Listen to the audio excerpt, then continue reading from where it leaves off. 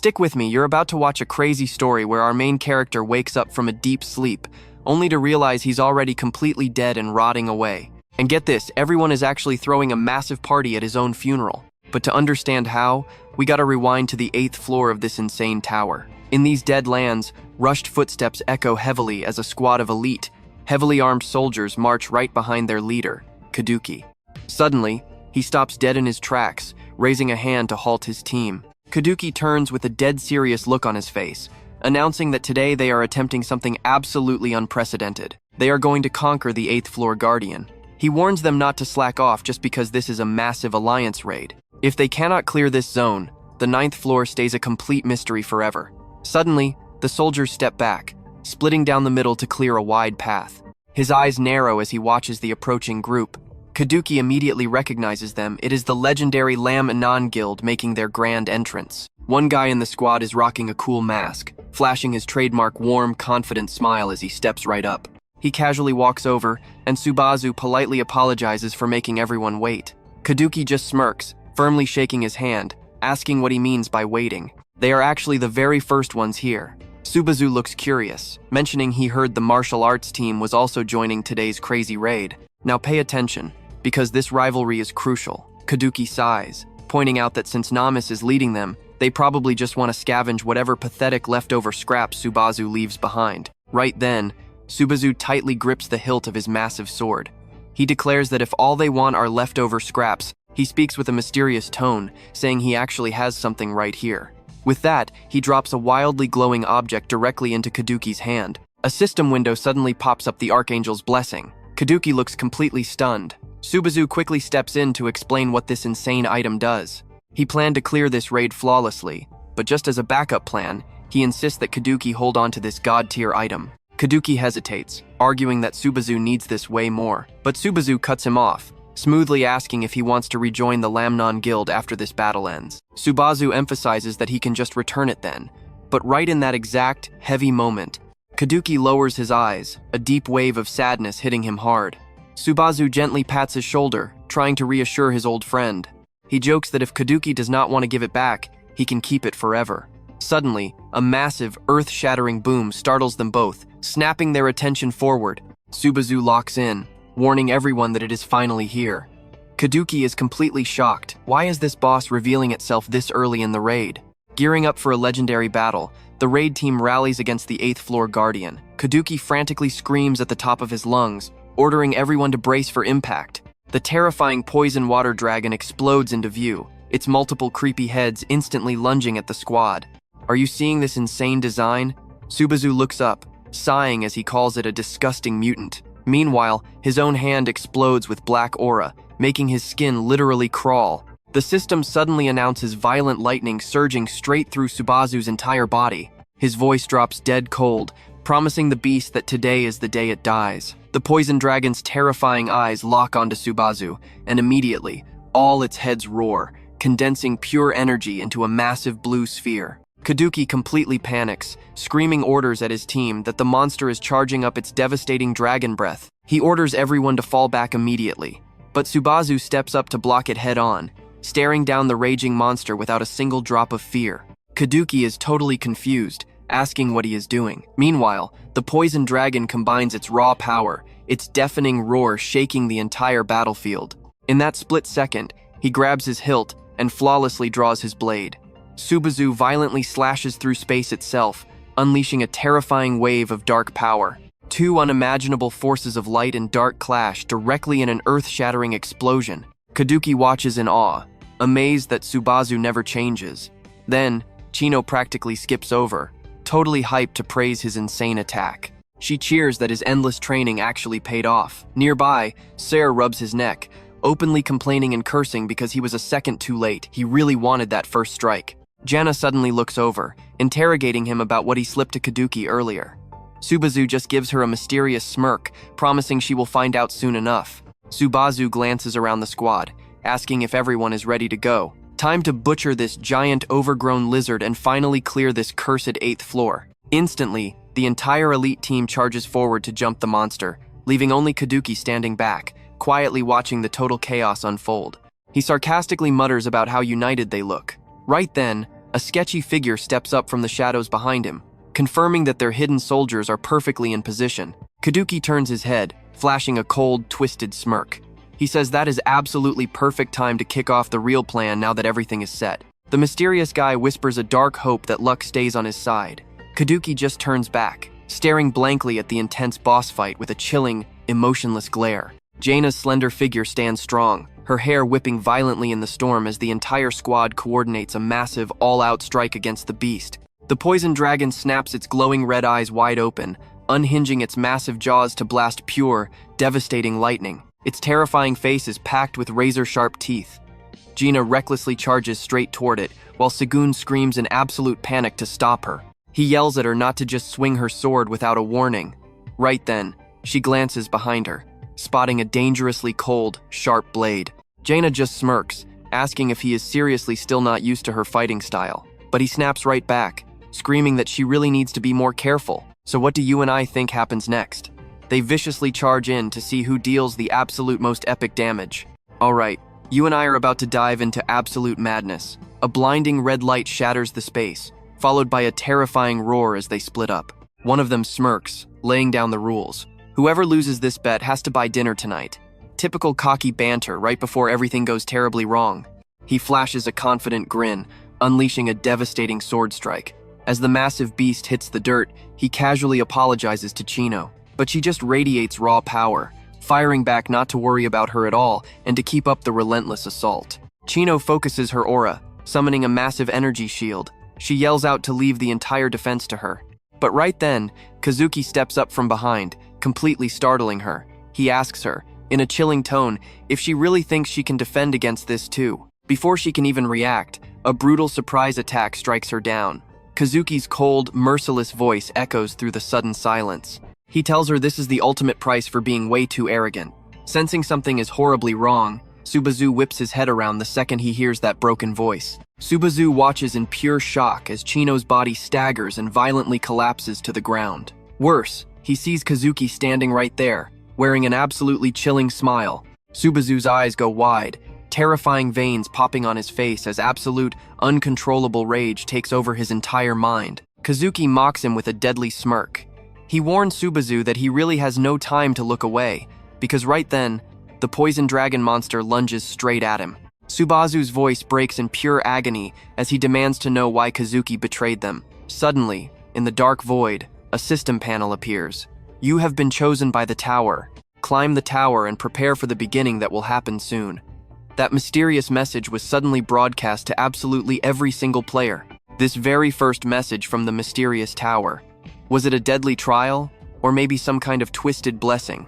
Now pay attention, because even now, the true purpose behind that message is a total mystery. Nobody knows who left it or what they actually want. They simply followed those absolute orders, completely unable to resist. And just like that, they aimed straight for the top of the tower, a legendary place no one had ever reached before. Earth, martial arts realm, Runeterra, Fa, Lu, Can. Fighters from completely different dimensions were summoned here, every single one carrying the heavy burden of their own world. As the climb continues today, the clear blue sky is completely gone, choked out by massive, heavy layers of dark smoke and ash. Dozens of defeated poison dragon monsters lie scattered across the freezing, blood-stained ground. The epic battle is finally over, but at the cost of fallen heroes. Subazu pants heavily, completely exhausted in the freezing arena of the Floor 8 boss room. He stares blankly, his voice echoing with pure heartbreak and bitter resentment. He literally told all of them to run away, but nobody listened to him. They finally managed to take down the exact monster that everyone rumored was absolutely impossible to kill. Subazu looks at his fallen teammates, choking back tears. He bitterly mutters that he never gave them permission to die. Everyone who fought by his side is just gone. He agonizingly curses them for being idiots. Suddenly, the system alarm blares non-stop. Status condition poisoned. Natural health regeneration is completely disabled. Fatigue level steadily rising, 94%. If he could somehow go back, Subazu knows exactly what his team would say. The system warns he will die if fatigue hits 100. The Thunder King's limits are breaking. Looking up at the traitor, Subazu quietly asks him why he did it. Seeing that sick smile on his face, Subazu totally snaps. He furiously screams for Kazuki to answer him. Kazuki stands up, then squats right in front of him. 10 whole years, Subazu. I have been running toward this exact day for 10 agonizingly long years. You and I both know how crazy this sounds, right? Kazuki claims this was his only way to win. If he hadn't distracted him, Subazu's precious Blue Eye Guild would have just gotten in his way.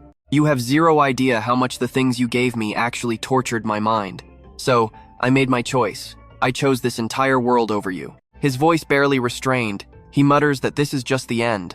It is a huge shame I had to do this, but I finally get to see the grand finale. Oh, and I guess I do not need to return this anymore, do I? After all, the Blue Eye Guild is going to vanish along with you anyway. Do not look so sad. Even in death, you will forever be remembered as a hero. Not like you can verify that anyway. Subazu's voice suddenly echoes out, incredibly low and deeply threatening. Even at the very end, you only hear what you want to hear. Trying desperately to suppress his chaotic emotions, Subazu's hands dig brutally into the dirt. He glares at the horrific scene, falling deep into his own dark thoughts. His eyes sharpen with intense focus. At this rate, he knows he absolutely cannot survive this. But that does not mean he is just going to die meaninglessly like this. Right then, Kazuki whips his head around. His eyes widen in absolute terror as he screams that it is impossible. In that exact split second, a glowing system panel pops up. Legendary tier activated. Subazu lunges forward, fiercely shouting that it still works. Kazuki panics, asking if it has uses left. Subazu refuses to tell him, calling him pure trash. System warns 4 uses remaining. He tells himself he can activate this broken skill exactly 4 more times. Subazu does the quick math. There are exactly 4 Blue Eye members still clinging to life. He charges back in, desperately hoping that at least his friends can return home. Furious, Kazuki orders his men to chase them down, screaming to hurry up and leave no survivors. One of the lackeys waves his hand, commanding the others to move immediately. In the center of this massive space sits a giant magical fan artifact, blood dripping from the corner of his mouth. Subazu fiercely screams out. He raises his hand high, radiating violent energy, swearing that all of them are staying right here with him. The status panel flashes red. His fatigue level is critically high. Fatigue has now spiked to 95, severely limiting the Thunder King's overall damage resistance. And then, Subazu makes the absolute choice to unleash his power. The Thunder King descends. Kazuki angrily mutters that Subazu is way too stubborn. His body hits its absolute limit, fatigue spiking to 96. Trust me, you're going to want to see what happens next. Alright, let's jump right into the action.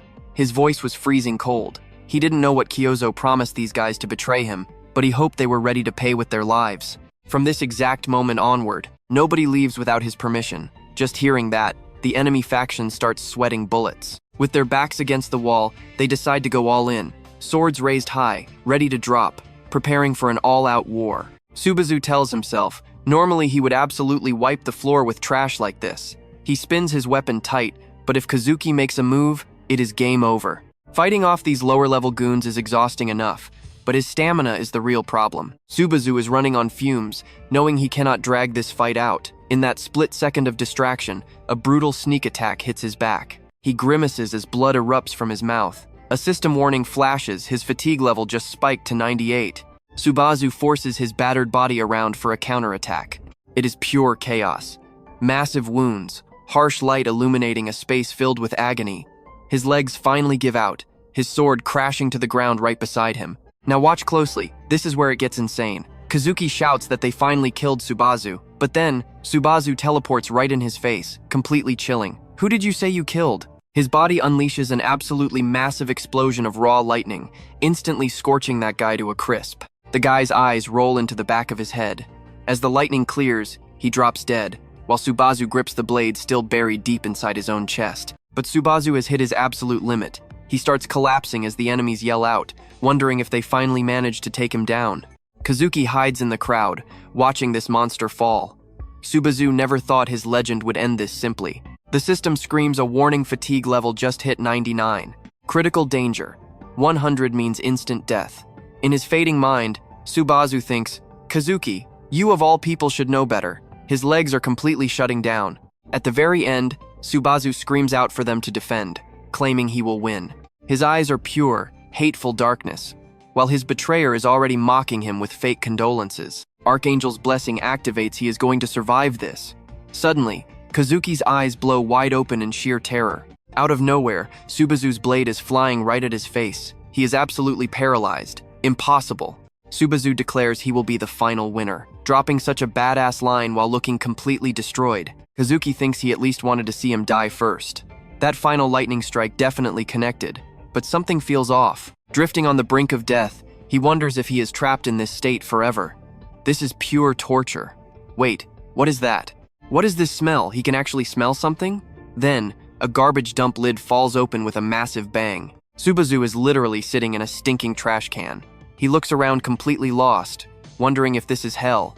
A status window pops up, named Subadu Hosoi, affiliated with Earth. He is completely stunned. Sub Hosoi? What the heck?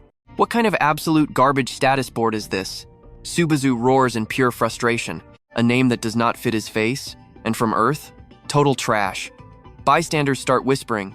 What is he doing? Is he just here to make them look better? He realizes the truth. The legendary Subazu is trying to awaken. I know what you are thinking. Subazu died 20 years ago. He stumbles out of the trash, realizing this is a brand new body. Is this a sick joke? A dream? Suddenly, he faceplants hard into the dirt.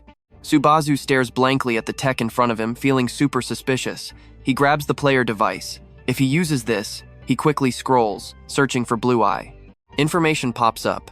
Blue Zone, are you inheriting Blue Eye despite your weak power? The secret behind Blue Zone's name. They are still growing, supposedly inheriting his legacy in Blue Eye. The screen shows Guildmaster Kyozo promising to win the next tournament, using his heroic spirit from 20 years ago to hype the crowd. Impossible. Subazu stares at the face on the screen in absolute panic. He is still alive? That guy on the screen is way too familiar. Kazuki Kyozo. From the beginning, they were not enemies. Subazu flashes back to their old chat. Why call me out this late? Kazuki said he was leaving Blue Eye. He was so confused. Wait, what? So suddenly, Kazuki asked him to break the news to the others. He thought they were true friends. Kazuki told him not to worry, that he would understand soon, and that he would always be his shadow. A few years later, Kazuki formed a brand new guild and showed up again. He used an old joke name, Blue Zone, acting like his shadow. But wait, is he seriously still on the 9th floor? Does that mean he has achieved absolutely nothing in 20 long years? Subazu is completely speechless. And that is where we leave it for now. A packed memorial service for him, proving his legend never faded, even 20 years later. Alright, let's jump right in. Subazu wakes up, standing directly outside his very own memorial hall. He is in total shock. This building is way more massive than he ever expected. And right in the center, a giant mask on display. Everyone around him is completely focused and paying their respects, leaving Subazu just standing there, staring in absolute, utter confusion. Why are they memorializing me? He is totally lost, dragging his heavy feet as his eyes dart around the giant room. Who actually built this thing? And for what exact purpose? Suddenly, a booming voice echoes over the speakers, making his head pound. He was a role model to every single one of us. The ultimate hero of the Blue Eyes Guild. The man who forged an absolutely undefeated legend. The man closest to the tower's peak, Subazu Nazukami. They built this to remember him and his fallen comrades forever. Subazu's eyes widen in pure, unadulterated horror. Are you kidding me right now? Kazuki's voice rings out over the crowd. We built this massive memorial hall. Subazu is absolutely furious, veins popping on his neck. Kazuki just announced to the world that Subazu and the Blue Eyes Guild are completely gone. However, Blue Zone is the only surviving guild inheriting their noble spirit. Subazu clenches his fist tight, screaming internally. Just shut up. Stop spitting this absolute garbage. Wasn't killing me enough for you? Fine then. If that's how it is, I am going to happily exceed all your twisted expectations. Kazuki just keeps on going with his fake, sickening speech. Subazu and Blue Eyes will never return to us. Subazu is practically boiling with rage. Just you wait. Kazuki puts on this totally fake, sad look, saying they will never forget them. But Subazu's mind is furiously fighting back. I am rewriting this entire history from scratch. I am absolutely not wasting this second chance at life. Suddenly, right in that exact moment, someone grabs tightly onto his leg from below. Subazu quickly helps pull their weak, shaking body up off the ground. He gently shakes the person and calls out to them. Hey! But the second they look up, Subazu freezes in horror. They are wearing his exact mask. Suddenly, two other guys run over. I am so sorry. Are you okay? Minato, are you alright? Don't worry about it. We just bumped into each other a little bit. Are you totally sure you're not hurt? Subazu is completely losing his mind now. Even these guys are wearing it. He whips his head around, staring in absolute creeping dread. What the hell? In pure panic, he throws his hands up and rubs his eyes, but they just snap wide open in sheer absolute terror. What kind of sick joke is this? Everyone here is wearing his mask from his past life. Trust me, you are going to want to see how this unravels. Kazuki's cold, calculating voice echoes again. It truly is a tragedy that things had to end up exactly like this. Don't be so sad. Even in death, you will forever be remembered as a historic hero. It finally clicks for Subazu. Was this Kazuki's twisted master plan all along? His eyes sharpen into deadly, focused blades of pure hatred. Subazu immediately starts marching straight forward, pushing right into the thick crowd. Right in front of him is his own portrait, surrounded by a sea of fresh flowers. Subazu thinks hard. Was this whole massive setup just Kazuki's way of stealing all the glory from Blue Eyes for himself? Suddenly, his furious eyes completely transform from pure, burning hatred into absolute, total shock. Right there, sitting among the white chrysanthemums, something is glowing with a brilliant blue light. Subazu's eyes widen as the crazy scene reflects in his pupils. He gets shoved hard as he blindly pushes through the dense crowd, trying to get closer. People start angrily yelling, "Hey, watch where you are going! Wait your turn like everybody else." But Subazu is completely zoned out, walking like a ghost straight toward his own portrait. He reaches out, touching that strange glowing light directly. Subazu gasps, wondering if it is really her. The scene suddenly shifts to a high rooftop, where someone is standing silently, looking down over the massive city. Sigurd speaks up. "Looks like we managed to survive this year's memorial disaster too." The woman standing right behind him replies, her voice sounding completely calm. "If we were even a second later, we definitely would have crashed right into Blue Zone. Plus, is doing this dangerous stunt every single anniversary actually necessary? Just leaving some normal white chrysanthemums would be perfectly fine." He gently takes off his hat and turns to respond. "You never know what could happen out there. There is always a chance Subazu might actually recognize the specific flowers we left behind. I know what you are thinking. Is he alive?" She asks if he really thinks that kid survived. Sigurd replies he hasn't confirmed it with his own eyes just yet. Jenna gives a sharp warning. "Instead of us miraculously finding Subazu, it is way more likely that Kazuki tracks down our location first. Besides, if Subazu was actually still breathing, we wouldn't have had to stand by and helplessly watch all this garbage unfold for the past 20 years. You absolute idiot." The view shifts to a beautiful, bright orange sunset sky. Back in his room, Subazu is huddled in a corner, crying his eyes out like a literal kid. His toes curl tightly. She is actually alive? Subazu thinks hard. Is she really still out there? He grips the glowing flower tightly, whispering Sigurd's name. This messy place is the room the original Hoswa used to live in. Turns out, this guy was incredibly broke. Every single internet search about the Blue Eyes Guild has turned up absolutely nothing. Subazu drops the laptop onto the bed, completely convinced now. Sigurd is definitely alive. She is still out there, but forced into hiding. Could Kazuki be the sick mastermind behind all of this? Knowing that guy's twisted personality, there is zero chance he'd let anyone live in peace if they actually knew the real truth about what happened. Did Sigurd really manage to survive all on her own? I honestly cannot be sure if all 4 of them were actually wiped out in that explosion. But honestly, as long as Kazuki is still alive, powerful, and watching every move, trying to contact them right now is basically a guaranteed death sentence. Plus, he's basically powerless right now. So where do we leave it? Well, pushing himself too hard will just turn him into an easy target again. Alright, stick with me here. He stares at the mask and the flower on his desk, checking his hands. First step, reclaim his lost power. He grips his sword tight. According to Subazu's fading memories, the tutorial to become a real player kicks off in exactly 2 days. He strokes the blade, lost in deep thought. His eyes lock in.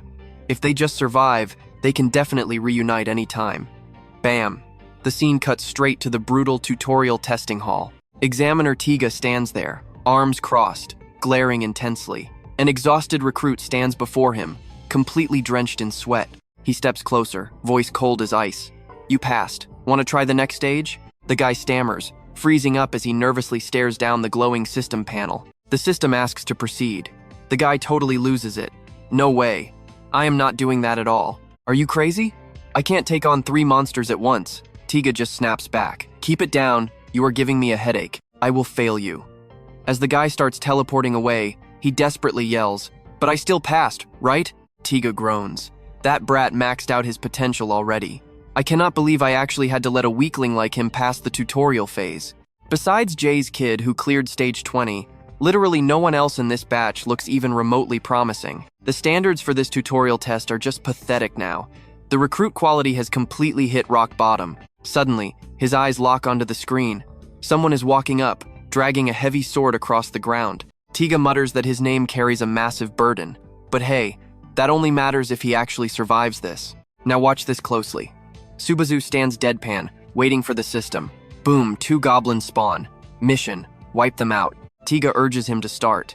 But before the examiner can even finish, the kid dashes forward like a hurricane. The old man blinks, looking up. Did something just fly past? Before Tiga even registers it, Subazu already slaughters the monsters. Subazu smirks. Testing his physical limits for 2 days was the right move.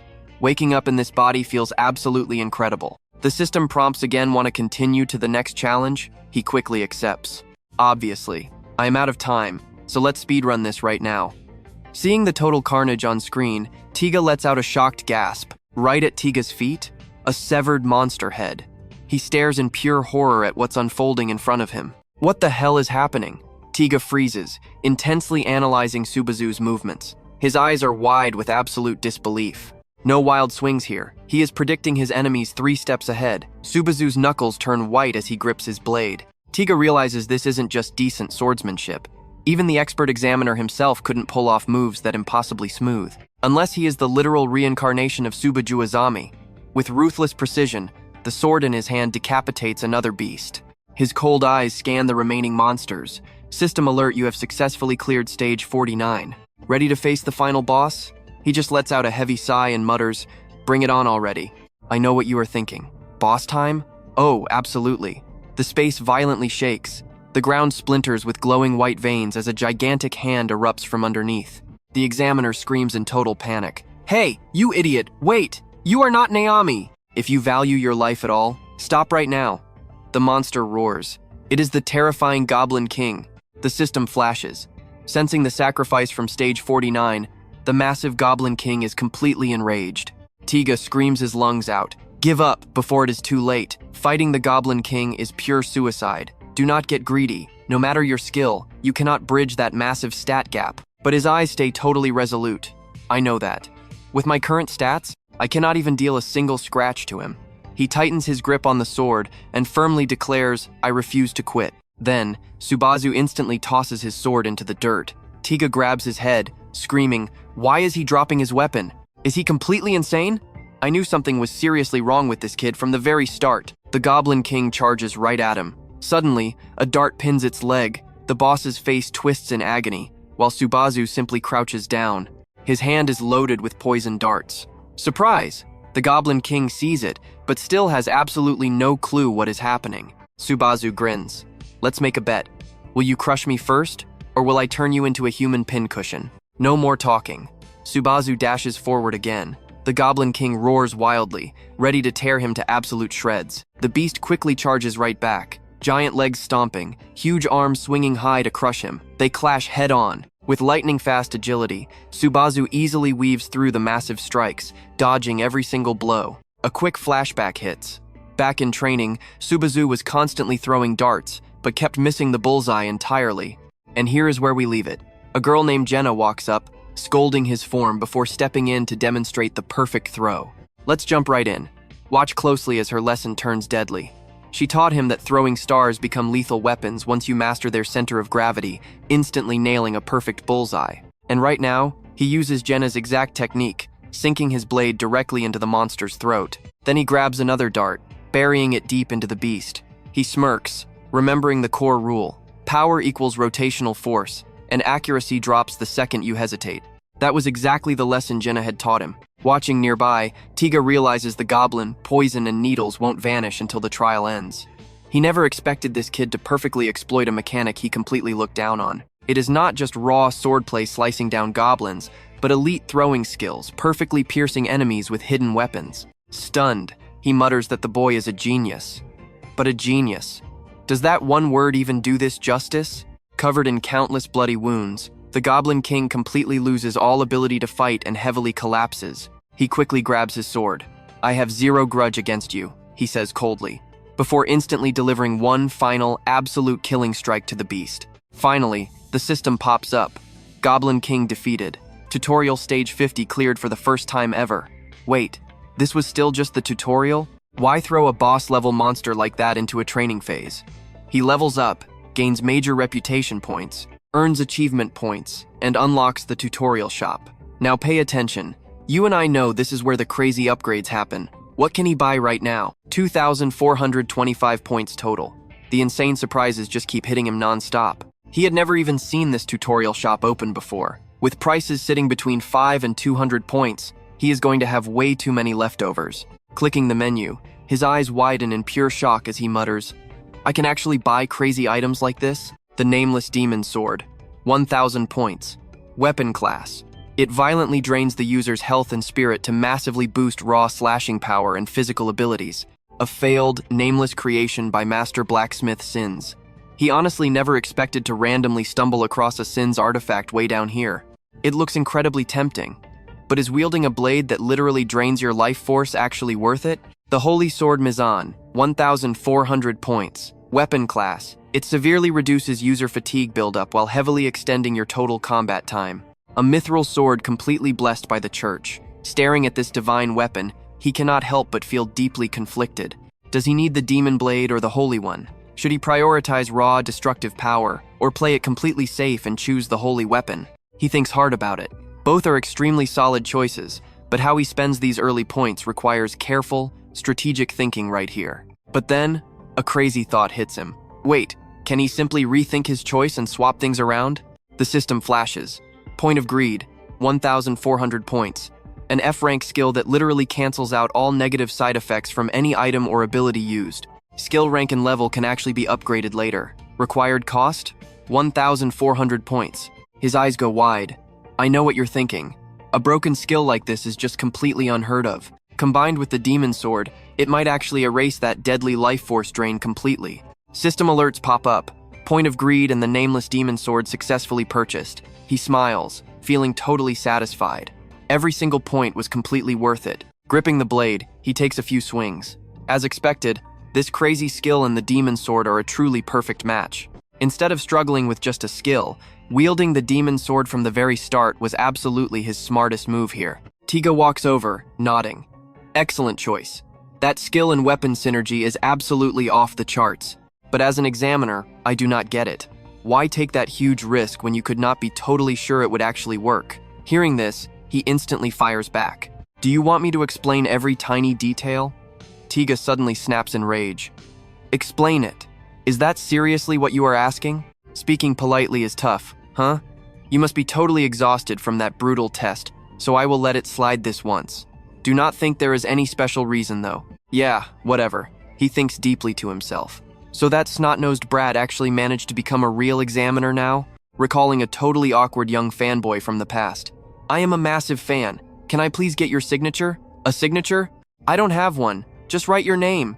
I am Hidoto. Snapping back to reality, the examiner immediately starts aggressively rambling. Back in my day, learning proper etiquette was step 1 to becoming a player. Meanwhile, kids today get one single skill and suddenly act incredibly arrogant.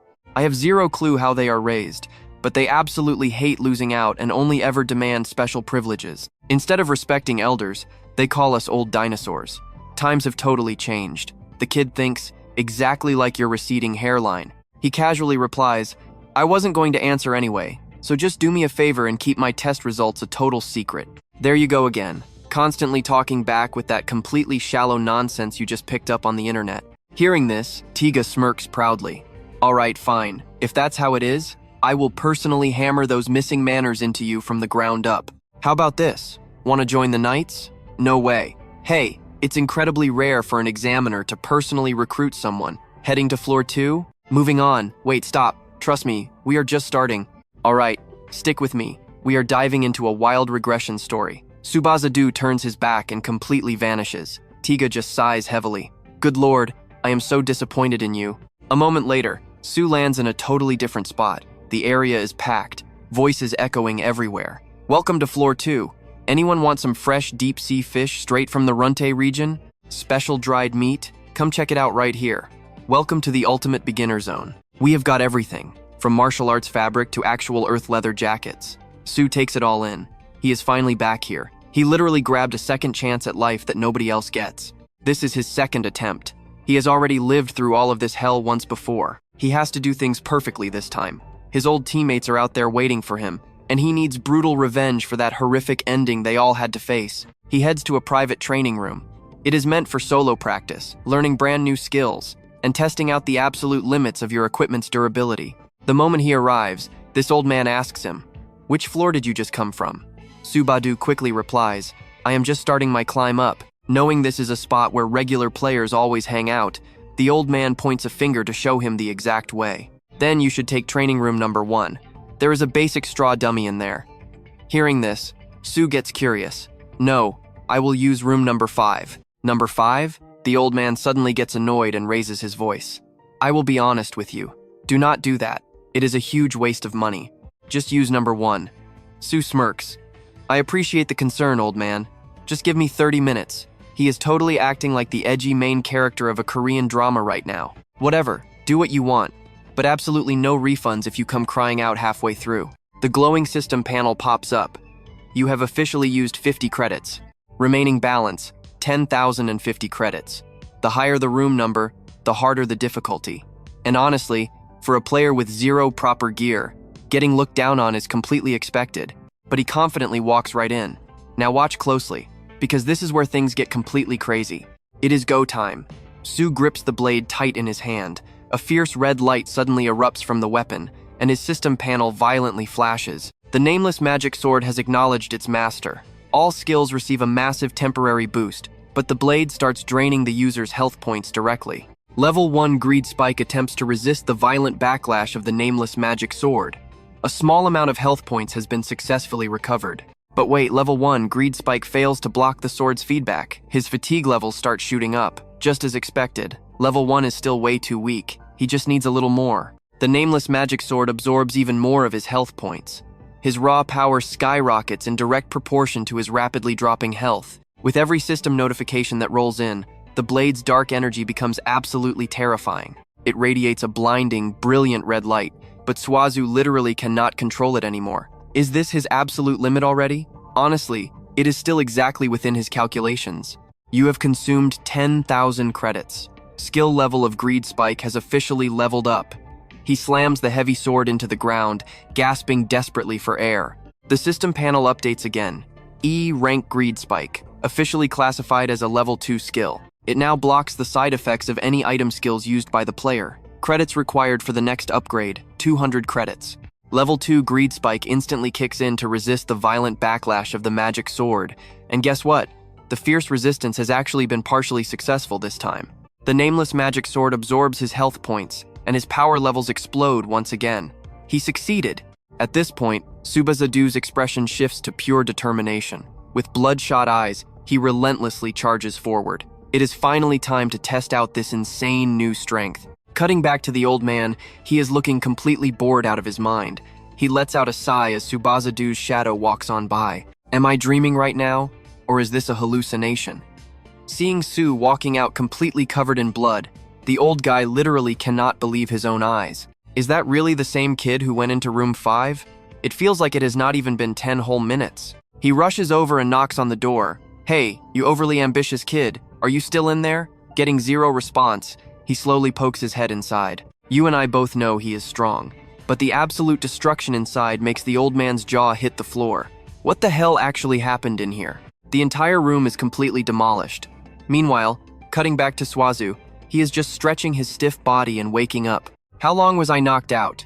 My whole body feels stiff. He sits up, deep in thought. If he just had a normal cursed sword, clearing that brutal room would have been 1,000 times easier. His physical stats have definitely seen a massive spike, and he actually succeeded in drawing out the true, terrifying power hidden deep inside that blade. Normally, with base physical stats looking like this: player name, Subazu, origin Earth, level 10, strength 17, agility 17, endurance 16, focus 18, magic 8, and his fatigue is at 61. With base numbers that low, he should not even be able to lift a magic sword, let alone actually fight with it. Remembering the heat of the battle, he realizes the synergy between Greed Spike and the sword was absolutely flawless. That means combining it with lightning magic could totally be his next big move. But the next big problem is the skill level. The system panel flashes again. Greed Spike is currently E rank, sitting firmly at a level 2 classification. Credits needed for the next upgrade, 200. Remaining balance, 50 credits. Am I seriously always going to be this completely broke? Staring right at the glowing panel, Su looks completely exhausted. Now he is even struggling with basic credit management. He has officially hit a massive dead end. I already died, so this makes sense. That is where we leave it. Trust me, you and I need to see what comes next. You and I are jumping right in. A blonde guy suddenly approaches Subazu. He is live streaming. The guy announces he is exploring the second floor, bringing back memories from his total newbie days. He shouts to his viewers. Today's hot topic is all about how much trending youth items actually cost. He hypes up the chat. Let's go. He just got a massive donation. 1,000 memorial credits just rolled in straight from a viewer named Alexander. Then the crazy streamer dumps a whole glass of water right on his own head. He screams in fake pain, thanking his chat profusely. Subazu stares at this bizarre scene, totally confused. What is wrong with this guy? Is he completely losing his mind? Giving him a super weird look, Subazu pulls out his own phone to check what is blowing up on the news feeds. How do you even earn points fast? Right now is the absolute peak of the player versus player era. Every third player is live streaming. Are they basically running a massive credit lottery? Earning millions of broadcast credits just by acting like total fools on camera? Subazu watches the screen, muttering quietly to himself. So they just stream live video in real time and collect massive viewer donations. So that explains what the water guy was doing. Suddenly, Isaac walks right up to Subazu with a smirk. You made it too? I definitely did not expect to see your face around here. Are you hanging around nearby? Just looking at the guy, Subazu goes totally pale. His own body is automatically reacting with pure, absolute panic. Clearly, these two do not have a friendly history. Isaac steps closer and snaps at him. Hey, your buddy is talking to you right now. Do not just ignore me. It feels like I am talking to a brick wall over here. Hearing this, Subazu freezes, sinking deep into his own thoughts. This feeling is way beyond just being uncomfortable. He stammers out, completely at a loss for words. I made it here? Big surprise. Hearing this, Isaac sits right down, his voice dripping with heavy sarcasm. I really did not expect a pathetic weakling like you to actually survive the tutorial phase. Honestly, I thought a basic goblin would have wiped you out. Then it clicks.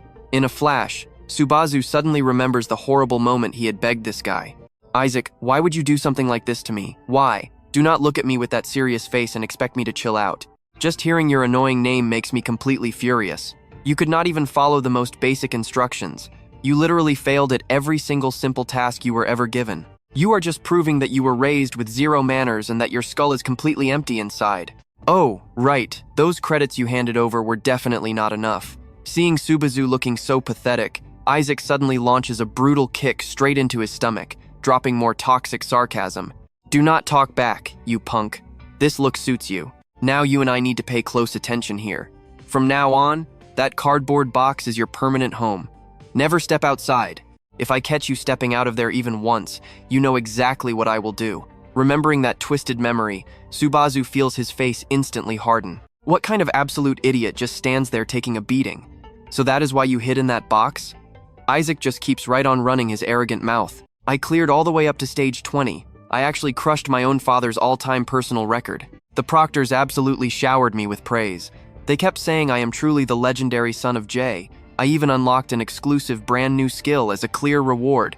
That epic skill is straight up S rank. Literally the highest possible tier you can score from that entire tutorial phase. Man, I am getting super thirsty. I think I will grab a drink. Suit yourself, I am out of here. Oh, is that right? Then grab me a coffee on your way back. Just pick out whatever is cheap. I do not care. Hearing those insulting orders, Subazu turns around in pure shock. Huh? Isaac rubs his face, letting out a heavy sigh. Seriously, you are still as disobedient as always. What exactly is your major problem lately? Always glaring at people and constantly talking back.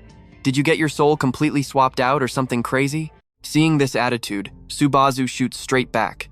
I do not have any credits. Go buy your own coffee. As he starts to leave, Isaac instantly lowers his dark voice. Sit down. But Subazu ignores him completely.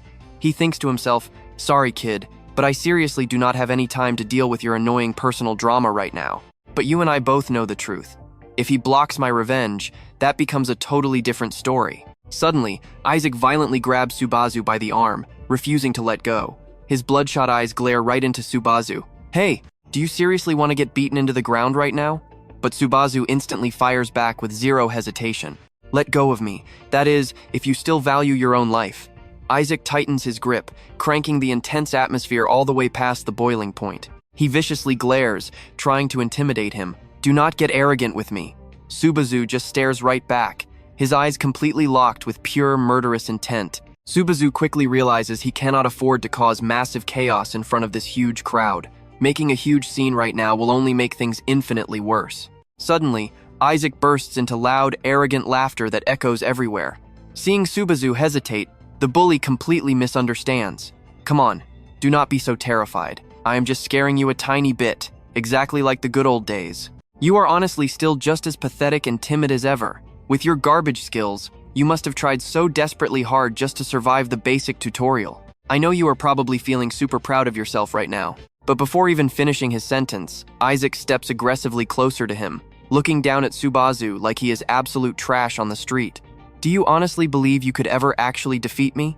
If I wanted to, I could easily make you permanently disappear. You already know exactly who my father is, right? Throwing that final threat, he turns away and walks off, laughing like a maniac. Watch your back, buddy. Subazu just stays totally calm, silently watching the fool leave. Friends? Yeah, right. The system suddenly pings. So what do you and I make of this? A brand new step-by-step player evolution guide just dropped right on the screen. Alright, you and I are going to see exactly how players level up in this tower. First, you have to pay credits just to enter the trials of the tower. But you are safe in a digital space since these trials are virtual. Even if you die, you only lose progress. Then, the system announces a second growth method, hunting. By hunting monsters in the wild or clearing floor dungeons, you can grow much stronger and faster. Growth is way faster than trials, but since hunting happens in the real world, it is a life or death situation. Watch this carefully. If you die out there in the real world, you die for real. Most players avoid hunting at all costs, since there is no reason to gamble their lives for power. But our main character, Subazu, is different. He sits calmly by a beast, knowing safe growth is just too slow. Looking at the defeated beast, it is clear the more danger you face, the faster you rise.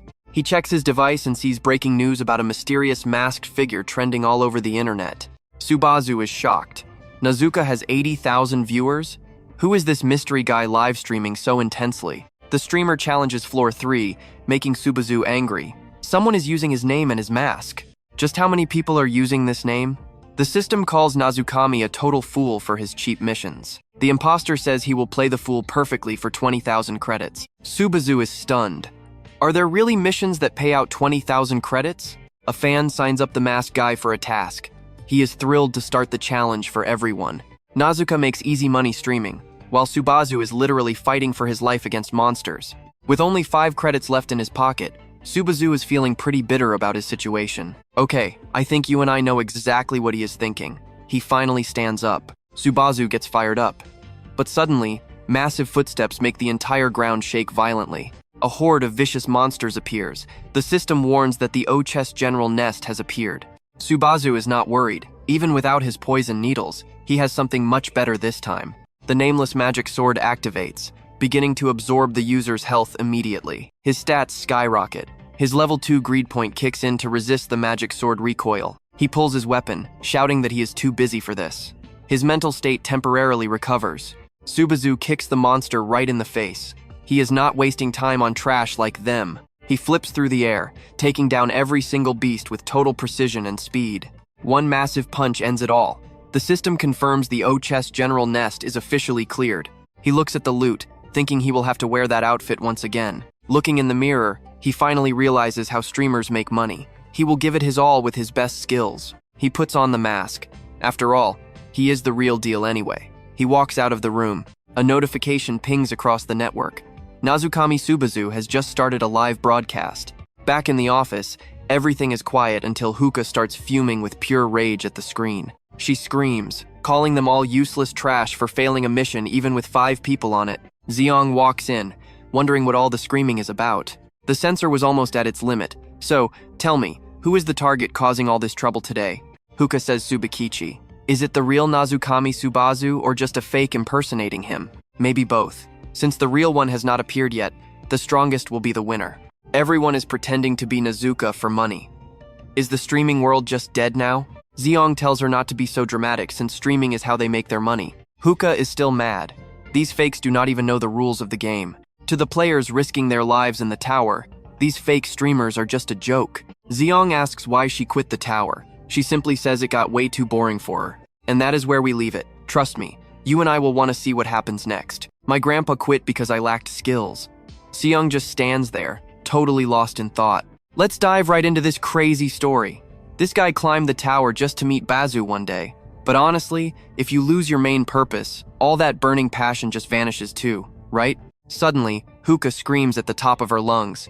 There is an absolutely incredible kid right here. He turns around, totally confused. Wait, what is up? Did you seriously find another weirdo?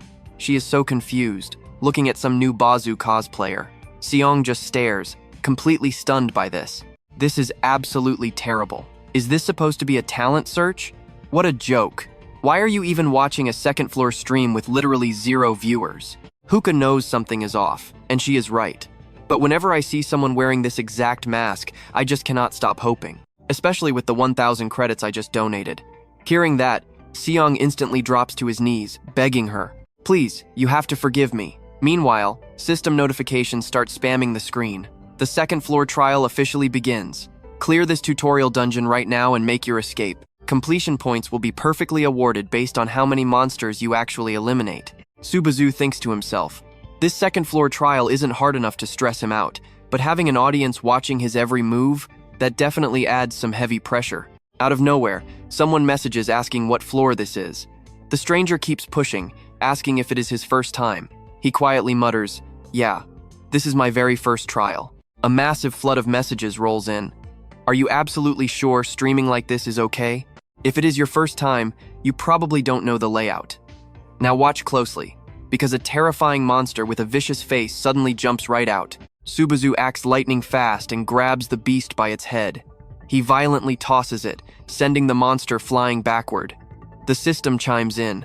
The one-eyed bat is defeated, scoring exactly 1 point. Subazu just pauses for a second and mutters, is there a problem? The system officially announces the very first challenge. Conquer the beginner dungeon and get out alive.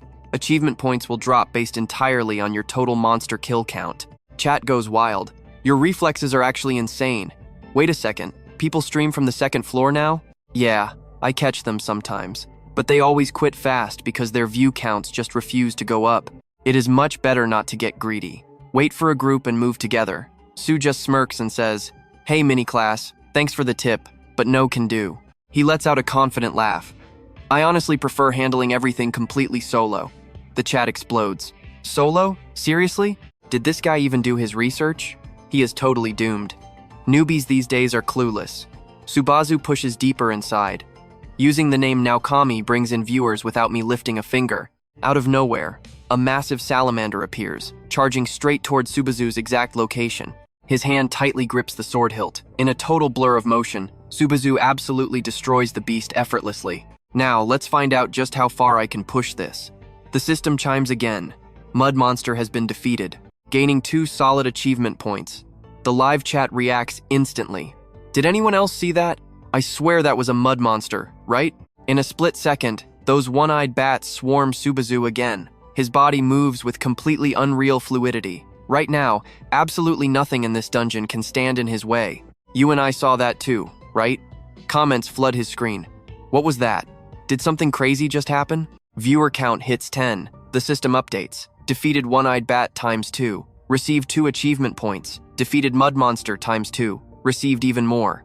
Achievement points. Subazu calmly explains. If you guys just focus on the sound, you will know exactly which direction and how many enemies are coming. The stream chat fires back. Yeah, I knew that. You are lying. You are clearly not a newbie. I know that much. I could easily do that too. Hey, show off. What level are you? He just ignores them. Since you all know, I will just say what is on my mind. Chat keeps talking. Normally, regular players cannot pull that off. At the end of the day, pure talent is everything. Sticking to your content, I completely understand. But leeching off Naokami's fame is a bit too much. Subazu thinks to himself, this is still not enough. I need to stack as many achievement points as possible before leaving. The chat is roasting him. Have you just been walking straight this entire time? A real man just silently moves forward, I guess. Did you not research this place? You are asking for trouble moving blindly like that. Suddenly, his footsteps come to a dead halt inside the cave.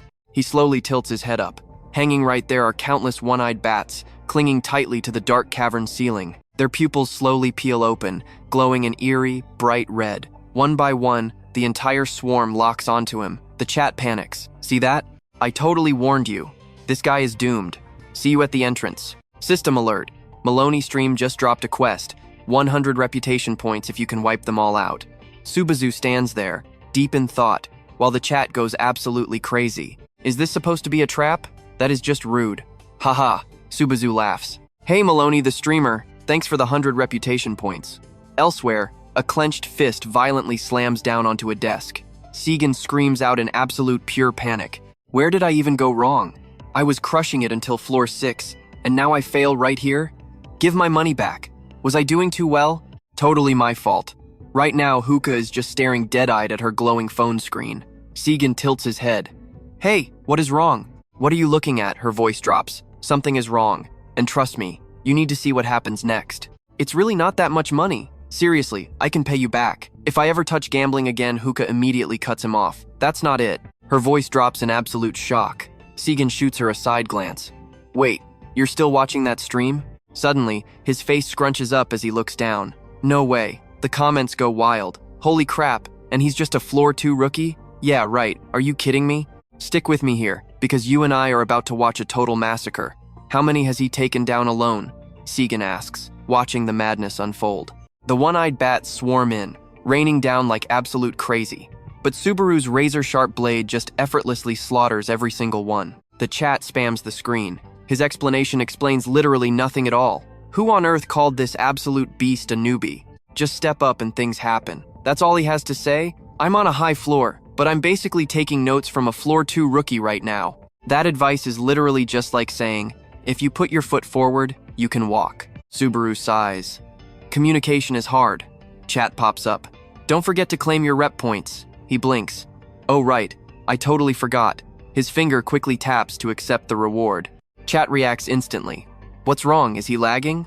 Subaru awkwardly scratches his head. Wait, how do I even claim this? Chat sighs.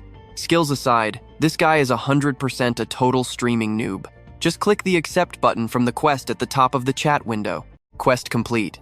Received 100 reputation points from the Maloney stream. Subaru quickly replies back to them. Thanks a ton for that. He keeps pushing deeper into the darkness. Well, this next spot should be the final one. The system chimes. Rep points at 150. Achievement points at 118. Suddenly, a terrifying scream echoes outside the building. Hookah yells out in pure excitement. Oh, this is bad. This is so incredibly bad. Segan grits his teeth, covering his ears. You're the one in trouble here. Now pay close attention here, because things get wild. She turns to him. What? Segan frowns hard. Yeah, have you ever seen anything like this before? You're totally overreacting. It's literally just floor 2. Hookah's eyes go wide as she jumps up. Yeah, I am overreacting. He panics a bit. Okay, sorry. Both of her cheeks flush bright red with absolute hype. Where did he even come from? Earth! I am Subaru from Earth. Could this actually be destiny? Is he maybe the epic reincarnation of the legendary Subaru? She's talking about that classic isekai reincarnation trope from those manga. Segan just winces, muttering to himself.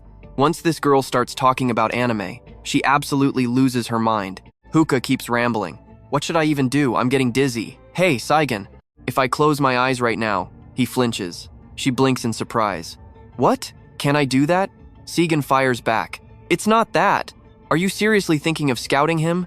Hookah snaps back loudly. Exactly, he keeps pushing. Look, the kid has a few bright spots, but he's still just a rookie. A solo streamer. She quickly cuts him right off. I already know that. Segan lets out a massive, exhausted sigh. What do you know? If we bring this to the manager, we'll just get chewed out again. Hookah gets mad. And earlier you were only making bets. Why are you suddenly acting so serious? She puffs her cheeks out in frustration. Just you wait and see. Hookah's intense gaze locks right back onto Subaru. But suddenly, the entire area around him starts shaking violently. He places a calm hand on the stone wall. Here it is. You and I know exactly what this means. Boss time. The heavy dungeon doors slowly creak open. Subaru stands his ground, radiating absolute, unshakable confidence. Inside, the Battle Wolf sits asleep. You are Battle Wolf GZ. The chat explodes. Man, every single time I see this boss, the pressure is just absolutely insane. Please keep it a secret that I actually struggled against this beast for 8 straight tries. When he didn't let me pass the first time, I totally thought it was a bug. The system dings. Earning the Battle Wolf's acknowledgement opens the gate, letting you continue the challenge. Subaru thinks to himself. This Battle Wolf isn't just some monster created for players to hunt down. It's the gatekeeper. It tests the strength of players clearing the rookie dungeon, basically deciding if they are worthy to move forward or not. His eyes slowly slide over to the side of the screen. Subaru's face suddenly freezes in pure surprise. Wait, what? 3,000 reputation points? Chat instantly lights up. Great, another totally rude guy just showed up. He probably didn't even mean to gift that much. Budget cuts, you know? Plus, this isn't even a monster you're supposed to kill. The Battle Wolf's pitch-black eyes slowly snap wide open, revealing a deep, savage scar carved right across its thick fur. The system instantly announces, Battle Wolf GZ, gatekeeper of the 2nd floor. It lets out a long, heavy breath and actually speaks. So, a player. Huh. Subaru stays completely silent, instantly drawing his sword up to his face. Sigur's voice echoes, praising him. Subaru, you really are incredible. Even when you change your sword's path mid-swing, your breathing and your eyes never waver. Subaru looks confused. My sword's path? Sigur continues. From the very beginning, it looks like you land the perfect hit with just one single strike. Are you constantly calculating the enemy's flexible movements and planning your exact actions way ahead of time? Subaru doesn't answer. He just stands there, deep in thought about something else entirely. Suddenly, he points right at his own face and says, But I don't really think that much at all. Sigur frowns. What an absolute pain of a guy. Subaru just casually keeps talking.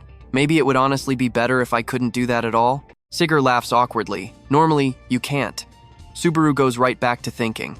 So what do you and I make of this? This upcoming fight is going to be wild. Let's jump into an epic battle where looking your enemy in the eye changes absolutely everything. When fighting a massive swarm of one-eyed bats, never aim for individual eyes. These monsters always charge head first like maniacs, meaning the bigger the swarm attacking you, the larger the fatal opening they actually leave behind. The system suddenly chimes in, make the warwolf acknowledge you. The warwolf stares at Subazu, eyes wide with pure shock. You came alone? The beast asks in disbelief. Are you seriously out here by yourself? Subazu replies coldly. Can't you see that for yourself? The massive wolf leans right into his face. You are quite an interesting human. I smell the scent of a great warrior on you. The chat immediately lights up. Great warrior? You literally just told me I smelled terrible. You said I smelled like a dead goblin. Subazu just glares, his eyes turning sharp. Wolf Clan warriors possess incredibly sharp senses. They don't just smell body odor, they can literally sniff out the true inner nature of a person. The warwolf speaks again. You have what it takes to pass. The test is over, you may leave. Chat goes wild, what is wrong here? Talk about fighting discrimination.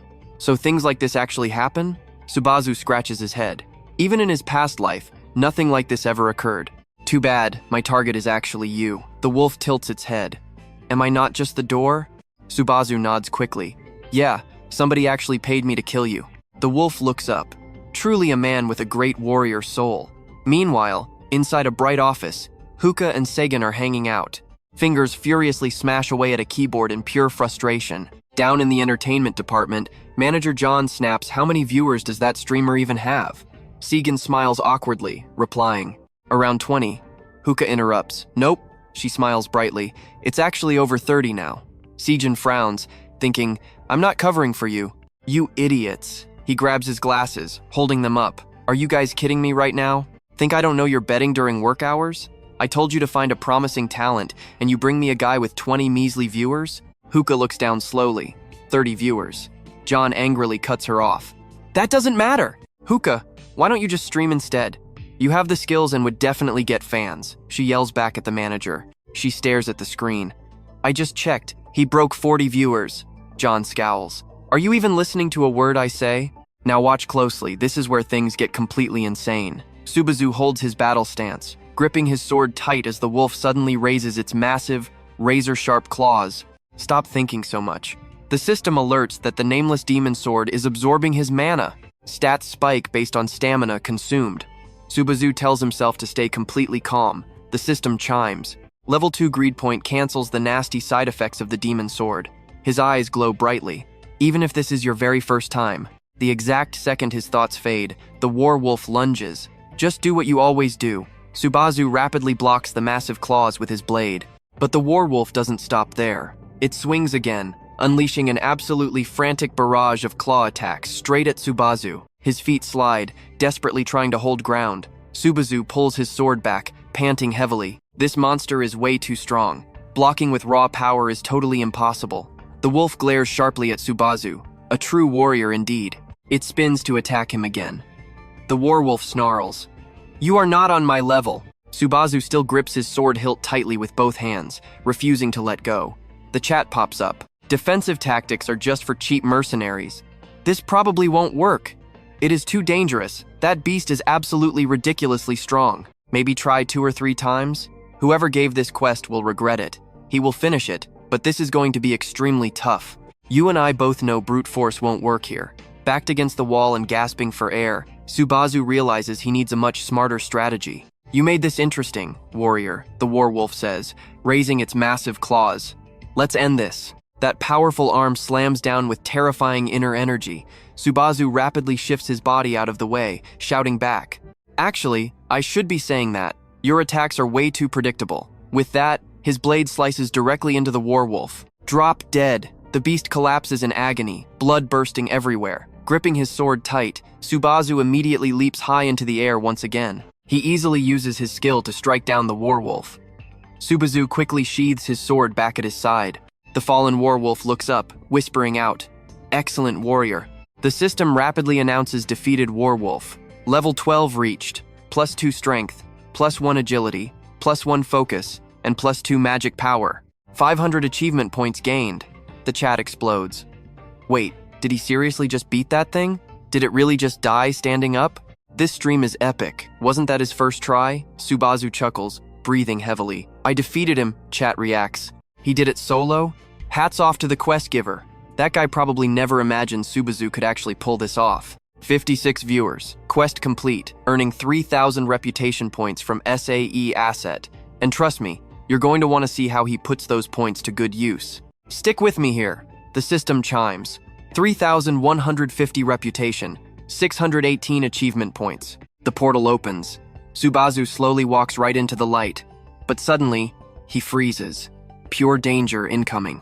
Chat goes wild. Something is absolutely furious. System panels spam endlessly right in front of him. 13 total choices.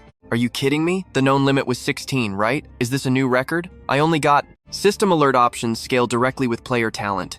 Will you take the lightning trial? Chat hypes him up. That is the spirit. Honestly, if he backed down now, he better change his name. Subazu hesitates for a second, then finally speaks. "I accept."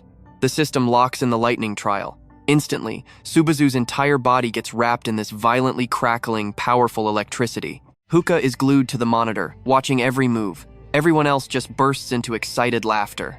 "Hell yeah," Hookah points right at the screen. "He actually did it. 60 viewers already. How about that? Has any new streamer ever grown this insanely fast? Normal quests give maybe 2 or 3 options tops. But this guy? He got 13. John speaks up, his voice dead serious. Truly impressive, taking down a warwolf. Heard that thing was completely undefeated. Still, he is just a newbie streamer on the 2nd floor. Too early to tell. Hookah grins like a maniac. "Manager, you want to make a bet?" He blinks, caught off guard. "A bet?" She doubles down.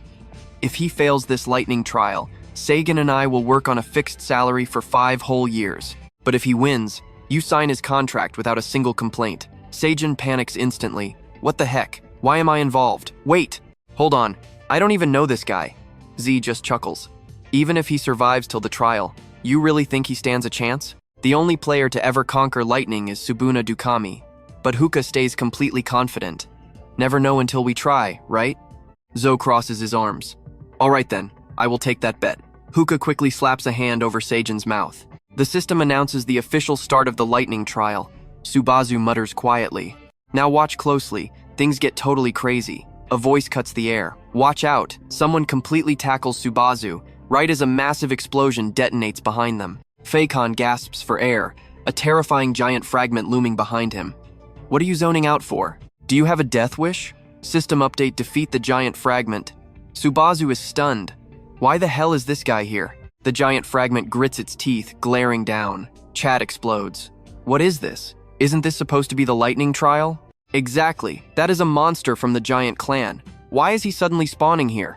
Subazu realizes this boss monster was meant for part 2 of the trial. Did beating GZ actually break the game's progression? The giant fragment aggressively smashes its weapon straight into the dirt. Subazu dodges in a blinding flash, calmly stepping forward. He sighs. It is massive, sure, but structurally way weaker than GZ. Super lucky he already knew this boss mechanic going in. Fakan rushes over, yelling, "I just risked my life saving your neck! Run, before we both die!" Subazu grips his sword. Got to end this fast before anyone else gets in the way. System alert: nameless demon sword absorbs user's blood. Stats spike matching the blood sacrificed. Level 2 greedy point perfectly counters the demon sword's nasty side effects. You feel that tension, right? Subazu stands completely unfazed against this towering giant fragment. His feet shift perfectly into combat stance.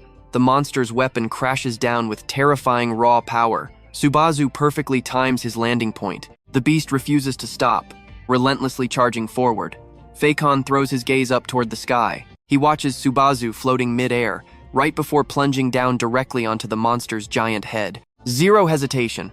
The blade buries deep, one brutal strike, and the creature shrieks in pure agony. Subazu's pitch-black eyes glare down, so damn loud. Gripping the hilt even tighter, he whispers, "Stay silent for the rest of your life."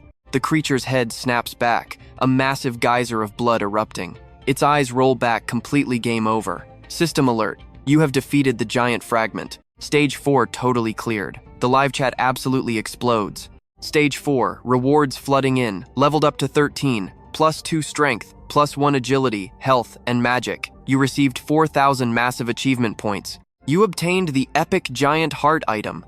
You also acquired the thunder roar item. Viewers are losing it. 4,000 points? Rewarding stages 1 through 4 all at once? Insane. Defeating the werewolf triggered a perfect clear?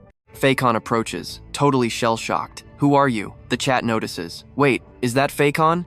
He switched to polite speech instantly. "Bro, anyone would be terrified if a boss like that just crashed stage 4. Yeah, absolute panic." Still trembling, he asks, "Who the hell are you?" Subazu answers with ice in his voice. "Can't you tell?" Staring down with dead black eyes.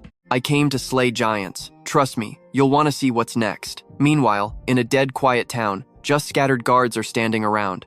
"Stick with me, you're about to see a player who treats reality like a stream." Chat is going wild, spamming the screen to see the loot. "Show us the items." They're betting it's at least magic grade, or maybe even a rare drop. Subazu reaches in, just as curious as they are. "Alright, let's see what we've got together." System alert: Giant's Heart. A rare accessory that grants a +2 health boost. It's a ring carved from a giant's heart, boosting health and recovery. Subazu's impressed accessory gear is super rare, and that extra health is exactly what he needs. He scans the floor, realizing he needs armor too. Suddenly, another system notification pops up. Thunder Armor. Rare grade defense +5, infused with the raw power of lightning. It allows 1 thunder roar per day to clear all debuffs.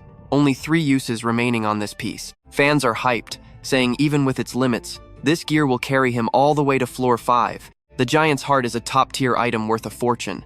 Subazu wastes no time equipping the heavy thunder armor. Nazuka Minoa registers a 5,000-point quest. "If you've mastered lightning, give it your all." Subazu nods. "Thanks, Noah."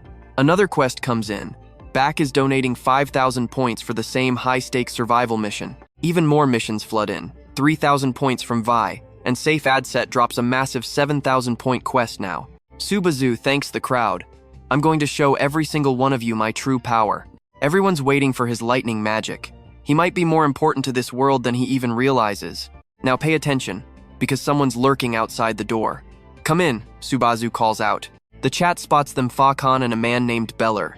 They're here to register a new quest. Fakan apologizes for the wait and introduces Buzer, the village's knight captain. Giant attacks are becoming a constant threat. The knights are guarding the village 24 hours a day in full gear. They've restricted all travel for the villagers' safety, so finding an outsider here is a massive surprise to them. Beller thanks Subazu for protecting the village while they were gone. Subazu quickly cuts him off before he continues. "It was nothing," he says. Beller is the face of this village, a brave knight standing against the giants. Beller gets serious. During their scout, they finally track down the location of the giant chief. They're ready to risk their lives to corner the beast. Please, he begs, help us save our village from destruction. Subazu stays silent, watching Beller. The chat is screaming for Beller to survive this encounter. You and I both know that. Look, Subazu realizes that according to his memories, Beller is destined to die next. Subazu reaches out his hand. Lift your head, he says with a confident, knowing smile. I'm in, I'll help you. Beller smiles back, shaking his hand in pure relief. Stage 5 survival begins. As the sun sets, the team marches out together. Subazu is still glued to his screen. With the viewership exploding, the chat is moving too fast for him to even respond to his fans. Suddenly, Buser freezes. Fakon's face goes pale as he points toward a massive muscular monster up ahead. It's Belly, the giant chief. Buser plans to distract it while Subazu strikes from the shadows. But Subazu grabs his shoulder. Wait, he warns. Something isn't right about this situation at all. The ground begins to shake violently. Beller and his men spin around, eyes wide with absolute terror. Subazu's gaze turns sharp. This thing, it isn't human. The chief's massive eye snaps open, slowly scanning the area for his next victims. Suddenly, a swarm of giant shards erupts from the ground, rushing toward them in a frenzied, mindless bloodlust. A massive hand comes crashing down. Why is it attacking so fast? They're staring death in the face. A monster grins with cold white eyes, looking absolutely terrifying as it corners them. Retreat to the mountain base, move it. Everyone starts running for their lives. The giants roar in fury, crushing someone beneath them. A soldier tries to jump back into the fray but is held back. The monster raises its fist. Beller stands his ground at the front, shouting out his final orders. That's an order! Everyone, get out of here right now! Think of your families back home. This isn't the end, we will find a way to start over. And that's where we leave it. Trust me, you're going to want to see what's next. Alright, you and I are diving straight into the madness. He turns, bumps into a massive shadow, and Beller screams. You run too. Rebuild the knights and avenge us against these giants. But Subazu just draws his sword and replies, I should be saying that to you. He steps forward and asks, You're not planning to run away? Beller looks totally confused. Huh? What do you mean? Subao makes it very clear he wants him gone. If you stay here, I can't move freely. If you refuse to leave, we are both going to die here. Buser panics, practically yelling, Abandon an outsider and just run away? I absolutely cannot do that. But our guy shuts him down instantly. Don't make me say it twice. Hearing that cold tone, he immediately takes off running. Balur looks back one last time, yelling, Then I will go gather the warriors. If you can hold out until then. Subao just stares down the monster horde, focused. Thanks, Baloo screams back loudly. Survive this battle, I owe you my life now. Please take care. The massive monsters suddenly open their jaws, roaring loudly. But Subazu feels zero fear as he charges straight at them. His sword gets cloaked in a dark, terrifying aura. I am your opponent. With lightning speed, he instantly delivers a brutal slash right at the massive giant's leg. Taking that hit, the beast loses its balance, practically collapsing. The other monsters hear their comrades screaming in pain and immediately snap their eyes over. Subazu lifts his hand to wipe away his sweat. A system screen suddenly pops up, defeated the trace of the giant. ×2. Gained 20 achievement points. With his eyes glowing pure red, he keeps slashing and says, Even if this is just a test, I am not used to being left alone. Meanwhile, Buser is pushing himself to the absolute limit, sprinting deep into the forest. He suddenly stops in his tracks, his breathing becoming super heavy. Beller looks back with total anxiety at the exact direction he just ran from. Here is where you and I need to watch closely. He just grinds his teeth. Meanwhile, Subazu's viewer chat absolutely explodes. Does this even look like a fight? That is definitely suicide. There are way too many of them. The goal is just survival, right? Why would you chase your only backup away? The score changes based on surviving warriors, so it is not just about survival. Yeah, this current setup is way too impossible to clear. Catching his breath, he thinks it through, including Beluzer, who was completely destined to die. If I do this, I can actually save absolutely everyone. Right mid-thought, the massive giants go absolutely feral and violently rush toward him. Subazu instantly executes one with a single brutal strike. Defeated the trace of the giant, gained 10 solid achievement points. He pivots smoothly to the side, quickly obliterating yet another massive monster. Defeated the trace of the giant, gained 10 achievement points. Subazu falls into deep, serious thought. The nameless demon sword absorbs the user's mana, boosting all stats based on the exact amount drained. If I take them down one by one, it is pretty easy. He raises the blade, gripping it extremely tightly. The real problem is exactly how long can I borrow this demon sword's insane power. I need to secure a vantage point and locate the boss. Subazu literally climbs the corpse of the giant he just killed to expand his vision. The other giants spot him and track his every single move. Subazu glides through the air, while the beasts below literally open their huge jaws, waiting for him to drop. Suddenly, one beast opens its mouth wide and reaches high, trying to snatch Subazu mid-flight. He does not even attack, just stomps right on its face. Then Subazu uses the giant's faces as literal stepping stones to launch himself forward. You and I both know one wrong step means instant death. The comments go wild. Aerial combat is definitely Subazuna Dukami's absolute specialty. He ignores the chat entirely, perfectly focused on his strategy.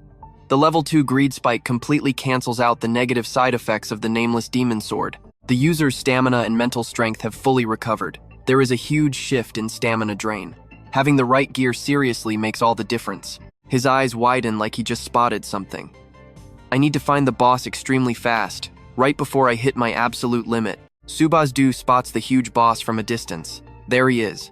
Seeing him, the monster suddenly bursts into maniacal laughter like it is totally thrilled. Subazu quickly charges in, while the boss winds up to swing its massive weapon. Sprinting forward, he calculates, if I do not finish this boss in one single hit, I am dead. The giant looks dead serious, raising its huge club high.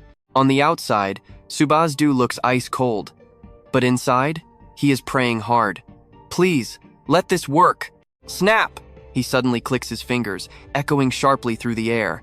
Instantly, Subazu is surrounded by a blinding yellow light, dropping a thunderous lightning roar that shakes the entire battlefield. The massive giants scream in total agony, grabbing their heads and shielding their blinded eyes. They howl in absolute pain. Even the big boss literally drops its weapon to block the blinding flash. Then it forces its eyes open, glaring up at him and roaring wildly. Human. Subazu dive bombs straight from above, his sword aimed perfectly at the center of its skull. The nameless demon sword eagerly drains his mana. His eyes glow blood red, the blade flashing with pure energy. Subazu thrusts down without any hesitation. The monster's eyes go wide in absolute, raw shock as the blade connects. Subazu holds his fierce pose as blood erupts absolutely everywhere. The impossibly huge giant stares at him in total disbelief before slowly tilting backward, its colossal body finally crashing down. The blinded mobs do not even realize their boss is dead, defeated the giant seed. You and I just watched an absolute masterclass. Instantly, system screens spam the view. Survival stage 5 cleared. Achieved an outstanding rank. Leveled up. Gained +1 to strength, +2 to agility, +2 to stamina, and +1 to magic power. Alright, stick with me here, you're about to see the chat absolutely explode. Has anyone ever beaten this boss before? No way. So how the heck did he pull this off? It was never supposed to play out like this. Seriously, when did the opening for a kill even appear? Defeating the undefeatable, what an absolute troublemaker. He thinks, man, I hate this weak body. Subazu is totally drained, gasping for air and trying desperately to control his ragged breathing. If he were a main character, this would be his ultimate badass ending.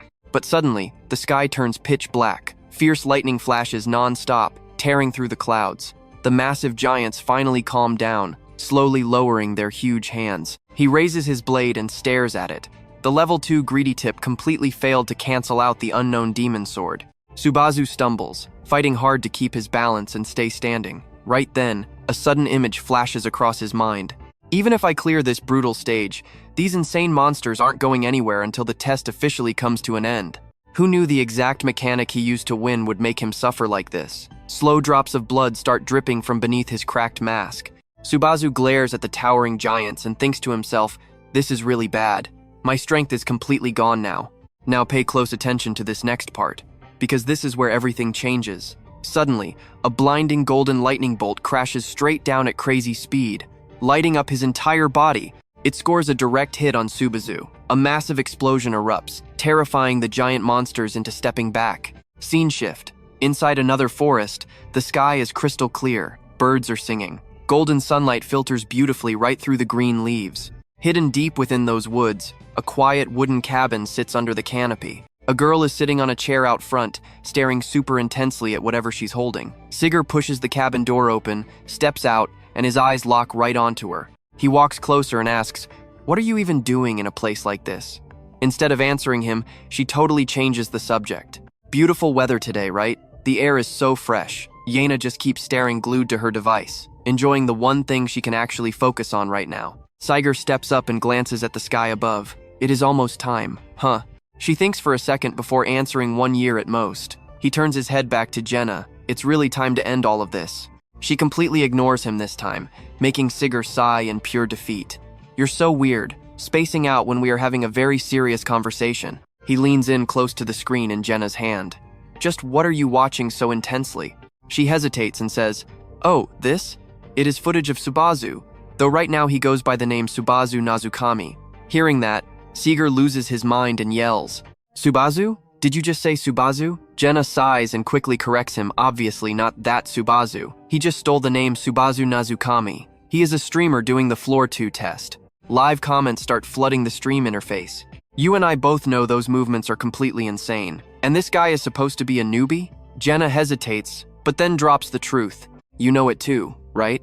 She gets angry, raising her voice at Sigurd. If Subazu actually survived that situation with Kazuki, he would have been erased from this tower a long time ago. He stays calm, asking exactly what she means. Gina's eyebrows drop, a faint pink blush creeping onto her cheeks. "Subazu is dead. You need to accept that reality."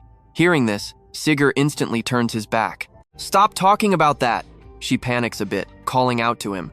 Jenna leaps up from her chair and screams, "How much longer will you hide in that kid's shadow?" He glares back, completely annoyed, and throws the blame. "What about you?" Sigurd snatches the device right out of her hand. "That is exactly why you're obsessed with garbage like this." She tries to explain, but he shoves the screen right into her face. "I am just killing time." She glances at the device. The intense reflection shining in Jaina's eyes suddenly makes her gasp out loud. "Huh?"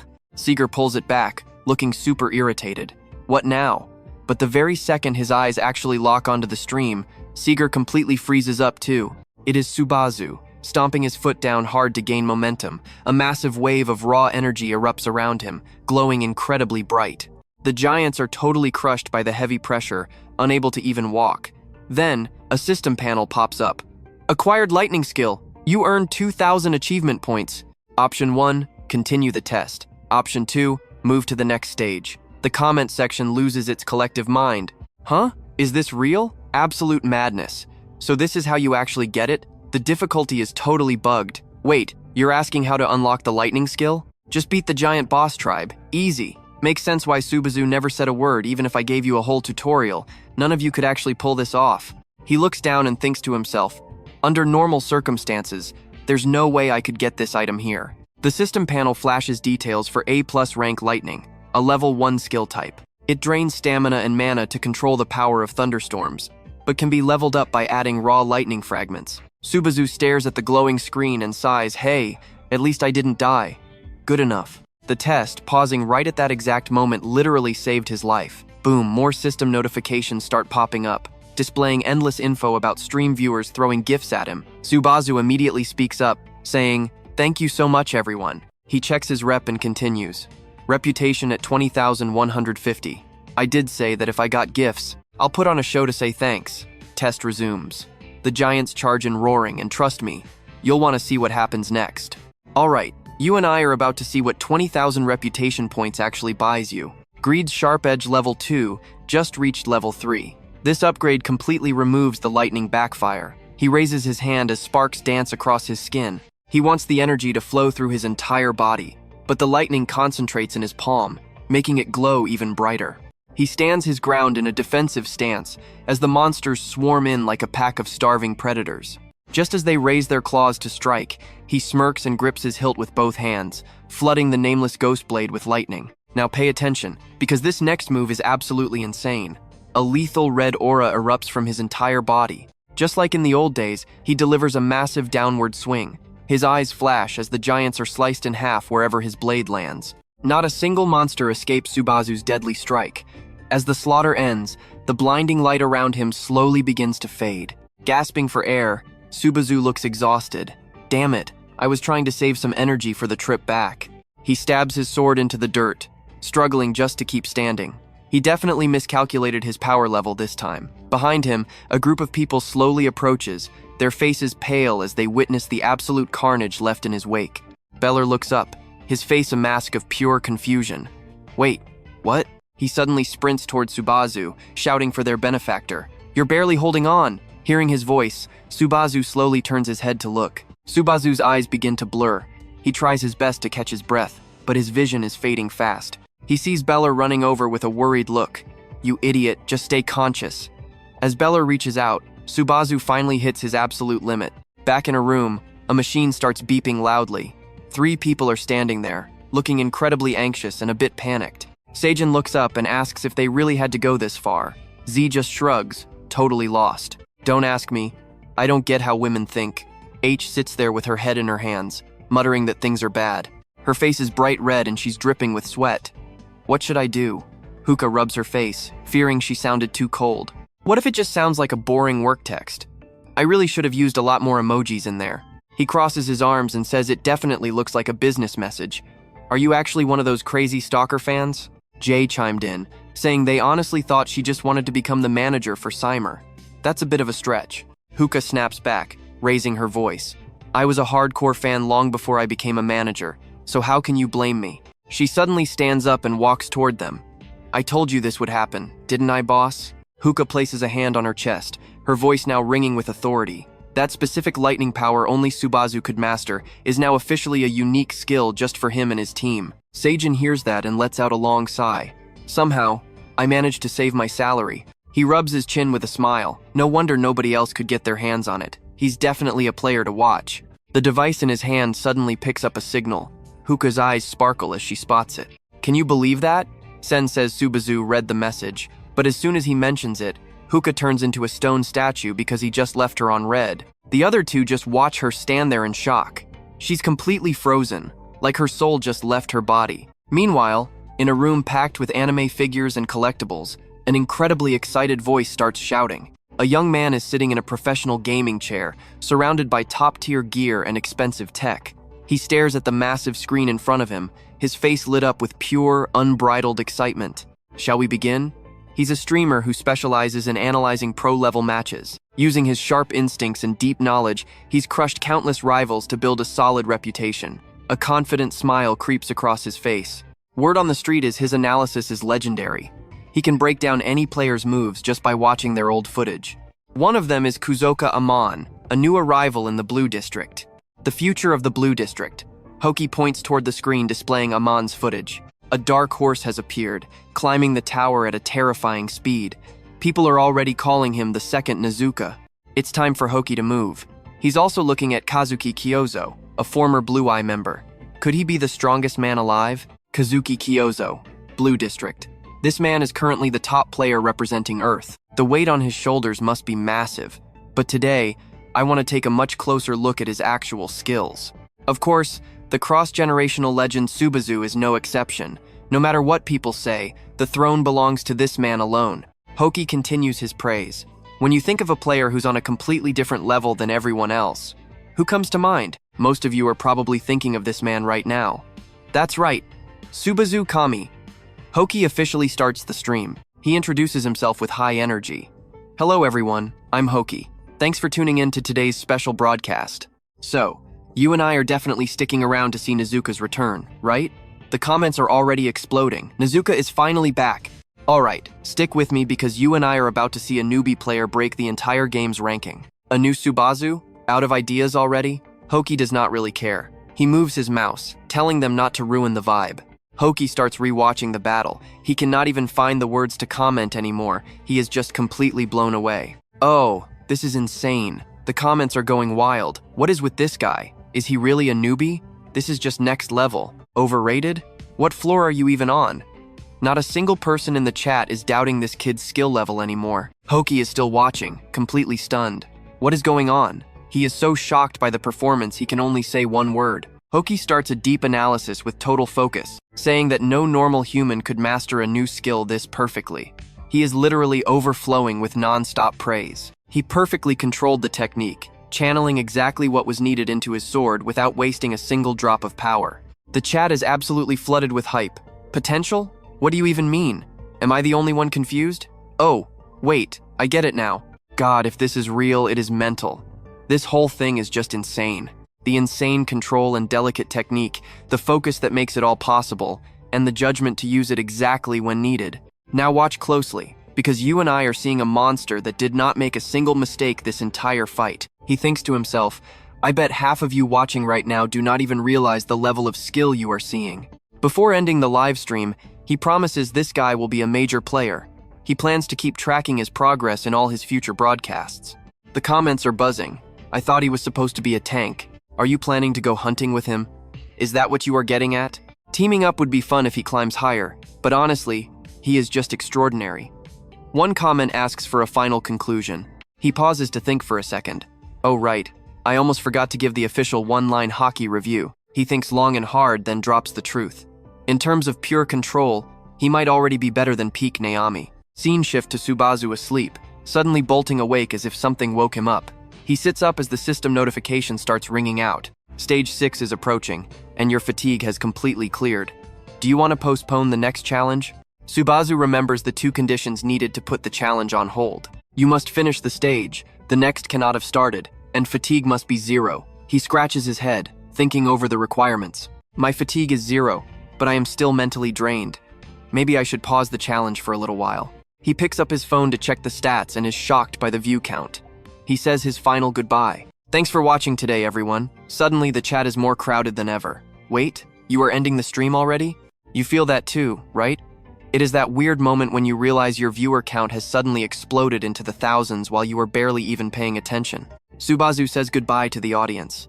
I am sorry, but the next stream will not be until the day after tomorrow. I am taking a day off. As the system announces the stream has ended, a bright light flashes, opening a portal. Subazu is suddenly teleported out of his room. The system displays that the stage has been cleared. His phone goes off. He does not leave yet, instead stopping to check. He is dazed by the message he just received. It is an important letter from Star Entertainment addressed to Subuna Dukami. Thank you for all your hard work. I am Huka from the management team at Star Entertainment. Could you please confirm the message I sent you? Our company fully supports streamers and guarantees the highest revenue shares in the industry. Subazu suspiciously reads it again. Is this spam? Suddenly he realizes the sender is legit. The scene then shifts to him at a small local cafe. Subazu is still staring intensely at the letter. He goes online to research the company that sent the mail. Star Entertainment is a massive MCN company that specializes in managing top-tier streamers. They are growing fast thanks to massive investments and support. He realizes the world has truly changed now that massive companies like this are actually popping up everywhere. While reading through the info he found, Subazu frowns slightly, lost in deep thought. And it is a top-tier company among all the entertainment MCNs out there. They are the absolute best. He scrolls past a post titled, Streamer Hockey linked to Star Entertainment like a rising shooting star. This new Nami has finally arrived, and in terms of pure skill, he might have already surpassed the original version in his prime. This guy is just talking nonsense. Nonsense? He is one of the top commentators in the entire industry. So what do you and I make of this? A legend is rising, and the world just isn't ready. Alright, you and I are about to see a legendary player reclaim his throne, starting with a very strict critic. So, he is a streamer for Sao Tan, a famous commentator known for his raw and unfiltered style. The chat is on fire. Subazu feels a rush of excitement knowing Hockey praised his performance. Turns out, the guy actually has a great eye. On a busy street, someone is rushing toward the cafe where Subazu is sitting. A massive man stops and checks his phone. His screen is playing Hockey's latest live stream. Hockey's commentary rings out loud and clear. When it comes to control, he might actually surpass Naomi in his prime. Isaac angrily shuts his phone off in disgust. Stop joking. He is only on floor 2. He curses at the screen. Floor 2 is nothing. Once I get there, I will gouge their eyes out. Isaac stomps the ground in a rage. Damn it. He enters the cafe feeling like a kicked dog. His entire morning is already completely ruined. Inside the shop, he freezes and sighs, his anger flaring up. Subazu is already sitting there, making Isaac even more furious. He mumbles to himself. Is today just my unlucky day or what? Everywhere I go, he is there. Subazu remains oblivious, focused on the news, as Isaac stomps over to his table. Now pay attention here, things are about to get physical between these rivals as the hot coffee spills across the table. He freezes when he sees who it is. Isaac just offers a half-hearted, fake apology for the mess. Oh, it is Subazu? We have been meeting a lot lately. Floor 2 really is a small world. A disaster first thing in the morning. Subazu does not want to argue and tries to sit back down, but Isaac keeps pushing. Want me to pay for that coffee? Since you are always broke, it is on me. Isaac keeps rambling while Subazu silently walks right past him. Isaac is not finished yet. Feeling deeply insulted, his eyes turn murderous as he shouts after the retreating Subazu. I am pretty sure I warned you last time. Are you brain dead? Suddenly, he grabs Subazu by the collar. You little punk. He gets right in Subazu's face with a threat.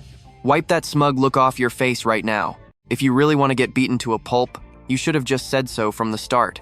I know what you are thinking, but Subazu is not the same kid from the old days anymore. He grabs Isaac's wrist and calmly responds. Sorry, but I really do not have time for your games today. His grip is like iron, bruising Isaac's wrist instantly. Isaac is stunned since when did this guy get so incredibly strong? Subazu walks away casually. Just consider that coffee your treat. Thanks for the drink, he says, leaving Isaac to pay the bill alone. Hey, come back here. Subazu does not look back. The cafe door slams like a slap to Isaac's face. He sighs about his failed quiet climb. He angrily cracks his knuckles. First it was Subazu Naami, and now it is this new Subazu. He leaves without drinking anything, steaming with rage. Every single one of them just exists to annoy me. Meanwhile, walking down the street, Subazu remembers something. Oh right, he texts someone as the scene shifts to a bathroom. Huka is relaxing in the tub when her phone pings with a notification. The screen shows a message from Subazu. Let us meet up once. Inside the dungeon, a beam of light reveals the carnage hidden in the shadows. Monster corpses are scattered everywhere. The battle just ended, and the sword in Subazu's hand is still glowing bright red. Subazu stands before the boss door. A notification appears entering the lair of the banished lizard, the dungeon boss room. Level 3, Greedy Spike has neutralized the side effects of the nameless demon blade. Subazu thinks seriously. Before this fight, he was getting used to this body. But then, from the dark void above, a streak of fire descends. A massive lizard covered in wild, raging flames charges forward with insane speed. Salamander Boss has appeared. The monster lets out a terrifying roar as Subazu charges in. He attacks carefully to avoid mistakes while mastering his lightning skill. He needs to see how much power he can unleash. With that, he and the salamander clash in the center. He channels lightning into his legs for a massive boost. Subazu leaps high, feeling like he is back in his prime. The monster lunges forward, opening its mouth. A massive blast of fire is shot directly at Subazu's face. Immediately, he channels lightning into his sword. The system confirms the nameless demon blade is now fully electrified. And trust me, you and I are going to want to see exactly how this fight ends. Alright, let's jump back in as the level 3 Greedy Spike fails to stop the lightning backfire. Subazu completely ignores the system warnings and prepares to swing his blade one more time. This time, the demon sword carves a perfect, lethal arc straight through the monster's body. Pure victory. The system confirms that he has finally conquered the entire dungeon. The Lizard God's Sanctuary ranks up, granting him a boost in power and 2 major points in stamina. Subazu leaves the dungeon just as night begins to fall. Checking his stats, fatigue hits 61, but he's impressed that the stamina reduction effect is actually working better than he thought. I still have plenty of energy left. With this kind of gear, increasing my power should be easy. He sighs while staring at the screen, showing the D-rank Greedy Spike, a level 3 skill meant to handle side effects. It negates negative effects from skills or items used on players and can level up. Cost? 40,000 points. Subazu is speechless. Doubling the reputation points just to level up seems a bit too harsh, doesn't it? Now pay attention as he's wishing for a new job to appear. A mysterious voice suddenly calls out from the darkness behind him. Going hunting, are we? He quickly looks toward the sound as a tall, imposing silhouette slowly begins to emerge from the deep shadows of the night. The voice sounds way too familiar, and as the figure steps closer into the light, he asks again, You hunting? Under the moonlight, a face he knows all too well appears. It's Isaac. Isaac actually seems happy to run into Subazu. We have known each other for a long time, but this is a real surprise. Meeting someone you hate right after a tough fight? Subazu is already annoyed. You're like a stalker, man. Isaac just waves him off. I've really been thinking about this. You know, my anger has finally reached its absolute limit of patience. The man continues to step even closer, cornering Subazu. He provokes him, suggesting they finish their business right here and now. Subazu looks at the man with pure disgust, thinking to himself about this guy. The scene shifts to a crowded city night, where where stylish young women are walking past magnificent buildings under the glowing urban lights. Hockey enters a small shop, looking for someone until he sees a hand waving him over from a table. Joe is already waiting. He smiles happily when he sees Hockey, who greets him like an old friend. Joe asks if the streaming business is going well. Hockey sits down and grabs a glass of water. It is all right. Most viewers are the same, so the numbers haven't changed much. Joe takes a slow sip of his water. That is actually better. Things built slowly do not collapse easily. Hockey pouts as Joe starts preaching his deep life philosophy. By the way, why did you call me out here so suddenly?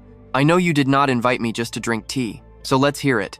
Joe laughs. Man, you're as sharp as your name suggests. He brings up Subazu Nakami from yesterday. Are you really serious about that kid? Hockey takes a sip of water and gives him a serious, focused look in return. Oh, the rookie? Like I said, I think his talent is even greater than Subazuna was back when he was at his peak.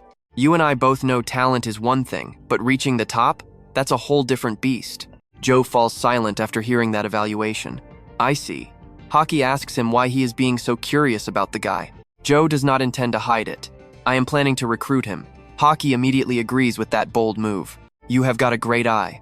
But his viewer count is still way too low for a recruitment right now, right?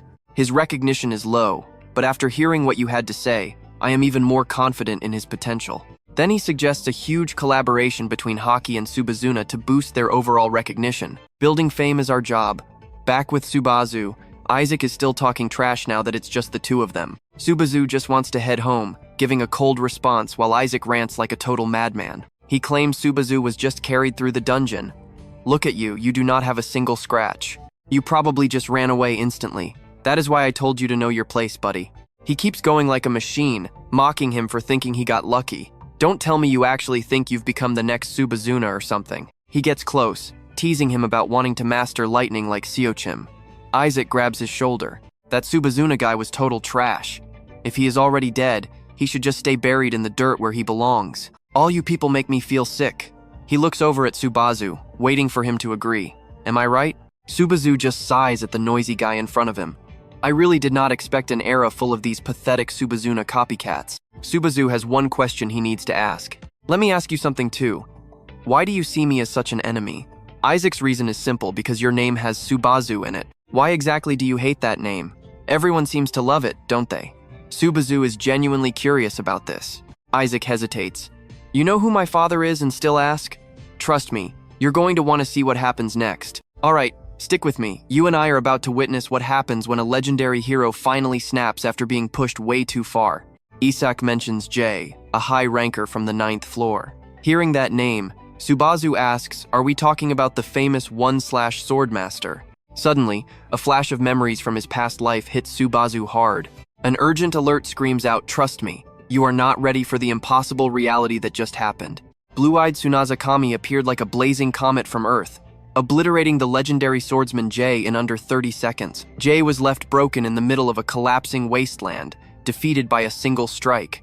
It was a total, one-sided massacre that shocked the entire world. Covered in blood, Jay tries to crawl up from the dirt, desperate to keep fighting. His arm falls limp before he can finish his sentence. That is how a 9th floor elite falls. Back in reality, Isaac is losing his mind because Subazu dared to say that name so casually. Subazu asks if the only reason Isaac hates him is because of his father's legendary title. Frowning, he asks if Isaac even knows how much Suho Soy suffered from all that nonsense. Isaac won't hear another word. He screams for him to shut up before he loses it. Fire erupts between them as Isaac attacks, claiming Old Man Su is just watching for now. Isaac's hands begin to mutate as he charges a massive fireball, screaming for Subazu to just die already. Enough talking, it is finally time for this to end. I hate Tsunazakami. I hate him so much it makes me physically sick. He is nothing special, yet he takes all the glory and acts so righteous. Because of leaders like him, everyone else got cocky and died right alongside him. He sneers, saying they are all probably rotting in hell right now, getting exactly what they deserve. Thinking about their suffering brings a twisted, satisfied smile to his face. Cursing Subazu's name, he claims having it is the ultimate stroke of bad luck for him. A massive explosion rocks the area. Isaac sighs, thinking he accidentally used too much power and killed him instantly. He fakes a bit of regret for killing his so-called friend so easily. Drunk on his own power, he plans to go after the masked streamer next. Suddenly, Subazu's voice rings out from the smoke. You and I both know that mask, right? Isak can't believe he is alive. As Subazu calmly walks out of the heavy flames, he is wearing the streamer mask now. Standing on the scorched earth, he asks if this is what Isak wanted while the fire still rages around them. Isak is stunned. Subazu is standing there, completely fine, without a single scratch on his body. He took that fire blast head on. How is he still standing there without a wound? Subazu doesn't blink. He just asks if it hurt, then lunges straight at Isak. A heavy, powerful punch slams into Isak's gut, sending his eyes rolling into his head instantly. Isak's world spins as a pained groan escapes his lips. He hits the ground, coughing up blood while screaming in pure, unadulterated agony. Subazu looks down with total disgust. Isak wipes the blood away, stuttering in shock and confusion. Subazu asks, who exactly is standing in front of you today? The kid you used to bully? The masked streamer? Or the legendary blue-eyed Tsunaza Kami himself? He takes off the mask, staring Isak down. Isak tries to act tough and spits. So you really are that streamer kid, huh? He stumbles up with a mocking grin. He sneers that even trash like Subazu could learn those moves. His hands glow with power. You actually think you can beat me with that amateur level of skill? If a pathetic weakling who isn't fit to lace my boots can learn those skills, then I must be even more talented than the legendary blue-eyed Tsunaza, right? Subazu just listens to the nonsense before Isak lunges forward with a furious roar. With one swift move, Subazu swings his hand and sends Isak's arm flying into the air. It happens so fast that Isak doesn't even realize his limb is gone yet. Too bad, you guessed wrong. Subazu says he is shocked by how much total garbage Isak talks. With a sword at his throat, Isak starts shaking. Wait, what do you mean? He remembers Subazu's words about the suffering and the pain. It is finally sinking in. You and I can see the terror on his face now. Karma just came knocking hard. Alright, you and I are about to watch a brutal execution. Subazu swings a lethal strike, and blood sprays like a waterfall. He quickly finishes off the last few targets. Playtime is officially over. Blood from the corpse drips steadily onto the cold ground. The man collapses instantly. Subazu puts his mask back on and leaves, thinking he was actually being way too easy on them. Subazu tells the original soul to consider this a thank you for letting him borrow this body for his own mission. Next morning at the familiar cafe, the staff are way noisier than usual. What is going on? Is he some obsessed Naokami fanboy? Doesn't he feel any shame? It really looks like his popularity is hitting rock bottom and he is starting to sink. Subazu sits there staring at his device, ignoring the chatter. Being a streamer means strictly following the no-face policy for Naokami. It is a massive advantage when your enemies have absolutely no idea what your real face looks like during a fight. A girl walks in through the door. I am so sorry I kept you waiting. It is Huka, and she is blushing hard. Oh, it is an honor to meet you. I am the one who contacted you. She introduces herself as Huka right away. Subazu stands up politely and introduces himself. Huka is totally flustered while shaking his hand, feeling honored to be there. She blushes while staring at him. Now watch this. She starts to realize they look way too similar for comfort. What if the real Naokami is actually alive? What if this masked guy is just a fake using his name? She stares at him for so long that he asks if something is wrong. Huka realizes she was being too obvious. Huka remembers her boss. Making a great first impression to gain the client trust is the absolute key. Understand? Whatever you do, do not look unreliable. She is already terrified that she has completely ruined the meeting from the start. Subazu does not understand why she is acting so weirdly. He asks if she is just a massive fan of Naokami. Hearing that, Huka's eyes light up instantly. Yes, I am an extremely passionate, die-hard fan of his work. Subazu tells her he is not the real thing, so she should calm down. Huka just gets more excited to meet him. She is a genuine fan who knows her stuff. She starts rambling about how she followed him when he had 0 viewers. She saw him beat the bat and pass the GZ trial, then choose the lightning challenge to have a fair fight. She was totally blown away. Subazu did not expect her to be this intense. Meanwhile, Huka keeps talking about his incredibly fast and skillful battle movements. Just watching him dominate and take control of the situation instantly makes her feel refreshed and incredibly excited. You and I saw that too, right? But she remembers his fight with the giant fragment in incredible detail. Was she really his very first viewer? She remembers more than he does.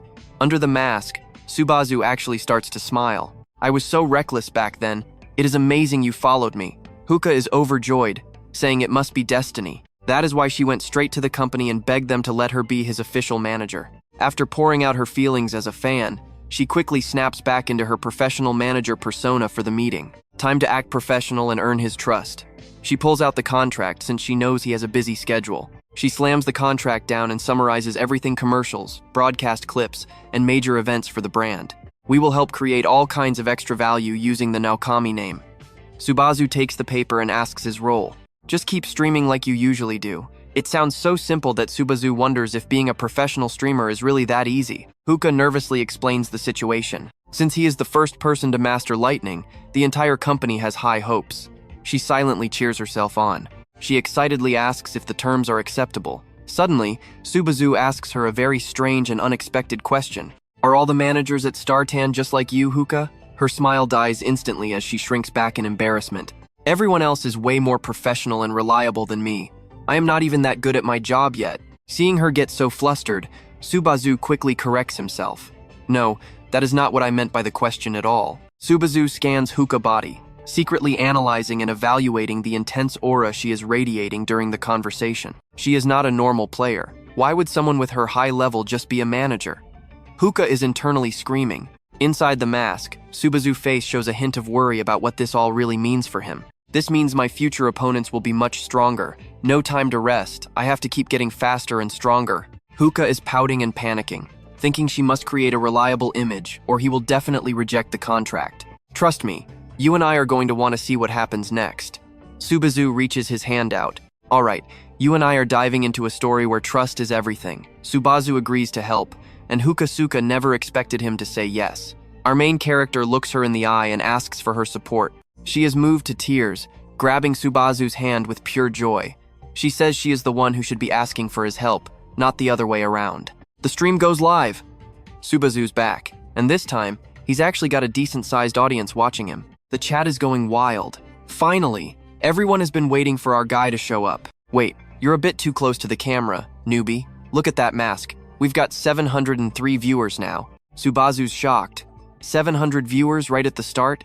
It turns out Huka posted a massive announcement for him earlier today. She even shared a skill distribution guide. Not wasting any time, Subazu heads straight into the dangerous dungeon. Let's get this started. Mission 6. Legend. We find ourselves in a dark forest under a heavy downpour. An army is stationed here. Inside a tent, soldiers are huddled around their leader, waiting for the next orders. Beller asks Falcon, "Where's our benefactor?" Falcon gives him an answer. Another soldier jumps in. He's suspicious. Can we really trust someone who isn't even a real knight? It's hard to believe some random outsider alone could take down a giant tribe boss. They think Beller was tricked. Was it really a boss, or just some low-level soldier giant? Beller is fuming. How can they insult the man who saved them? He's absolutely livid. Suddenly, a shout from outside. Lord Beller? The benefactor is awake and coming this way. Beller rushes over.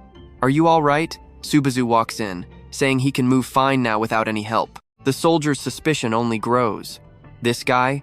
This is the hero who supposedly crushed the giant boss? He doesn't look strong at all. And trust me, Subazu knows exactly what they're thinking.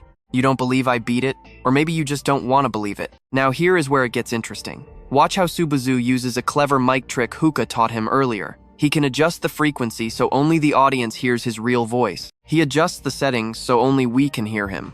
What a handy feature for this situation. He walks past the soldiers, muttering insults. The chat is absolutely loving his confidence. He's grinning under that mask. First off, thank you for everything. A soldier named Dale steps forward. Subazu greets him politely as they shake hands. It's an honor. Dale was protecting the village, but everyone was trampled. Subazu's ears perk up. Trampled? Yeah, by that guy. Is there someone even deadlier than the giant boss? Dale's hesitation is worrying. The true giants who fought the gods were sealed away ages ago. Most here are just shadows. They're more like traces or echoes of the past than actual living beings. But Dale starts shaking. After you killed the boss, a real giant appeared. This one is close to the legends. It's hard to believe such a thing exists. You and I both saw the chat's reaction. A level 8 threat? That's just insane. If that's true, how do we even win? The soldiers are starting to panic. Subazu stays cool. Guess we have no choice but to take it down then. Dale is impressed by that confidence. Oh, you're pretty bold, aren't you? We need help, but this request? It's basically an impossible mission for anyone. The others mock him, but Beller speaks up about a legend from the Thousand-Year Mountain. At the very peak of that mountain, a lightning shard is hidden away. I believe the only person who can actually find it is you. my benefactor. Back at the village, it's total chaos. Smoke and fire everywhere as a massive horde of giants invade the area. Then boom, a giant 10 times bigger than the rest stomps into the village. "My child," he mumbles. Then he grabs a terrified soldier. The man screams as he's lifted high into the air. Crushed like a toy, he roars, "I'll send my child off with human blood." Subazu watches from the cliff, looking down at the burning village on his horse. "Trust me, you and I just realized the boss he killed earlier was actually this giant's son. That is absolutely terrifying." "All right, you and I are diving in," as Subazu pulls the reins, realizing his enemy is genuinely trying to kill everyone. The chat is blowing up with comments about this death trap exam. Honestly, what is happening right now seems totally impossible. Buser warned Subazu that the giants will be here in 3 days.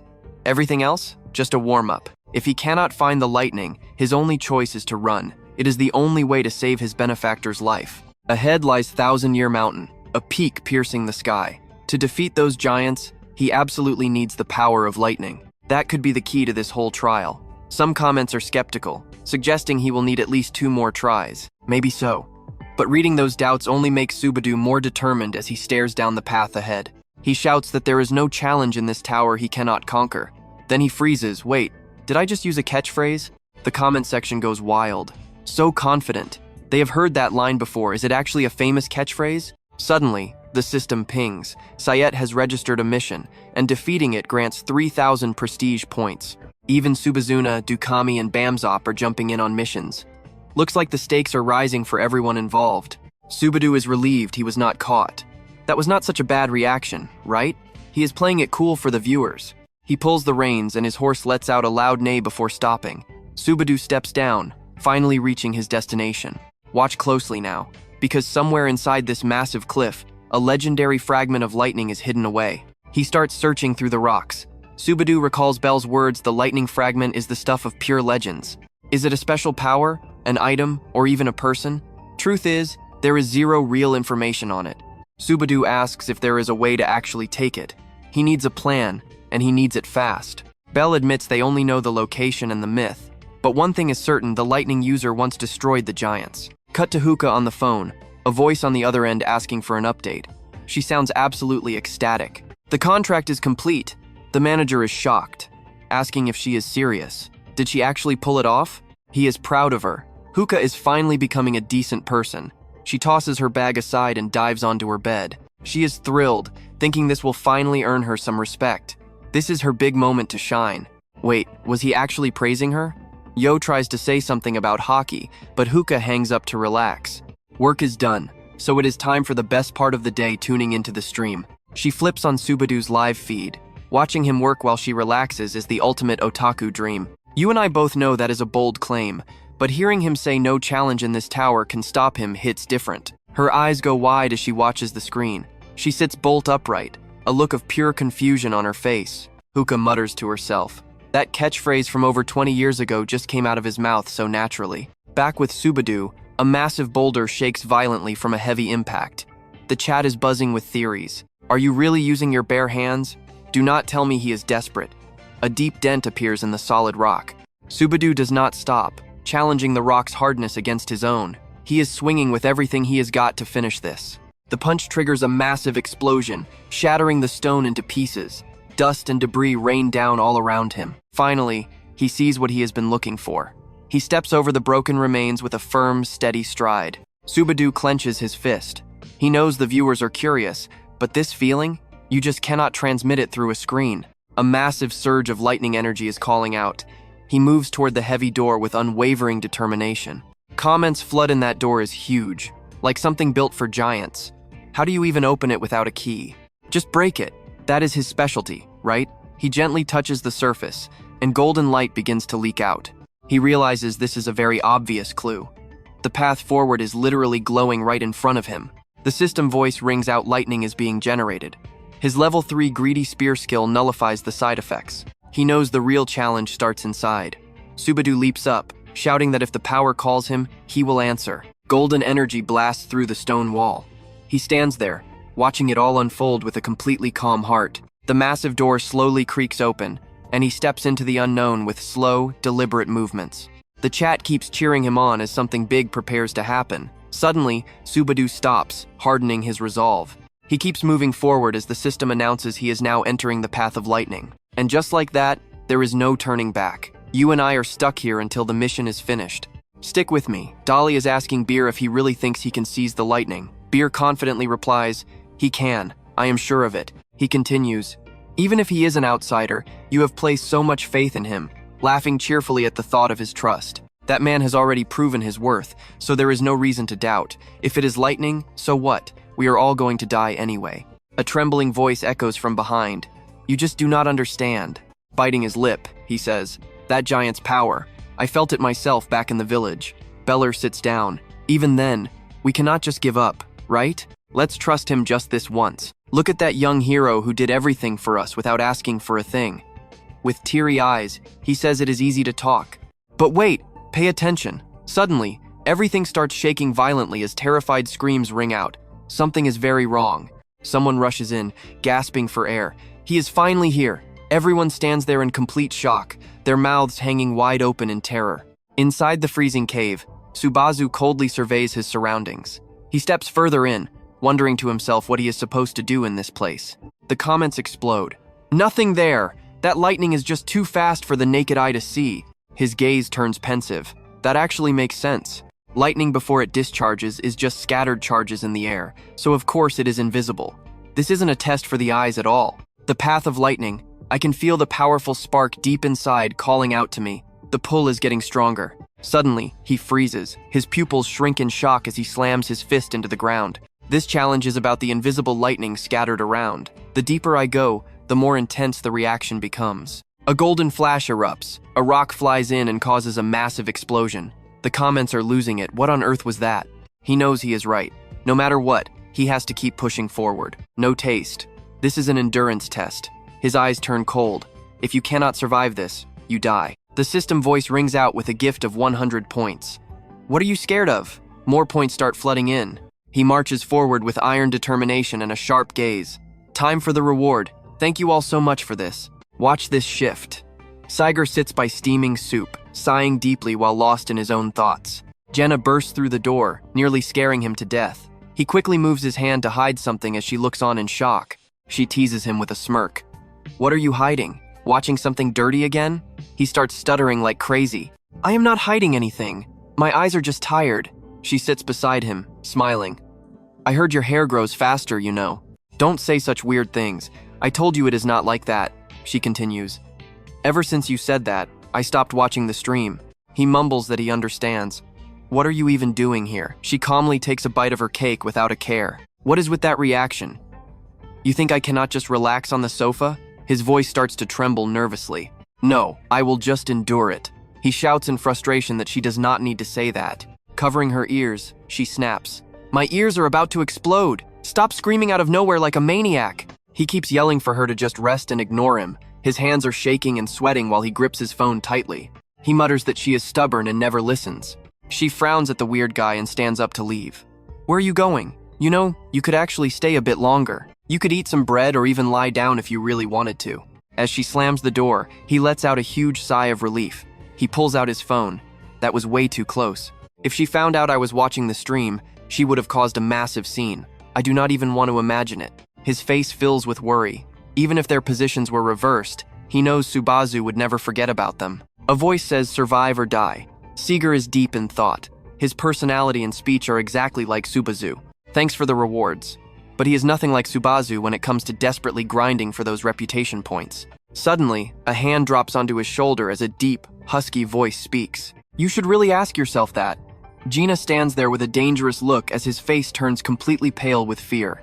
"You really thought I would not notice? Trying to trick me? You are still way too green for that."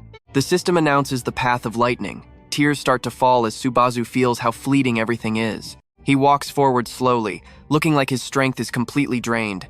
Suddenly, a brilliant yellow light surrounds him. You and I see the progress hit 2.3% as his arm shakes.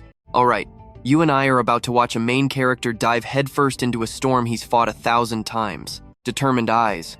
A cold stare. The system chimes in progress at 2.3%. It is a long road ahead, so he keeps moving. Even with doubt in his heart, the goal is getting closer. Chat is exploding. Why isn't he running? Someone please, just tell him to get out of there. He gives the chat a cold look. To be honest, he might be way too injured to even read those comments telling him to run. Survival isn't enough. He is not just reaching the goal, he is aiming for something much higher. Su's face fills the computer screen while Hoki watches the live stream, completely lost in thought. He remembers what Z said. You and Subuna Dukami need to start working together. When was the last time Z managed a project himself? Jun places a drink down and reminds him of the golden rule. In the world of streaming entertainment, you're only doing half the job. This is an evaluation. Your background and the players in this era are what truly decide your fame. A nod of approval. Exactly. Subajuna's stream isn't about fan service. It's more like watching a pro player at work. He might be a rookie streamer, but he just needs to stick to his usual commentary style. He speaks slowly. This could be a real opportunity. He wants to ride this momentum and become a star that shines right beside him. You can see the motivation as he clenches his fist. Eyes flashing, pupils shrinking. He lets out a smile. Are you thinking about running away because you're not confident about climbing? He wants to be greater than anyone else. He looks up at the calm sky with a peaceful expression on his face. He sits back in his chair with his hands resting lazily behind his head like a star, reaching for a distant star. Can I really become that? Then, back to reality. He's shocked to see his own hand reaching out. What am I doing in the middle of work? Wait, watch this part closely, he screams at the screen. Are you insane? The live stream is getting totally out of hand. Subazu stands against the golden energy. Heavily wounded, he still forces himself to move forward, trembling steps, yet he keeps a steady pace. Gasping for air, the pain is clearly unbearable. The lightning sinks deeper into his body. He looks at his hands. Maybe this is enough. He pushes on as even the smallest pathways in his body, including his core meridians, begin to fill with raw lightning. A mechanical voice speaks. Progress, 20.7%. His meridians are opening as the lightning stabilizes inside him. Magic power +1. He has to stay in control no matter what. The central vessels act as the main highway. Smaller meridians connect every inch of the body. Inner power is now flowing everywhere. But he's worried because he skipped the usual meridian purification process. In other words, he's taking a massive shortcut. The system warns of electric shock as blood begins to drip. Normally, people would just use their own mana. Using external lightning is easier, but the pain is absolutely unimaginable. He closes his eyes in resignation. Every step he takes leaves a trail of red behind. You and I can see how worried Hookah is while watching the stream. Opening meridians like this is pure madness. You're really going to try that here? Using an outside force instead of his own energy? The pain has to be off the charts. Most people would black out from the shock. Even if dying in this challenge doesn't kill you in reality, it's still terrifying. She's glued to the screen as the pain looks identical to real life. She's trembling, biting her tongue, and her eyes are welling up. Why go this far? The system echoes again. Progress is at 50.3%. Meridians are opening as the lightning stabilizes. Magic power +1. Covered in wounds, he collapses to the ground. It's all my fault. I'm the one who let them die. Action stares at his phone. I always say this, right? There's no challenge that can't be beaten. Confident, he claims the win. Don't worry, I'll be the one standing at the end. Subazu's voice is faint, barely a whisper. He's completely out of energy. And as we leave him there, drowning in regret for his overconfidence, we have to wonder if he can ever truly recover. Kazuki mocks the losers with a bloody grin. Trust me, you and I need to see this. They failed because they were way too arrogant, Kazuki sneers. Subaru snaps, sprinting forward in a blind rage as every single one of his footsteps leaves behind a trail of fresh blood. He blames himself for being so helpless, eventually collapsing onto the hard ground in total despair. He is completely drained. Gasping for breath, his wounded hands reach out as if trying to grab onto one last spark of hope. Suddenly, the scene shifts to an endless green meadow. Subaru watches leaves drift by, whispering, "Where am I?" He notices a group of people sitting around a flickering campfire just a little ways ahead. Subaru freezes, his entire body tensing up.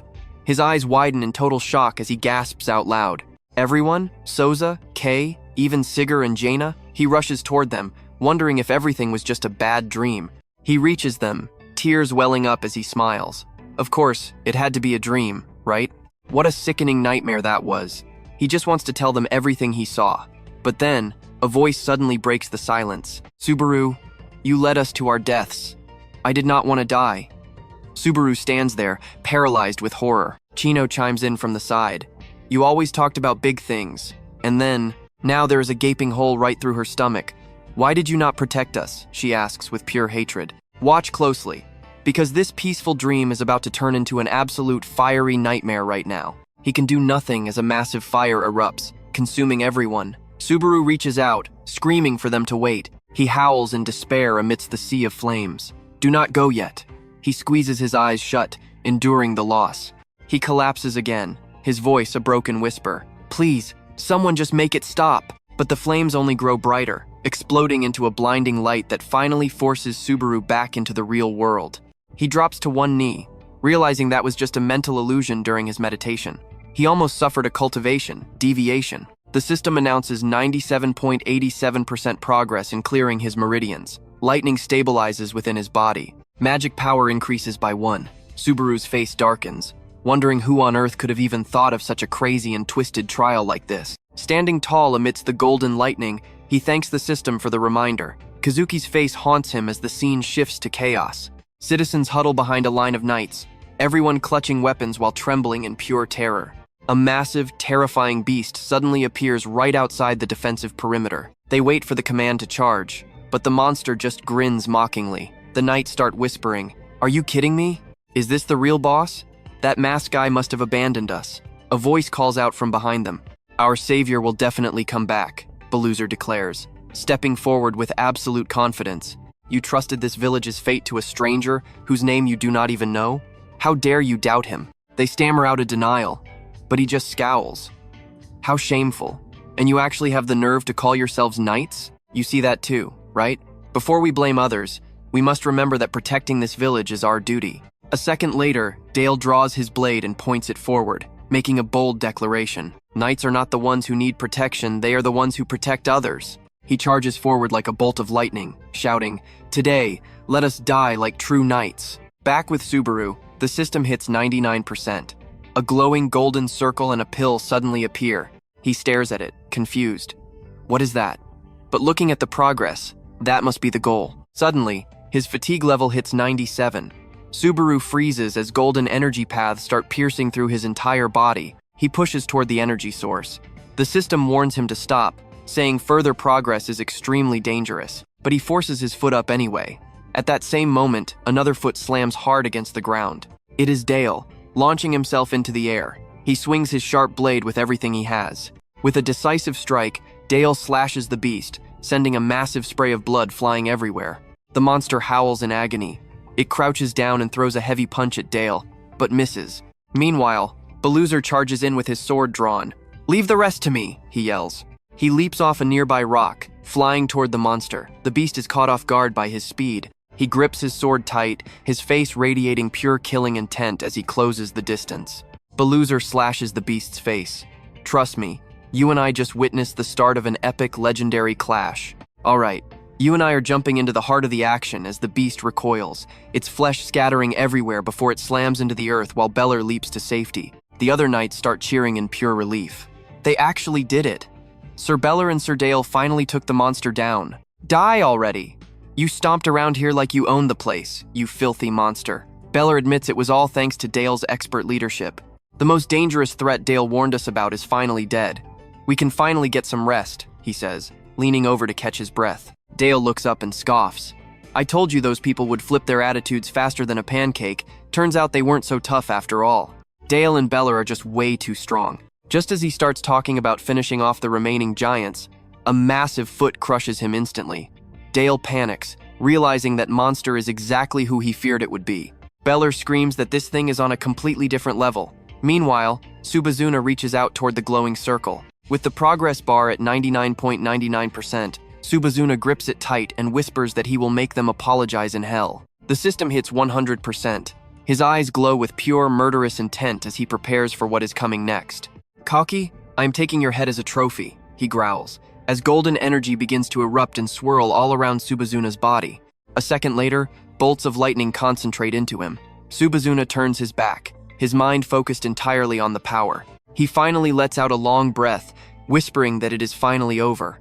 Now pay attention, because what's happening to his body right now is absolutely insane as black veins crawl across his eyes while he absorbs that massive energy. Magic amplification increases by 20%, and his skill casting speed is boosted by another 20% as well. All stats increase by 2. Subazuna grits his teeth, complaining that the system should have warned him before hitting him with that last power surge. He collapses onto the shattered ground as the system confirms that the legendary Rank 6 mission is officially complete. The scene shifts to Joe staring at his computer. The chat is going crazy over the difficulty, worried that he fainted again.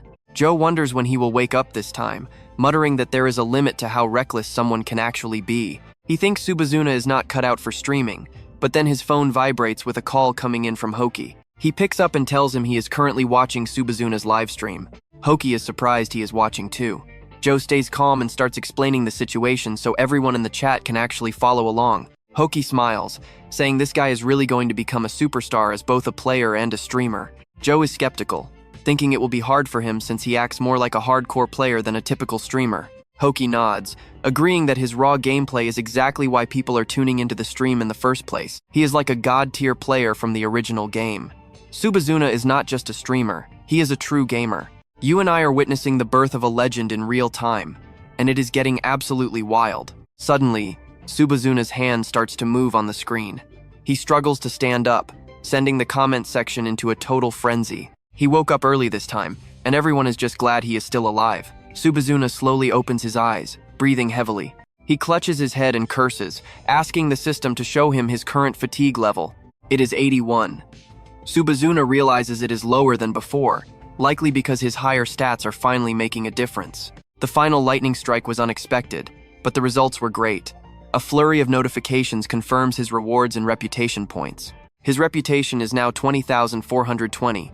He saved up quite a lot. A D rank icon appears, showing a skill that expands the limits for both player skills and item abilities. Subazuna summons a lightning orb in his hand, realizing he still needs more to upgrade his skill quality. If he can just defeat that giant, it will be the key to everything. The item info pops up. It is an untradeable lightning spear, a high-level piece of equipment. An ancient spear carved from pure lightning.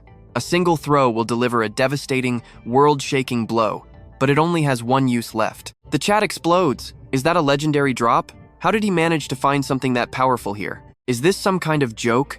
That luck must be tied to his account level. Subazuna thinks it is crazy to find a floor 8 item this early, even if it is a single-use weapon.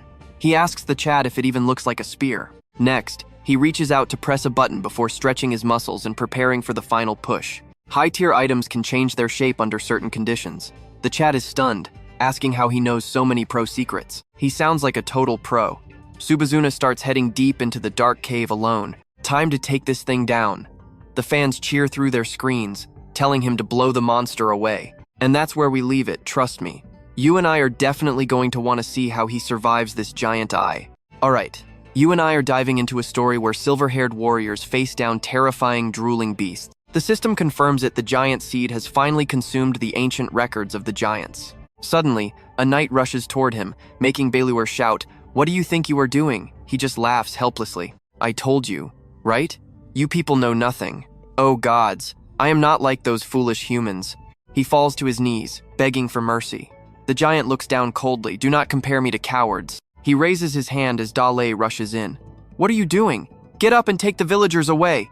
Something stops him mid-sentence. Behind him, another man starts screaming in pure, unadulterated panic. A massive crash echoes, and just like that, both of them are gone right before Belluer's eyes. Dust fills the air as he realizes there is no way to win. Belluer desperately scans for an escape. He looks back and realizes the giants have already blocked the village. Sweat pours down his face in terror. Gritting his teeth, he tries to stay calm. Then, Belluer screams, "I know who killed your child." "Now pay attention, here comes a desperate gamble. I know exactly who did it," he shouts. The giant leans in, dripping with bloodlust, asking who. Belluer pulls his sword and points it away. "That person who killed your son is over there, gathering power to wipe out your entire race." The giant stares in that direction before suddenly turning back with a bone-chilling roar. "Lies! Your words are stained with deception. The killer of my son is not over there. You pointed that pathetic sword randomly. Answer me now." Or suddenly, lightning strikes from the mountains. The beast is stunned by the display. Even Belluer cannot believe what he is seeing right now. A massive lightning vortex erupts on the peak. Is that a benefactor coming to the rescue? On the mountain, Subazu looks down. The system announces Stage 7 of the lightning trial has begun. The chat is blowing up. It is getting even bigger, right? This power is still growing. Subazu thinks if anything stronger appears, This cannot be called a simple second-floor challenge. The comments are chaotic. Is he really going to fight that? Everyone, he should just run away. Covered in scratches and blood, Subazu stands tall. No need to overthink this, he mutters. Okay, I know what you are thinking. But watch this, I only need one hit, he says. He summons the Thunder Spear. He cannot take it head on, so he must strike first. Subazu raises his hand as the system initializes the spear.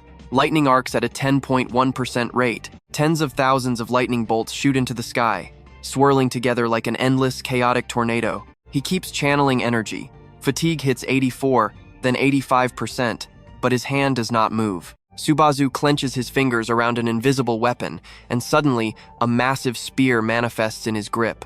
The system sends a new update. The activation rate has finally climbed to 33.1%. He grips it tight. The system tries to negate the side effects of the legendary Thunder Spear. It fails. He spits blood. His level is too low for a legendary item, but he must endure. A loud warning alarm blares. Fatigue is reaching 88%, while activation hits 50. The chat watches his cold face. Maybe he is actually starting to enjoy the pain. At this rate, he is becoming a true monster. Subazu flinches as the giants notice him. Looks like they finally realized I am here, he says. The commenters laugh. How could they miss that? Even my grandma could see that massive light show. He points the weapon forward as the system announces the activation rate is now 78.5%. The giant stares at the blinding light, realizing so you are the one who killed my son. It starts charging, muttering it was you. Balur shouts, "Where are you going? I am your opponent." He glances sideways and sees other giants rushing through a sea of flames toward the village. The beast watches the mountain explode with lightning. My son must have suffered so much, it growls. It continues its deadly march, whispering, "I will make you feel every bit of that pain." And that is where we leave it, with the ground shaking under the giant's terrifying, vengeful sprint. He lunges forward with a roar, ready to make them pay back everything with interest. The giant launches a brutal leap straight at Subazu. Stick with me, we're jumping right into the climax where he grips his lightning spear, charging it up to 88.5%. He knows it's a 50-50 shot. Either he lands the hit or it's game over for him. The chat is blowing up. How's he gonna pull this off? It's too fast. One miss and he's dead.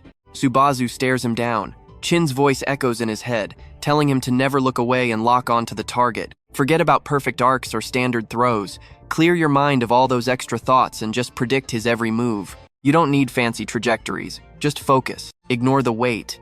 Ignore the shape.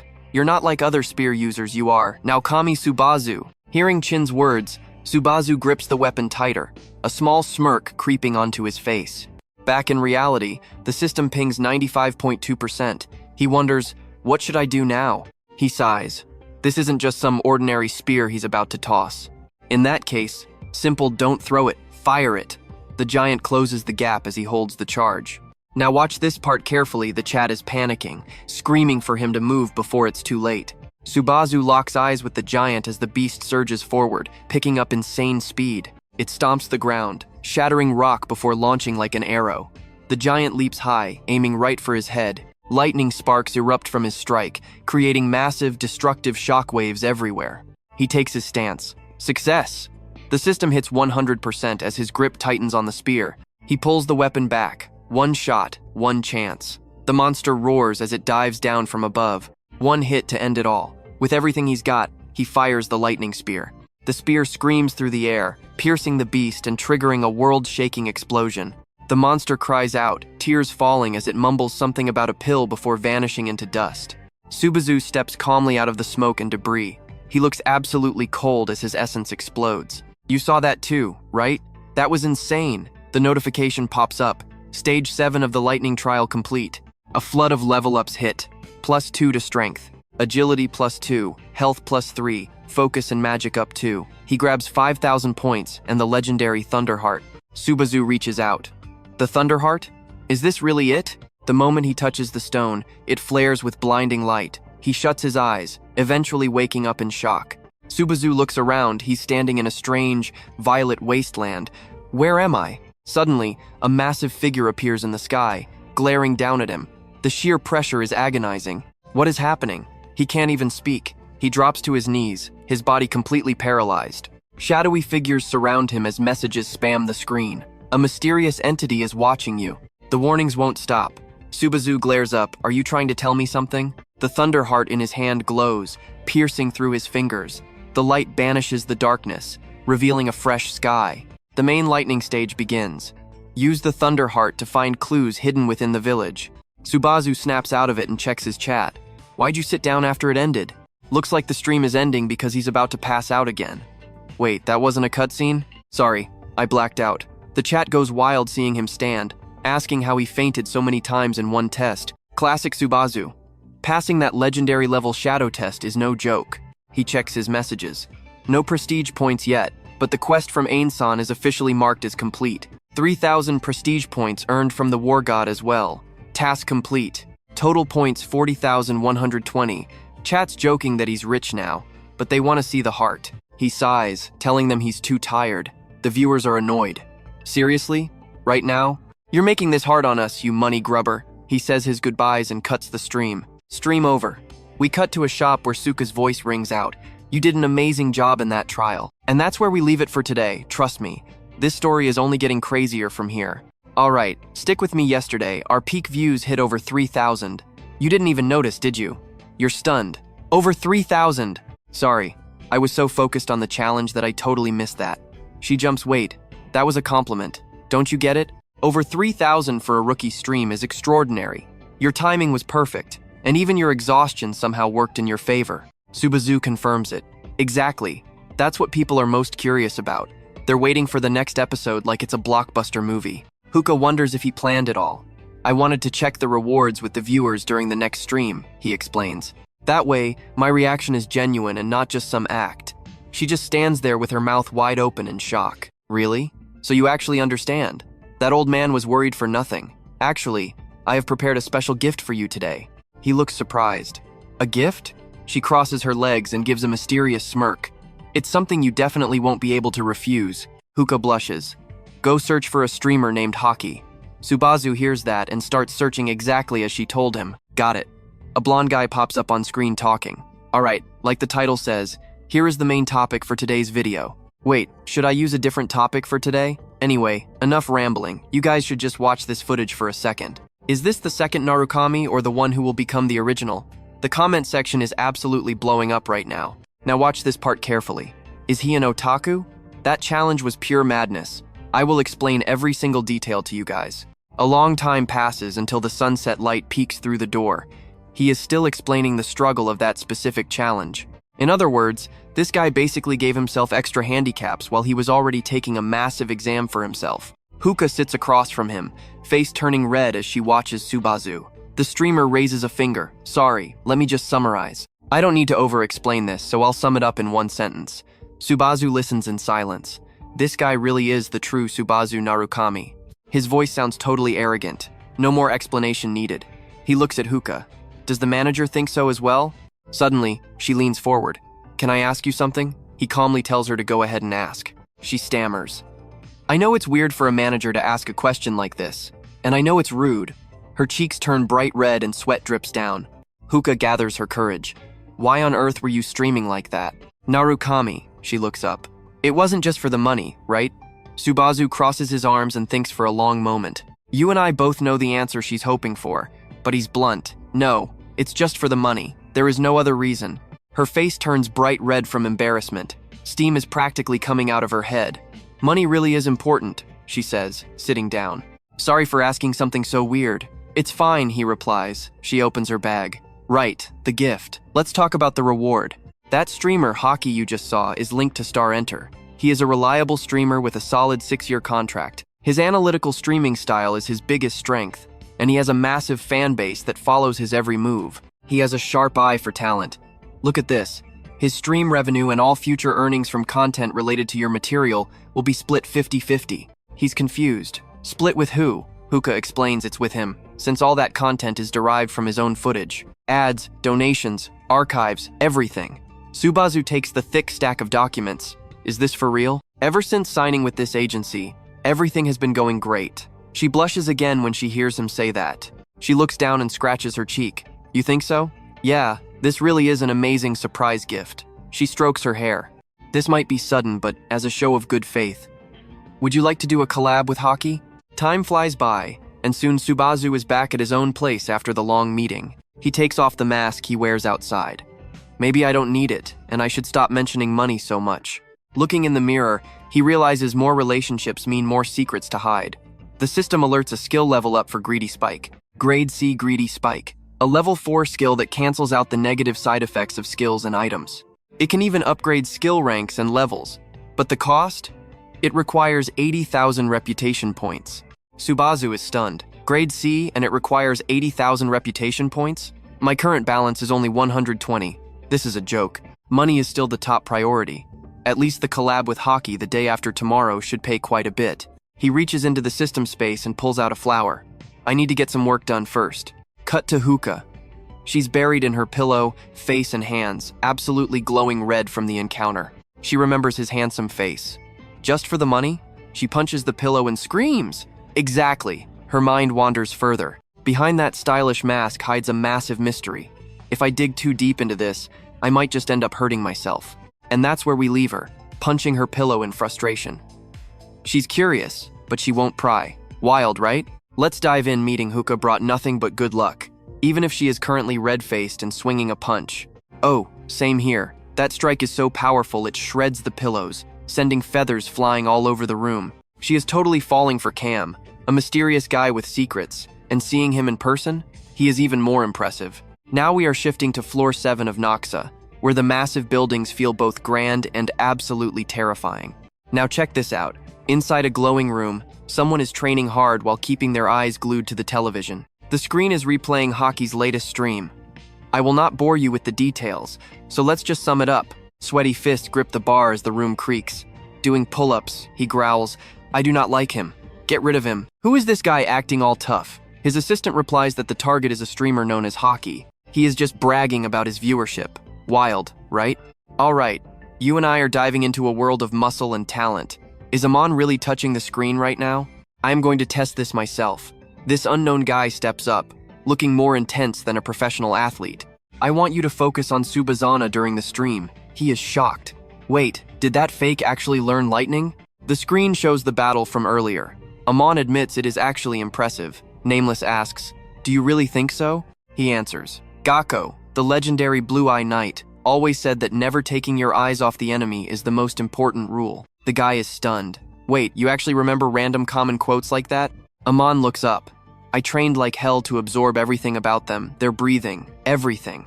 They were top players, but everyone missed something big. Blue Eye was not just about Suba or Dukami. Every member was the strongest, and their deaths were definitely suspicious. Just then, a voice rings out. He is Subazana now, so there is no need for more explanations. Eamon is pissed. What right does that flashy brat have to be so arrogant, and to talk about them so disrespectfully? Nameless replies, that is the biggest problem with streamers these days, right? They will throw away pride and belief in a second just for views. Amon has had enough and kills the television with the remote. He turns around, totally annoyed. Why are you even showing me this? The guy stutters. It was Guildmaster Kyozo who ordered it. Amon is caught off guard. Kyozo? The other man continues. Lightning is the symbol of Blue Eye, our famous predecessor. A cart is pushed forward, and we all know this greedy streamer really loves his money. He rips the cloth off, and a golden light shines through. Eamon stares in total shock at what is hidden underneath. Under that cloth is a massive pile of gold bars. We have secured the budget, so bring him back no matter what the cost. Amon's voice is full of shock. Are you kidding me right now? Pay attention here, because while the village is being repaired, a whole new level of this nightmare is about to begin for our hero.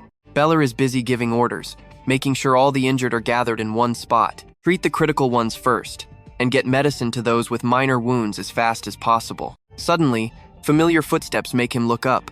Beller lets out a relieved smile like he just saw a saint. He shouts the name in pure joy.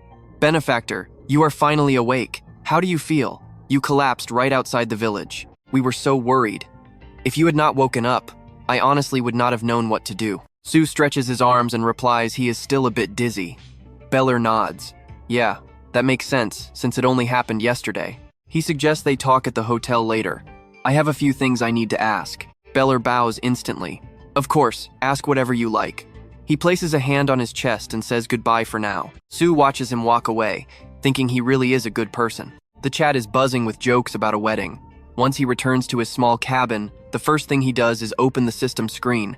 Time to check the rewards first. Subazana holds a glowing gem and reads the description. Unique soul-bound lightning heart. 30% lightning resistance and 20% attack boost. It even provides strong resistance to electric shocks. He is so shocked, he screams. No way, seriously? The viewers are getting curious now. Is it good or bad? Disappointing or epic?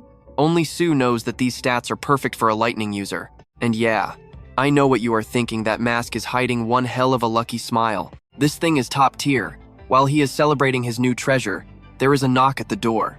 Here, please take this. Both the chat and Sue are caught off guard. Wait, fruit? Beller peeks his head in and asks if he slept well. People start teasing. Is the boyfriend visiting? Someone really missed you. Why fruit? A bit later, they sit down to talk. After thinking for a bit, Sue speaks up. So the legends are actually true. Beller misunderstands but agrees excitedly. Yes, I saw that light too. You saved the whole village. Then, Sue takes the item off his shoulder. He says, this dropped from the giant body. It is called the lightning heart. Even Beller cannot hide his emotions. Wait, you cannot see his face, but Sue asks hopefully, do you know what this thing is? To his disappointment, Beller says no. It looks really strange. That answer hits Sue like a bucket of cold water. The chat is going wild. Beller bows his head in shame. Sorry, I only know the ancient legends. I do not even know if they are real or what happens after. Sue has to just let it go. No worries. Just tell me what you know, because you and I are about to uncover some crazy secrets. Alright, you and I are about to dive into a legend where humanity finally stands a chance against the gods, using the ancient lightning meant to kill giants. Master. The legends say that the gods and the giants waged a massive, world-ending war just to control the power of this lightning. Sue asks if they really fought for it. Beluzer nods, confirming it is basically the ultimate legend that sits above all other stories in this world. The gods and the ancient giants fought a brutal war for ages just to gain total control over the power of the lightning gem. The giants lost. So did someone create this jewel on purpose? Sue touches it, wondering who would do such a thing, since the reason is so obvious. Beluzer explains the mystery. It was made so humans could actually use lightning and survive against the gods when they finally descend upon the earth. His expression shifts completely the moment he mentions the terrifying and overwhelming power of both the old gods and the ancient giant warriors. Knowing the gods are too strong for humans, he dreams of a day when every single person owns a lightning stone of their very own. Looking at the stone, Beller confirms it was made so humanity could finally stand their ground against the gods and come out as the winners. Now watch this. All the legends of forgotten humanity have been cleared, and the legendary lightning challenge is finally finished. Skills increase, 17,000 achievement points earned, and lightning jumps to level 3. Suddenly, the system teleports Subazu away right in front of Beluzer's eyes. Heading to the 3rd floor, he panics and shouts for his master, but Subazu vanishes into the blinding light, leaving everything behind in total confusion. He lands in a massive golden palace that looks like something out of a dream. This is the 3rd floor, known to everyone as Athena. He appears in the city center like a descending god, while the online chat starts buzzing with wild comments and trying to analyze his every move. He has finally reached the 3rd floor. He takes a breath and wonders if he has truly made it back to this familiar place. The locals are annoyed, thinking he is just another fake player trying to trend. They wonder when this annoying trend of faking identities will end. The system gifts him 1,000 points for reaching floor 3 and asks him how he is feeling right now as he stands in the city. Caught off guard, Sue struggles for words. He looks around at the palace and remembers his complicated and dark history with this very floor. He remembers a woman asking for help back then. Instinctively, he turns around, and looking back now, he feels a strange wave of deep nostalgia. She seemed cold and unapproachable at first, but then she shyly admitted that she had accidentally lost her entire team in the middle of the city. Jaina gestured to show the height of the person she was looking for. Sue rubbed his chin and thought about the people he had seen earlier. He is a head taller than me, Sue recalls. He tells her he saw the guy recently, making her shout out with pure joy and excitement. He points into the distance, telling her he went that way. Jenna naively believes him and runs off, thanking him as fast as her legs can go. She runs off like a clueless kid while he stays back. After a moment, she stops and looks back at Subazu with a very confused expression. Subazu decides to just lead her along since he is going that way anyway, and Jaina is absolutely thrilled to have a guide for the journey. She asks if he is really sure about this, and he just nods. He tells her he really has nothing better to do with his time today. She follows him and keeps talking, saying having a guide is better because the roads in this city are totally confusing and easy to get lost. She introduces herself as Jenna Kisoker and asks for his name. He simply replies that his name is Subazu Naokami as they walk together. He wonders if the people from his past are even still alive today. Meanwhile, the system is still waiting for him to answer how he feels. Let that sink in for a second. You saw that look? He looks into the distance and says he feels like he lost something vital. The trolls in the chat start mocking him immediately, asking if he is getting emotional just because he had to leave his friend Beluzer behind. Feeling a bit too emotional to continue, Sue decides to turn off the stream and says goodbye to all his viewers for the day. Usually, his next collab would be with hockey, but the fans are clearly disappointed. They complain that the stream was way too short for them. The chat logs close as the system officially announces that the Subazu Naokami livestream has finally ended for all of his followers.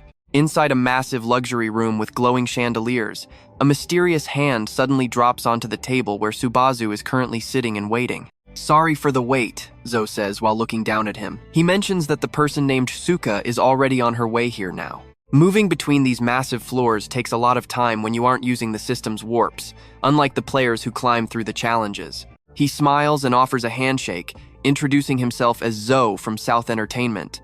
Sue finds him a bit annoying and remembers what she said. Sue mutters that the boss talks way too much. Zoe doesn't catch the comment and looks at him with total confusion and an awkward face. He shakes hands, admitting the manager told him about Zoe. Zoe just smiles and takes a seat across from him to start the meeting. Normally, he would have sent a messenger to deliver the news, but he really wanted to meet this legendary player in person this time. He was curious because his manager only ever praised 2 high-level players in her entire career. Sue is surprised to hear this information. Zoe says the first person is obvious, but mentioning their specific name makes Sue completely freeze up and stop moving for a long moment. The number 1 of the blue eyes. He crosses his arms and lowers his head, admitting the whole situation is actually quite surprising to him. And there it is, the name that changes everything. Trust me, you and I are about to see this story get absolutely wild. Alright, you and I are jumping right into a mess as our hero scratches his head, awkwardly trying to ask a question before he's suddenly cut off. "Are you interested in the Blue Eye Guild?" John asks, leaving Subazu completely shell-shocked as his eyes go wide with surprise. Seeing that reaction, John reaches into his pocket for something. Seems like our guy isn't as indifferent as he tries to act. "Why the sudden question?" Subazu asks. John pulls out a device and looks down at the glowing screen with a serious expression. "Actually, that's part of the reason I wanted to meet you." He slides the device across the table towards Subazu. 5 days from now, this is the grand prize for the tournament held at Area 3, John says as the screen light hits Subazu's face. "Are you kidding me right now?" Under the table, Subazu's hand crackles with tiny sparks of lightning. Meanwhile, we see Jenna holding her device, lost in thought as she reads the screen. Naoka's livestream is finally over. With a heavy sigh, she turns away from the screen and disappears into the dark forest. She wonders if the other one finished too, her high heels crunching softly against the thick, wild grass with every step. As she pushes deeper into the woods, the green fades away into a cold, suffocating blanket of deep, white snow. Gina finds Saiger and asks if it's over. He turns around, his breath blooming like white smoke in the freezing air. "Finished long ago." She's confused and a bit annoyed by his answer. "Then what on earth were you doing all this time?" Saiger turns his head away, weighing his options while staring at a group of enemies frozen in their final attack, poses like ice statues scattered across the field. "Now pay attention here." He asks if they should kill them or let them go. Jenna doesn't hesitate. "Kill them." Saiger still wavers, looking down in hesitation. "I'm still weighing the options," he mutters, not yet certain of the right move. If Kyozo had actually sent them, he definitely wouldn't have relied on such a bunch of weaklings like these guys. Jaina sighs, her body beginning to radiate a faint, dangerous light. Letting them live is just going to lead to more problems later. If their position gets leaked, they're dead. Suddenly, razor-sharp blades erupt from beneath the frozen snow at her command. She raises her arm, levitating the knives into the air. They hang there perfectly still, held by her cold determination. With a flick of her fingers, the blades snap forward, aiming directly where Jenna points her hand. Her face is stone cold. Saiger panics and yells for her to stop, spinning around to face her before she does something irreversible. The words are barely out of his mouth before the rain of steel screams through the air. The blades tear through the ice and the bodies inside. In seconds, not a single person is left standing after that storm. When the dust settles, only a bloody mess remains on the ground. "What are you doing?" Saiger shouts in pure disbelief. Jenna stares him down with a firm look. "Whether Kyozo sent them or not, if they live, they'll tell everyone we're alive.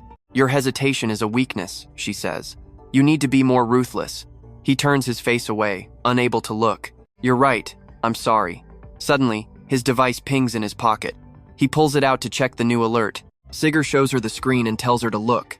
Jenna grabs the device and screams in fury, her body shaking as her eyes glow red. Those bastards! Sig watches her hands shake. It makes you sick, doesn't it? She can barely find the words. You and I can see the rage in her eyes. Of course I'm mad. Those are Saw's shoes. He takes the device back. It's just bait to lure us out. Jenna's veins are practically popping from her intense anger. He's realized we're still alive somewhere. But that doesn't mean we're just going to stand here with our arms crossed. We have to get those items back. Jaina looks away, sad. I already know exactly what you're going to say. I'm no good at stealth, but you've always been the expert at shadow work, haven't you? She turns to leave immediately. You're wasting your breath. I was going to handle it myself regardless of what you said. Sigurd grabs her arm, trying to stop her. Wait, don't go charging in there like a maniac. I'm not saying be reckless. Wait until the winner is declared, then we strike. It's the safest method we have right now. Back in the room, John shows a photo of the shoes, calling them a blue eye relic and a Tan Asia item provided as the prize for this specific tournament. He starts to ask if he's interested, but Subazu cuts him off instantly. I'm in. The atmosphere in the room becomes heavy enough to choke on. John smiles, though he looks incredibly uneasy and awkward. Good. This entire plan was riding on whether you'd agree or not. Subazu pauses, realizing something is very wrong. John explains Plan Z calmly, suggesting they move forward with the broadcast using the famous name of Nauka Bazu. He thinks a storyline built around chasing the Blue Eye relics would create some incredibly engaging content for the audience. Behind his mask, Subazu is absolutely vibrating with rage. How dare you even think of that? Trust me, you and I are about to see him explode as he realizes they're using Saw's legacy for a publicity stunt. Alright, stick with me here as we see Subazu looking seriously stressed. Joe asks what is bothering him, but our main character just coldly agrees to the plan. Joe is still a bit worried, but he cannot hide his excitement. Really? That is amazing news. Subazu stands up and pushes his chair back. I will be heading out first, he says, while Joe just looks up at him from the table. Joe shouts after him that he is looking forward to working together. Even as Subazu walks away, Joe promises to keep cheering for him from behind the screen, but Subazu does not hear a word. Pure, unadulterated rage is the only thing fueling his mind right now. He swears he will not let anyone else take what is his. No chance. Back in his room, he just stares blankly at the ceiling. Subazu is brow furrows as he wonders, what kind of crazy format is this tournament actually going to have? He turns to face the wall. A solo battle would be ideal, but he knows he is not in a position to be picky anymore. Suddenly, Hookah's voice rings out from the hallway. Subazu snaps out of it and quickly sits up from his bed. His eyes drift to the mask resting on his table. You can tell he is struggling with a difficult choice here. He opens the door to find her looking absolutely stunning. Hookah cannot even look him in the eye out of pure shyness. Despite the hesitation, he chose to keep the mask on. Hookah is just confused. Does he really wear that thing even when he is alone? Subazu tells her to come in, and she turns beet red. Wait, she stammers. You actually want me to enter your room? Our main character is totally clueless about how that sounded. He just gives her the most innocent look in response. If you would rather talk in the hall, that is fine too, he says. Hookah is panicking, but she gathers her courage and steps inside anyway. Pardon the intrusion, she says. But once the door closes, the silence is so heavy you could cut it with a knife. Hookah glances around, realizing how lonely and empty this place actually looks. There is almost nothing here. She finally locks eyes with him. But Subazu is busy analyzing her. He can feel a terrifying amount of mana hidden deep inside her. It is obvious. Someone with that kind of power should not just be a manager. Feeling his gaze, Hookah gets flustered. She nervously fixes her clothes and asks if she has something on her face. Subazu snaps back to reality. No, nothing. I just heard you brought some info on the upcoming tournament. Hookah nearly forgets why she came and frantically pulls out a stack of papers. Oh, right. My bad. Now pay attention, because this is where things get real. It is a massive battle royale, and the rules are simple. Everyone fights for one massive prize. We are talking thousands of warriors tearing each other apart without mercy. You either win big or you end up 6 feet under. Subazu skims the pages and realizes this is the solo fight he wanted. Exactly, Hookah says. One prize means every man for himself. She adds that the whole thing happens in a virtual arena. Entry requirements are simple. 3rd floor status and 1,000 points. Best part? There is no limit on how many can join. I will send all the past tournament data straight to your device, Nazukai Subazu. It should help a lot. Just a quick look and you will get the idea. But as she is talking, Subazu's phone starts vibrating like crazy. The notifications are wild. Epic battle highlights of Nazukai Subazu. The unbeaten path of Nazukai Subazu. The matches where Nazukai Subazu finishes everyone in 10 seconds flat. It is everywhere. You and I both saw that coming, right? Every single viral clip is about him. He is literally the main event. He sets the documents aside and thanks her for the effort. He has got everything he needs to prepare now. Huka just smiles and says it is all part of the job. But then, her expression shifts as she brings up something else. She asks if he has heard from the leader yet. Subazu has no clue, so she explains they just got a message. The second she mentions the Blue Zone Guild, Subazu freezes. That name, Kyozo, immediately flashes through his mind. A wave of murderous intent explodes from his body. Did you just say the Blue Zone? He growls. Huka explains that they want a meeting. Since they could not reach him directly, they had to go through the agency. Subazu is stunned. They are already making their move? This is happening way faster than he expected. They are probably coming with massive offers and better perks to lure him away. But Subazu just clenches his fist. Forget it, he says. Huka agrees immediately, but then it sinks in. Wait, just ignore them? Subazu does not hesitate for a second. I am not joining the Blue Zone, or anyone else for that matter. Suddenly, Huka stands up and starts cheering like crazy. She is so relieved, she is practically glowing. I was actually terrified of telling you, but I am so glad I did now. She heads for the door with a huge smile. All right then, enjoy your rest until our big collaboration starts. And that is where we leave it. He watches her go, realizing she is more invested in his future than he is. Absolutely wild, right? All right, you and I are about to watch how a regular office worker turns out to be absolutely extraordinary. At a stadium nearby, two figures named Z and Hoki are caught in a deep, private conversation. They are whispering about a secret plan. Z asks if today is the day for the real project. A talent test comparing the old and new Naukmiswas do. Does that sound like fun to you? Challenging your own claims is a bold move, but losing would be a massive blow to your reputation. Hoki does not seem to care at all. He welcomes the challenge as long as it gets results. He will do anything to gain viewer trust. Then, with a confident look, he asks if he has ever lost. Z laughs arrogantly, saying that in the end, everything depends on how Naomi performs today. Hoki scratches his head. Suddenly, high heels click on the floor as Huka and Subazu finally enter the room. She greets them warmly. Z responds kindly, but inside, his heart is racing with pure excitement and nervous energy. Thinking this is his big chance to become a rising star, he is thrilled to finally meet him. Subazu looks around the massive stadium, wondering if he really rented out this entire place alone. Hoki reaches out his hand and introduces himself as the streamer Hoki with a friendly smile. He introduces himself as Nami Sazu. Meeting him feels just like meeting the legendary figure in the flesh.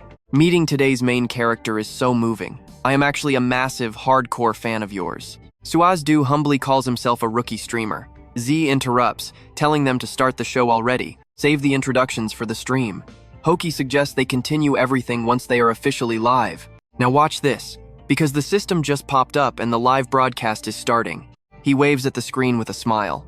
Hello everyone, Hoki here. Thanks for tuning in today. Status windows appear one after another as a dark ambition begins to grow deep inside of him. The announcement is already trending hot in the community, and they have over 12,000 viewers just as they start. He speaks up, saying today is the exact moment everyone has been waiting for. He has finally invited that guest. His feet step out slowly onto the arena floor. Hoki introduces the legend, Naokami Sazu. He greets the crowd while system notifications flood the entire screen. He responds to comments. Even his own manager hasn't seen his face, so it's a total mystery. Are there secrets? Subao scratches his face, jokingly claiming he is just too handsome. You and I can see the hype is real. This stream is blowing up beyond expectations. Su continues to interact with the viewers, his influence clearly reaching a whole new level of fame.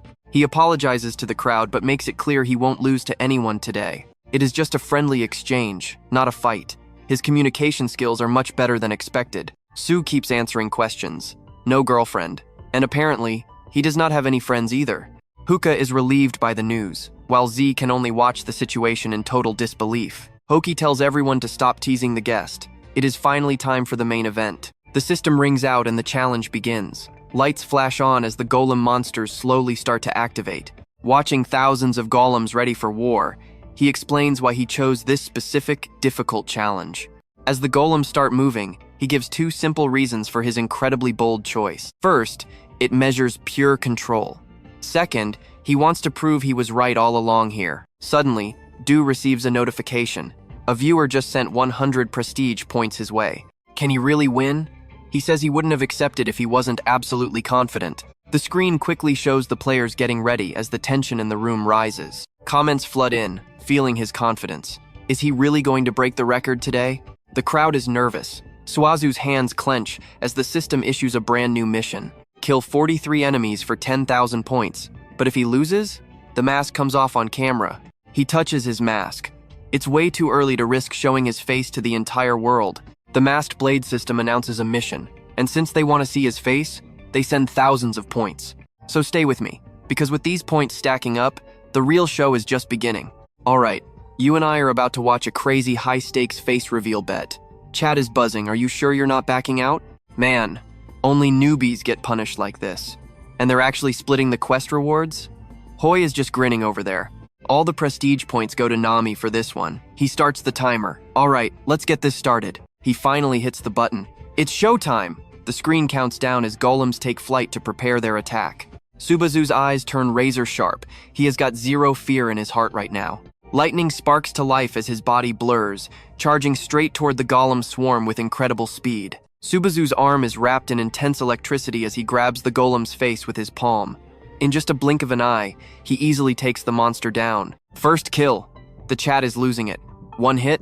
He hasn't even pulled out his demon sword yet. Too easy. Hoi's eyes go wide with surprise. He can't believe he's seeing raw lightning magic right in front of him. Subazu's strong hand grips his sword tightly, and with one smooth move, he knocks down a whole crowd of golems. The system shows 0239 as chat calls him fast. Now watch closely, this is where the speedrun gets absolutely insane. In theory, he could hit 70 kills. A mob of golems glares at him before charging. Subazu doesn't blink and kicks one right in the face with his foot. 23 kills. He's hovering in midair now. The comment section is blowing up with reactions. This looks like a legendary circus act. Fighting in the air is Subazu's specialty, and he is putting on a show. The golems all look up at once. Subazu spins his sword with expert precision, showing off his total mastery. He finally grips the hilt with both hands and plunges the blade straight down toward the ground. His massive power creates an electrical shockwave all around. 26 kills. The blade is surging with pure energy. Chat is hyped. Everyone's watching him like a hawk. They're sure he's going to take first place in the end. He might actually pull it off. Rest in peace to anyone who bet against him on this mission. Hockey freezes as he watches the screen. The timer is bleeding out fast on the bright display. Subazu is in a total frenzy. In a flash, he slices a golem clean in two as the score keeps rising. He tries to stay upright, breathing hard from the effort. But those sharp eyes? They're still locked on the goal. A fresh wave of armed golems appears. Subazu takes a step and sprints headfirst into the fight again. His twin blades pierce their necks instantly. The clock hits 0 time is finally up for this challenge. Challenge complete. 43 kills. A brand new record has been updated in the system. The system flashes the results. First place goes to Subazu. 43 kills? Can you believe that? You and I just witnessed a literal historic moment right here. Hoki is already running over. He tied with Naoka Misu. It was a draw and so close. What do you guys think of that? That gave me goosebumps. I thought he was just lucky. But this guy is the real deal, not just a random mob. Jumberlin just sent 100 points. He's so scared he's shaking, but he has officially subscribed to the channel. Thanks for the 100 prestige points. Eagle Eye just donated 200 more. He says he picked him for a reason. Hockey's like, you again? Man, change your username already. You have been here 100 times. Thanks for the points anyway. Then Mungvale drops 1,000. Hoki is scratching his head in confusion. Someone asks if this is Subazu's stream. No, it's not. Wait, Jay, just donated 10,000 points. Hoki stops dead when he sees that name. Jay, in the chat? For real? Could it actually be him? Chat's debating if it's a fake. A pro wouldn't be here, right? But what if it's really him? That's a huge name. Hoki scratches his head awkwardly and thanks Jay for the 10,000 prestige points. Subazu is stunned. A top-tier ranker is watching. He immediately thinks of Da's image in his head. Jay sends another 1,000. I've been watching you. Your run was actually super inspiring to me. Hoki is over the moon. For real? I'm so honored right now. Subazu is suspicious. Why is he watching? Does he know about what happened with Y? Another 1,000 points drop. Jay says he always watches the stream. Subazu, you want to collab with me? He stares at the screen. Chat is saying this new guy is rising way too fast. They knew he would be famous. Subazu stays quiet, just scratching his head. His friends are all nodding, telling him to go for it. Subazu declines, saying he needs to focus on challenges first. Trust me, you and I need to see what he does next. Alright, you and I are diving into a moment where our main character basically breaks the internet. Subazu bows low, admitting he used too much energy, and asks Hockey to finish the job. Wait, what? Hockey stands there totally confused while Subazu just walks away. Z runs over, desperate to get a word in before he disappears. Nam, why on earth did you turn him down? That was a massive opportunity to blow up your streaming career and become a legend. Hookah is just as shocked, but Subazu looks totally unfazed. He asks if it even matters that much, leaving Ron completely speechless. Working with a top-tier pro almost never happens in this world, but our guy just tilts his head and asks, "Is that it?" He tells them if becoming a pro is that important, he will just do it himself. He leaves Hookah and Zone just standing there, stunned. Suddenly, Hai cuts through the heavy silence. Naomi, that was an absolutely incredible performance. Exactly what I expected from you. I will send over your share of the revenue soon, but since the stream is over, can I ask you something personal? During the fight, you felt different. It was like you were not actually at your 100% best. Are you hurt? Subazu realizes Hockey saw right through him. He thought he hid his condition well, but he was wrong. I guess there is a reason they call him Hockey. Either way, winning or losing today was going to be a problem. Hockey chuckles, wondering what kind of trouble. Subazu explains that the whole stream was about whether he could surpass Nazuka. That was the real test of growth. If he did not win today, it would just be a temporary hype train. The excitement would die out instantly. And if he lost, people would just say he was never truly a match for Naukamus. In this test, I needed a result where both characters stayed on equal footing. That is why a draw was the only perfect move for both of us. Hockey is totally stunned. Wait, does that mean you could have actually won if you wanted? Subazu just brushes it off, saying they cannot change the result now anyway. Now watch this part carefully, someone is about to lose their mind. Nearby, a fist slams down in absolute fury. A flag with a lion symbol appears as a man literally smashes his desk in half with one punch. This is JN, the rank 121 leader of the Golden Lion Guild. He growls out, "What an arrogant little brat." The phone he dropped shows a notification that all the viewers are leaving the live stream. Kanghai hears the noise from outside and rushes in. "Master J?" he asks nervously, which only makes the boss even angrier. He grinds his teeth, mentioning that Subazu kid. Kanghai asks if he means the streamer they talked about. "Yeah, that kid refused my offer." Kanghai starts kissing up, calling it insane that anyone would dare turn down the master. But before he can even finish his sentence, Jay cuts him off again. "I was planning to crush him in front of everyone and silence those annoying rumors, but now the whole plan is ruined. I know what you're thinking, this guy's ego is massive, and yeah, it really is. He doesn't care about the points, just his wounded pride." Kanghai stays silent, picking up the phone and handing it back with a bow. "Here is your device, sir." The leader grabs the phone and immediately demands an update on the other task he assigned. He scratches his head, explaining they are searching everywhere for Yak, but adds that a young man disappearing for a few days is actually not unheard of at all. He didn't even get to finish. An invisible hand grabs Kanghai by the throat and lifts him up. JN asks coldly if he is trying to insult him too. Kanghai struggles to breathe, face turning purple as tears stream down. He cannot even get a single word out. With a flick of a wrist, JN hurls him across the room. He slams into the wall, leaving massive cracks behind. As he lies there totally dazed, Jay walks over and asks when he started getting so bold as to question his direct orders. Seeing the killing intent, Kanghai drops to his knees, begging for forgiveness and promising to resume the search right now. The scene shifts to a phone buzzing with a call from the boss. Hookah looks totally drained, staring at it with zero energy to answer. But when she finally picks up, she forces a smile. "Good evening, manager. How can I help you?" The voice on the other end sounds annoyed. "Is my phone call really that much of a bother to you? Where is your energy today? Why do you sound so dead? At least talk to me with the same respect you show Nadukami." She thinks, here we go again. He keeps talking about how they have built trust over all these years. Even if it is just business now, we used to be a great team. Hookah cuts him off, asking if he called about the deal with JN. He says, "Yeah, damn it, we absolutely cannot afford to let an opportunity like this slip through our fingers." Hookah sighs. "But what are we supposed to do about it now? So, do you and I think she can actually change his mind?" He tells her to go and try persuading him one more time since she is his official manager. Alright, you and I are diving into a story where climbing the tower matters more than teamwork, and honestly, that's the right move. Hatsuuka is over here complaining and throwing a fit as usual. Seems like she only gets excited when we are arguing. Anyway, she tells me she is signing off. I try to stop her, telling her to wait, but she ignores me and shuts down immediately. Hatsuuka is left alone with her thoughts. Even though she talked big, she knows this is a massive opportunity for him.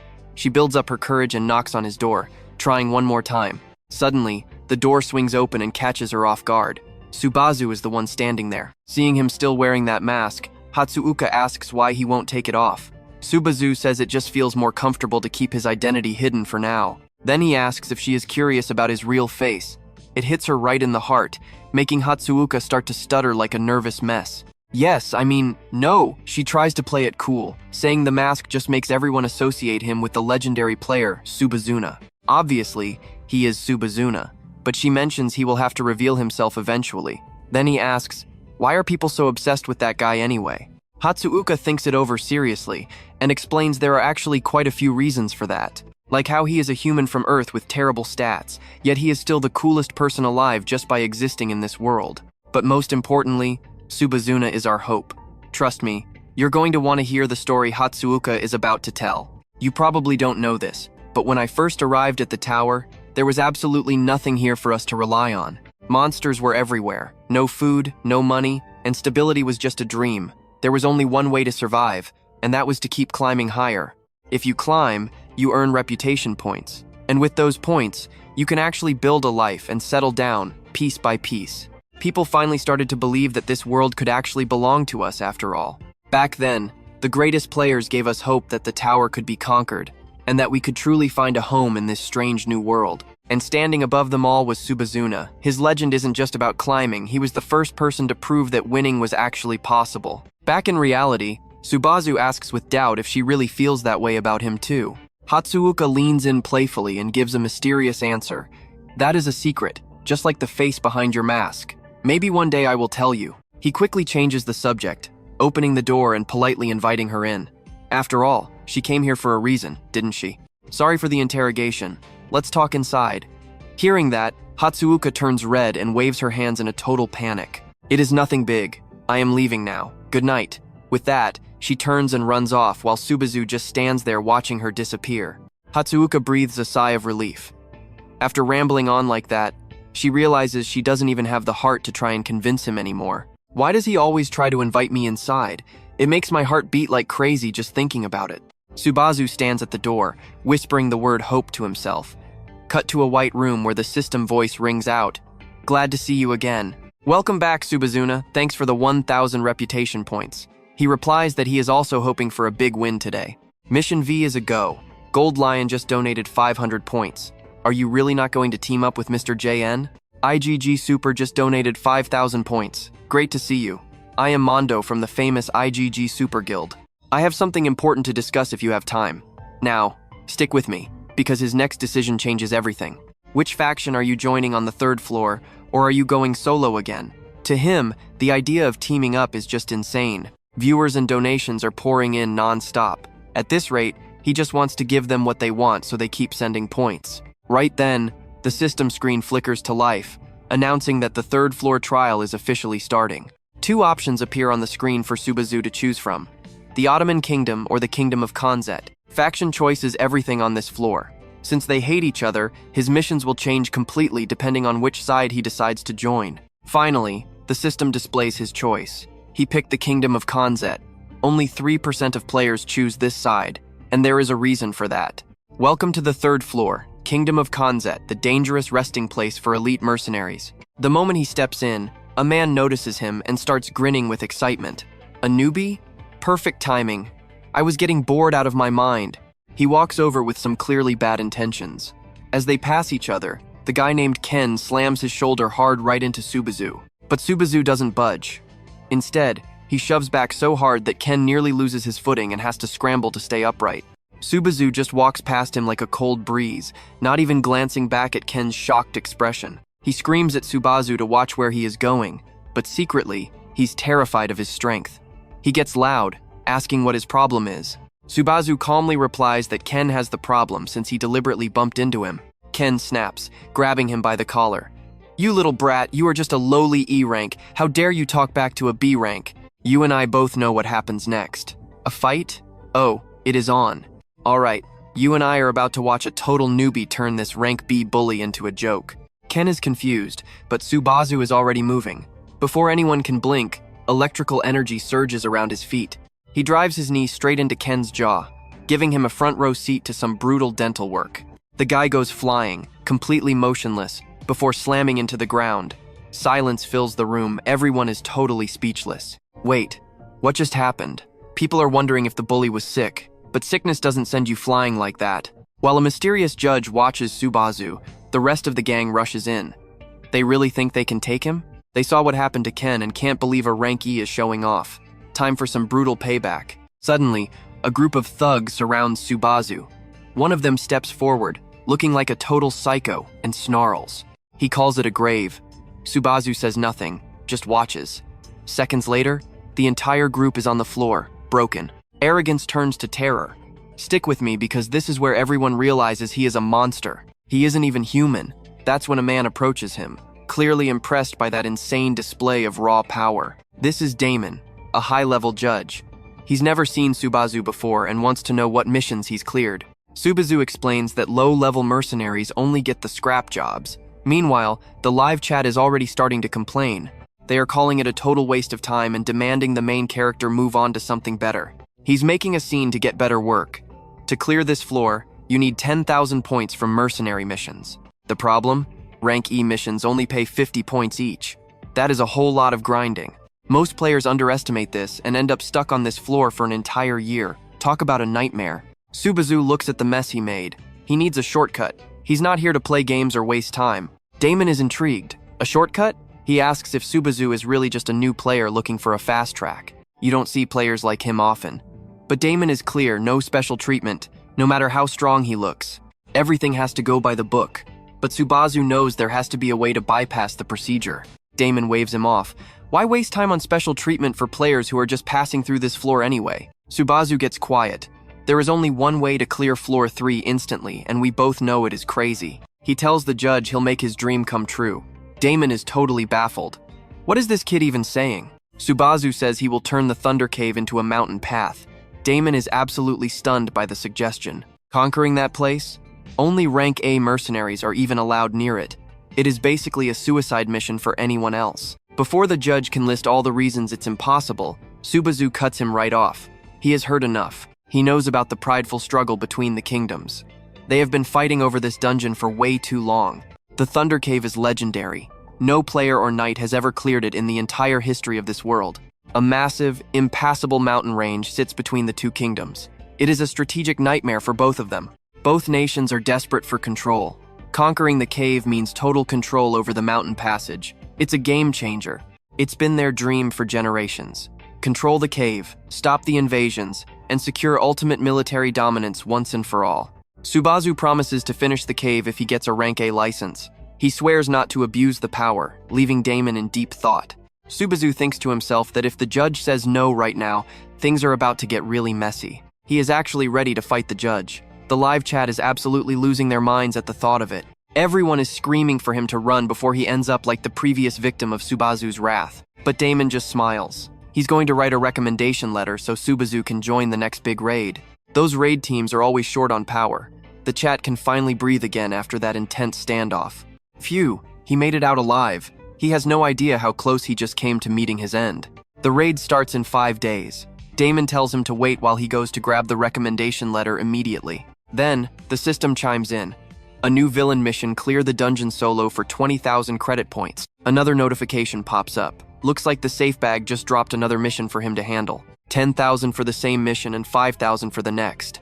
He is really stacking up the rewards now. Subazu realizes that 5 days from now is exactly when the third floor trial is supposed to end. You and I are about to see if this was all a setup as Damon finally returns. He speaks up, doubting the completion of the Thunder Cave. To be honest, he is skeptical since he challenged it himself when he was young and lost half his team. Subazu takes the recommendation letter from him and replies, "This time, that will not happen." His confidence leaves the old man confused. Why would you even need a recommendation letter then? Subazu gives a firm, steady answer. Because I am going in alone. Now watch this. You and I are about to see the chat literally explode over this news. Is he actually taking it? Did he really clear the second floor solo? I mean, anyone can clear that level, right? But this territory is way harder. Suddenly, the guide gasps in total shock. Are you out of your mind? The Thunder Cave is a 20-person mission. You are really saying you will go in there all by yourself? Subazu replies immediately. I heard their manpower is low. Whether they can even gather 20 people is the real question here. Honestly, that is tough. I will just assume you have companions with you then. However, he does not hesitate to answer. I do not. At least not right now. Meanwhile, on a steep cliff, someone walks across wooden planks while watching the stream. He is impressed, wondering if he can really handle it solo. He is just like Subazu. I wish this was not a live broadcast. Back on the stream, Subazu asks the viewers if they want to see other stages. Yeah, I have zero interest in them. And with that, I am going to stop broadcasting for a bit. Now here is the part where the chat goes absolutely wild. You and I saw those shocked question marks, right? Everything was already decided. A notification pops up. Namazu has officially ended the live stream. She feels a bit disappointed, thinking this would help her kill time until reaching the third floor. But then her face brightens. He really does remind me of him, she says. He always walked his own path no matter what people said. It is like the real Subazu is the one broadcasting. Right. He is joining the tournament too, right? I should go talk to him, though I hope he does not win. Back to Subazu. He is currently wandering around with the little sprout, Hatsuka. She exclaims that this is exactly how he would act. You are just like the original. Subazu replies that the viewers do not like him. Hatsuka explains, if you only took normal jobs, your channel would be totally boring. Do not you think? Subazu is surprised by her logic. He asks if she really thinks so. Thanks for the advice. Then Hatsuka asks what his next move is. Stick with me here. He is about to reveal his secret master plan before the big tournament finally begins. He thinks to himself, I need to know how much lightning I can withstand in my current state. I want to test the Thunderheart and keep Soza's keepsake safe. Elsewhere, Janaki from the blue zone walks with a look of pure annoyance on his face. He keeps grumbling, do not mess with me, damn it. Usually, when blue zone calls, you should come running. How dare he make me come all this way? I do not care if he is lightning or whatever. Why should I listen to some unknown third-floor loser? Hello, I am here. Suddenly a hand waves him over. It turns out to be Old Zone. After sitting down, Zone speaks up. So, you are Janaki from the blue zone, right? I heard you wanted to discuss one of our live broadcasts. The visitor responds with an annoyed look. Exactly. But where's the guy involved in all this? Zone says he is busy right now. He complains arrogantly. That is pretty cocky for a rookie. Busy with what? What could be more important than this? Zone just smiles. It is private, so I cannot say. Then he asks him back. More importantly, we already stated our wishes, right? That is why he is not here. He replies that they intended to speak with him directly, but Zone just makes another excuse. How unfortunate. It will be very hard for anyone to meet him. Hearing this, he gets visibly upset. Is it just that you do not want us seeing him? He curses internally. Damn it. If I go back without meeting Naika Kami Subazu, I will be the one facing discipline. He slams the table. I know your game. You just want to keep your golden goose to yourselves. So what do you and I think? Should he join a big guild or keep flying solo? You and I are starting with Joe, who just looks completely and utterly unbothered right now. Who knows? Famous streamers are making almost as much as top players these days. Leaning back in his chair, he added, I have met plenty of people who look down on streaming as a real profession before. Nah, snap back.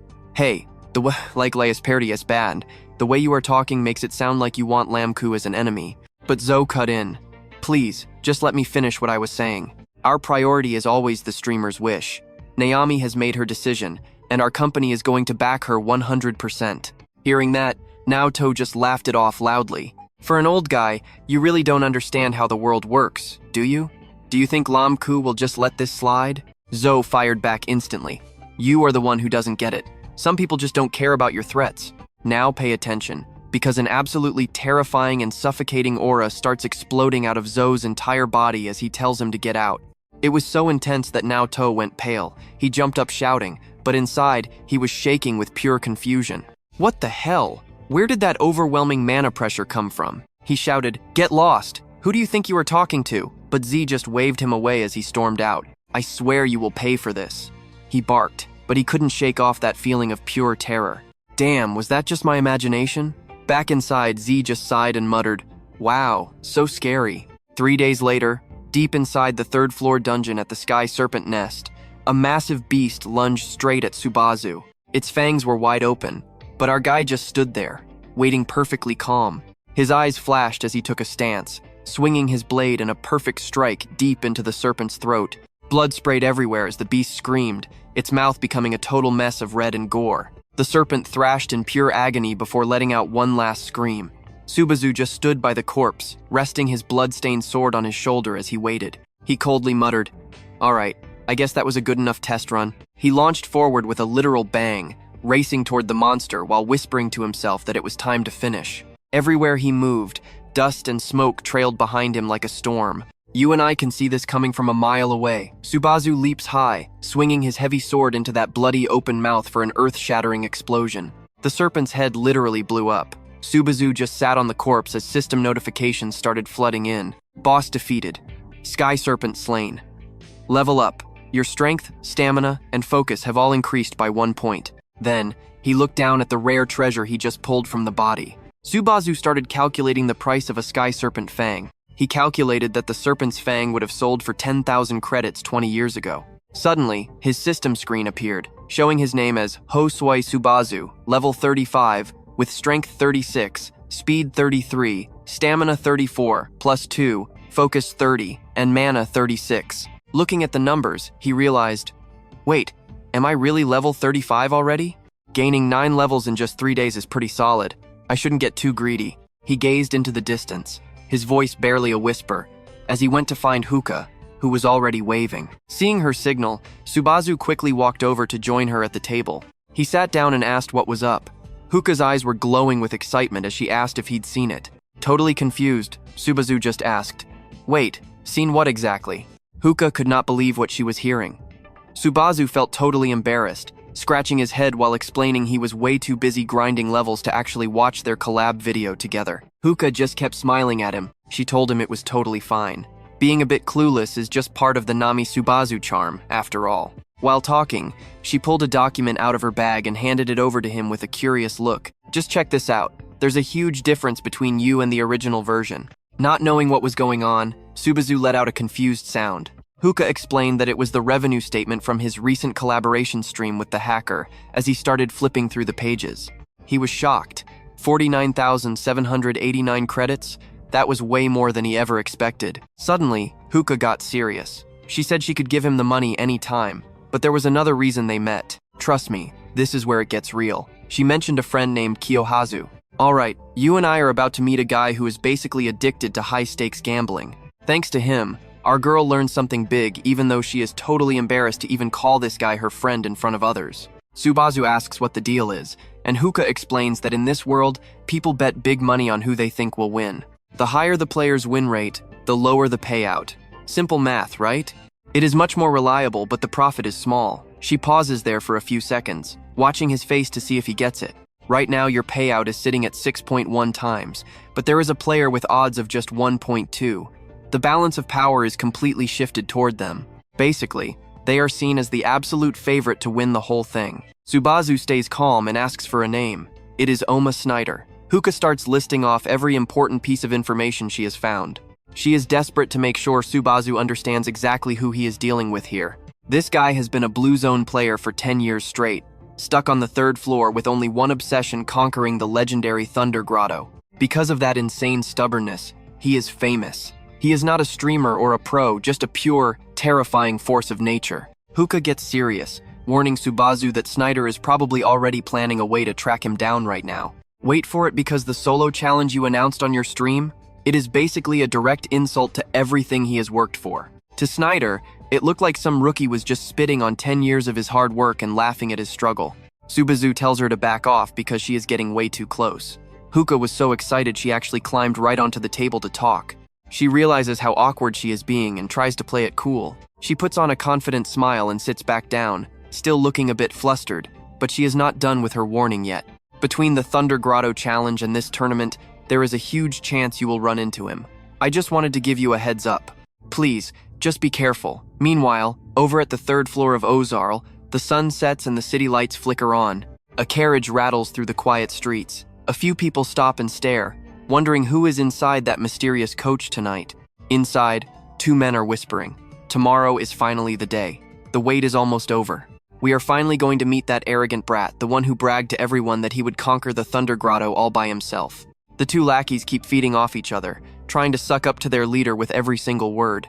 They think he is just talking trash because he has no idea how dangerous the Thunder Grotto really is in person. I know what you are thinking, but check out Snyder.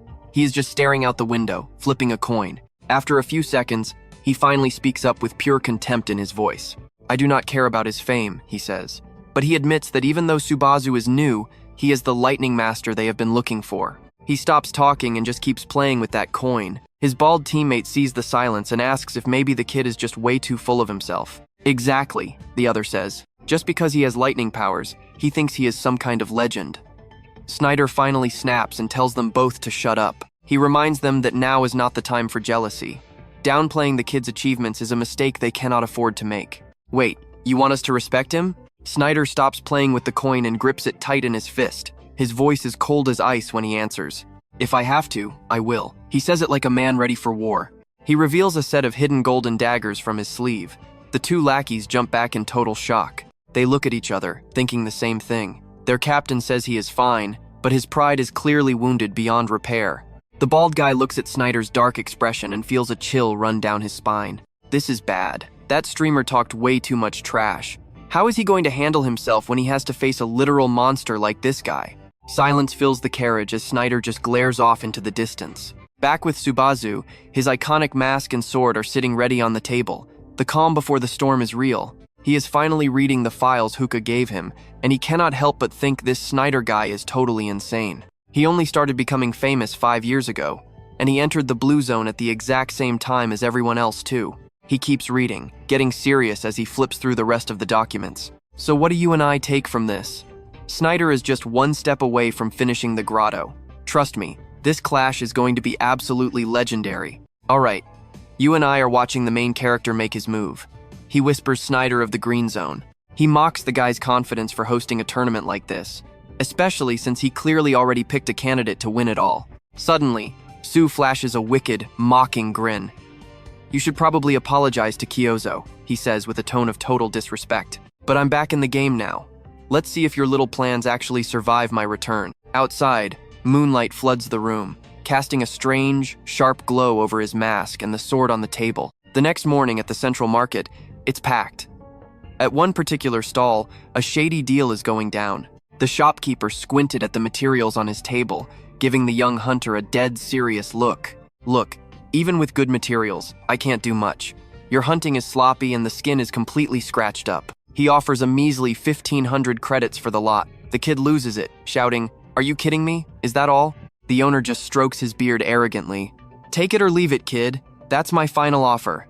The kid folds and takes the deal. Once he leaves, the owner rolls up the skin with a smug grin. He thinks he's hit the jackpot. Gazette skins self-heal, making them incredibly valuable. Most rookies have no clue. Now pay attention here, this is where the real power move happens. Sue walks up with a heavenly snake fang. The man's jaw drops when he sees it. "Is that a heavenly snake fang?" Sue asks how much for this. The shopkeeper keeps his eyes glued to the fang, desperately trying to pick out a single mistake or flaw, but he can't find anything at all. Inside, he's fuming. It's perfect S+ rank material with absolutely zero damage. But the guy is a total fox, a professional at being a scammer. He thinks Sue is just another clueless amateur to exploit. He's ready to play his usual mind games. He puts on a fake look of disappointment. "It's okay, maybe a B or A grade. Skillful hunt though. I'll admit, the hunter who took this down has some decent skills for an amateur. But look at this tiny scratch. If it wasn't for that, I'd say S rank. Plus the market is flooded." As he speaks, he pulls out his calculator and punches in a number, sliding it over while acting like he's being the most generous guy in the world. "Look, I'm in a good mood today, so I'll give you a special price. 8,000 credits. Sue stays quiet, thinking, it's been 20 years, maybe this price isn't actually that bad for today. Suddenly, a voice cuts in. With that quality, it's easily worth at least 15,000 credits. Both men spin around. Snyder walks up behind Sue, his presence heavy as he stares down the dishonest merchant. He reminds the owner that these fangs are rare. The seller should be the one setting the price here. Caught red-handed, The shopkeeper panics and starts screaming that it's all a blatant lie. Sue and Snyder lock eyes for the first time. Silence hangs between them until Snyder finally breaks it. He asks if he's looking at MC Subazu. Sue doesn't flinch, calling him by his name, Snyder. Let's pause. I know what you're thinking, a maid cafe? Yeah, it's as weirdly cute as it looks. Sue crosses his arms, wanting to get straight to business. Nearby, girls whisper, wait, is that actually the famous Snyder? Sue looks annoyed. We aren't exactly on friendly enough terms to be hanging out on a casual date. He stares at the overly sweet pink dessert decorated with fancy pink cookies, looking back at the old man and wondering if a sugary parfait really fits a man with Snyder's tough warrior image. The old man speaks. You're the one who claimed you'd conquer the Thunder movement. Sue just asks, so what? He calls Sue an arrogant little drifter. Snyder narrows his eyes, clearly unimpressed with the kid's attitude. I figured you were just some floor 3 rookie who didn't know when to keep his mouth shut. Sue asks if he's had a change of heart. Snyder drops his spoon and says, 50-50. I acknowledge half of you, he says, because you actually have talent, a whole lot of it. The old man sighs, still finding it incredibly hard to believe this kid is being compared to the legendary Naokami Subazu. Sue watches him closely, realizing the guy's eyes are actually dead serious right now. What is your point then? You didn't stop me just to give a pep talk. Snyder growls, I have a proposal. Take it back. Admit that your solo conquest claim was just pure arrogance born from being totally ignorant. Open up your live stream right now and give a very formal, sincere apology to every single person watching. Sue notes that this doesn't sound like a proposal at all. If I beat you in the tournament, you'll admit you're just a green rookie. That's the deal. And that's where we leave it. Sue sighs, and what if I'm the winner? Alright, stick with me, I'm the one who started this, so give me everything you know about lightning motion. You're okay with those terms, right? Snyder asks while standing. No problem, he says. We can't lose anyway. The old man frowns, at least not against the current you. Then, Snyder just turns and walks away. Subazu sits there pondering. It seems 10 years of hidden training haven't been meaningless. Cut to the talent office. 10,000 people? The notification is insane. With rewards like this, the participation numbers are absolutely through the roof. That man with the blue hair is Kizohazu. If this happened when I was on floor 3, I'd have joined. Snyder is at 1.2 and Nazukami's at 6.1. Kizohazu laughs. Nazukami's? The scale is too massive and the risk is way too high for a pro. On the other hand, Snyder is a blue chip stock with a proven track record of winning every time. He calculates the odds. With these numbers and Snyder at 1.2, the winner is totally obvious. A professional gambler like me always trusts my gut over the math. Fine, I'm going all in on Snyder. Suddenly the phone rings. Answer me. Kizohazu jumps in shock and drops his phone right on the table. He screams, heart racing. He stands up and looks straight at the camera to ask a frustrated question. I know you're stalking me right now. Now watch this, a mysterious voice answers back. 6. It's Hookah's voice on the line. Hey, what are you doing? Kizo picks up the phone nervously. Hookah already caught him gambling again. Kizohazu freezes for a second, then immediately starts questioning her. Where did you hide the bugging device? In my office or my ear? Hookah asks what he's talking about.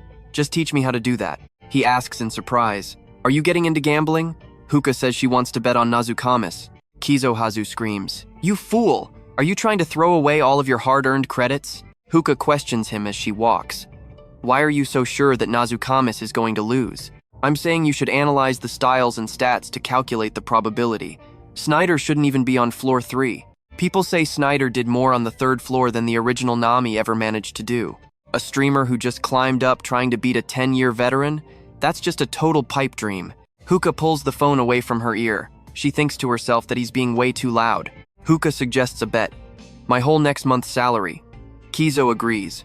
Suddenly, a cloaked figure passes by.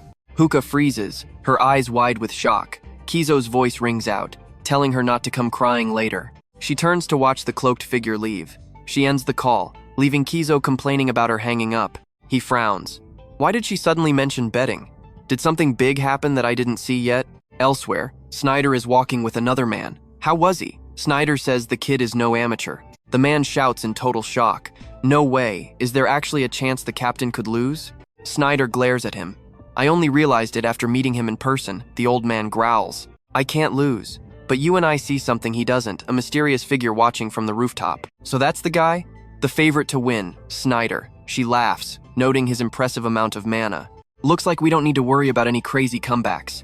Days later, the blue dragon flags are raised. It's tournament day at the Antenna Arena, and adventurers are flooding in from every single direction. Subazu walks through the long sunlit hallway.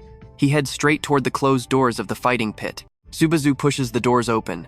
The moment he steps onto the field, the entire crowd starts screaming. That mask belongs to Nazukami's. People are shocked. Is that streamer really participating in the tournament today? Voting is closed and his odds are second highest.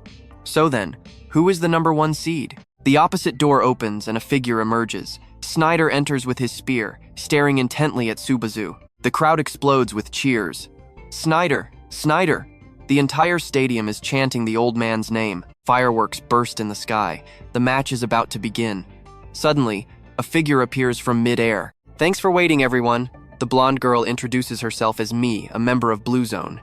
I'll be your MC for this tournament. Nice to meet you all. We'll start with prelims before the finals. Stick with me, we're about to see what kind of insane legendary rewards are up for grabs.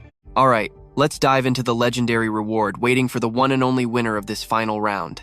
She raises her hand as a crimson glow erupts. Miha shouts at the top of her lungs. The boots once worn by the god Hemzes shine brighter by the second. The announcer continues introducing the pride of Blue Zone, the legacy of the legend Huka Soza. A pair of boots manifests in midair as she screams. The Tanya boots are finally here. Subazu gazes up, clenching his fists while vowing that he will definitely reclaim what belongs to his friend. High up in the stands, Huka is keeping a close eye on him. She smiles, thinking Nazukami must be starting his stream soon. Suddenly, the person beside her mutters about how those scoundrels dare to show their faces. She glances over and realizes the person next to her is wearing a dark cloak and a mysterious mask. Huka remembers meeting this person earlier.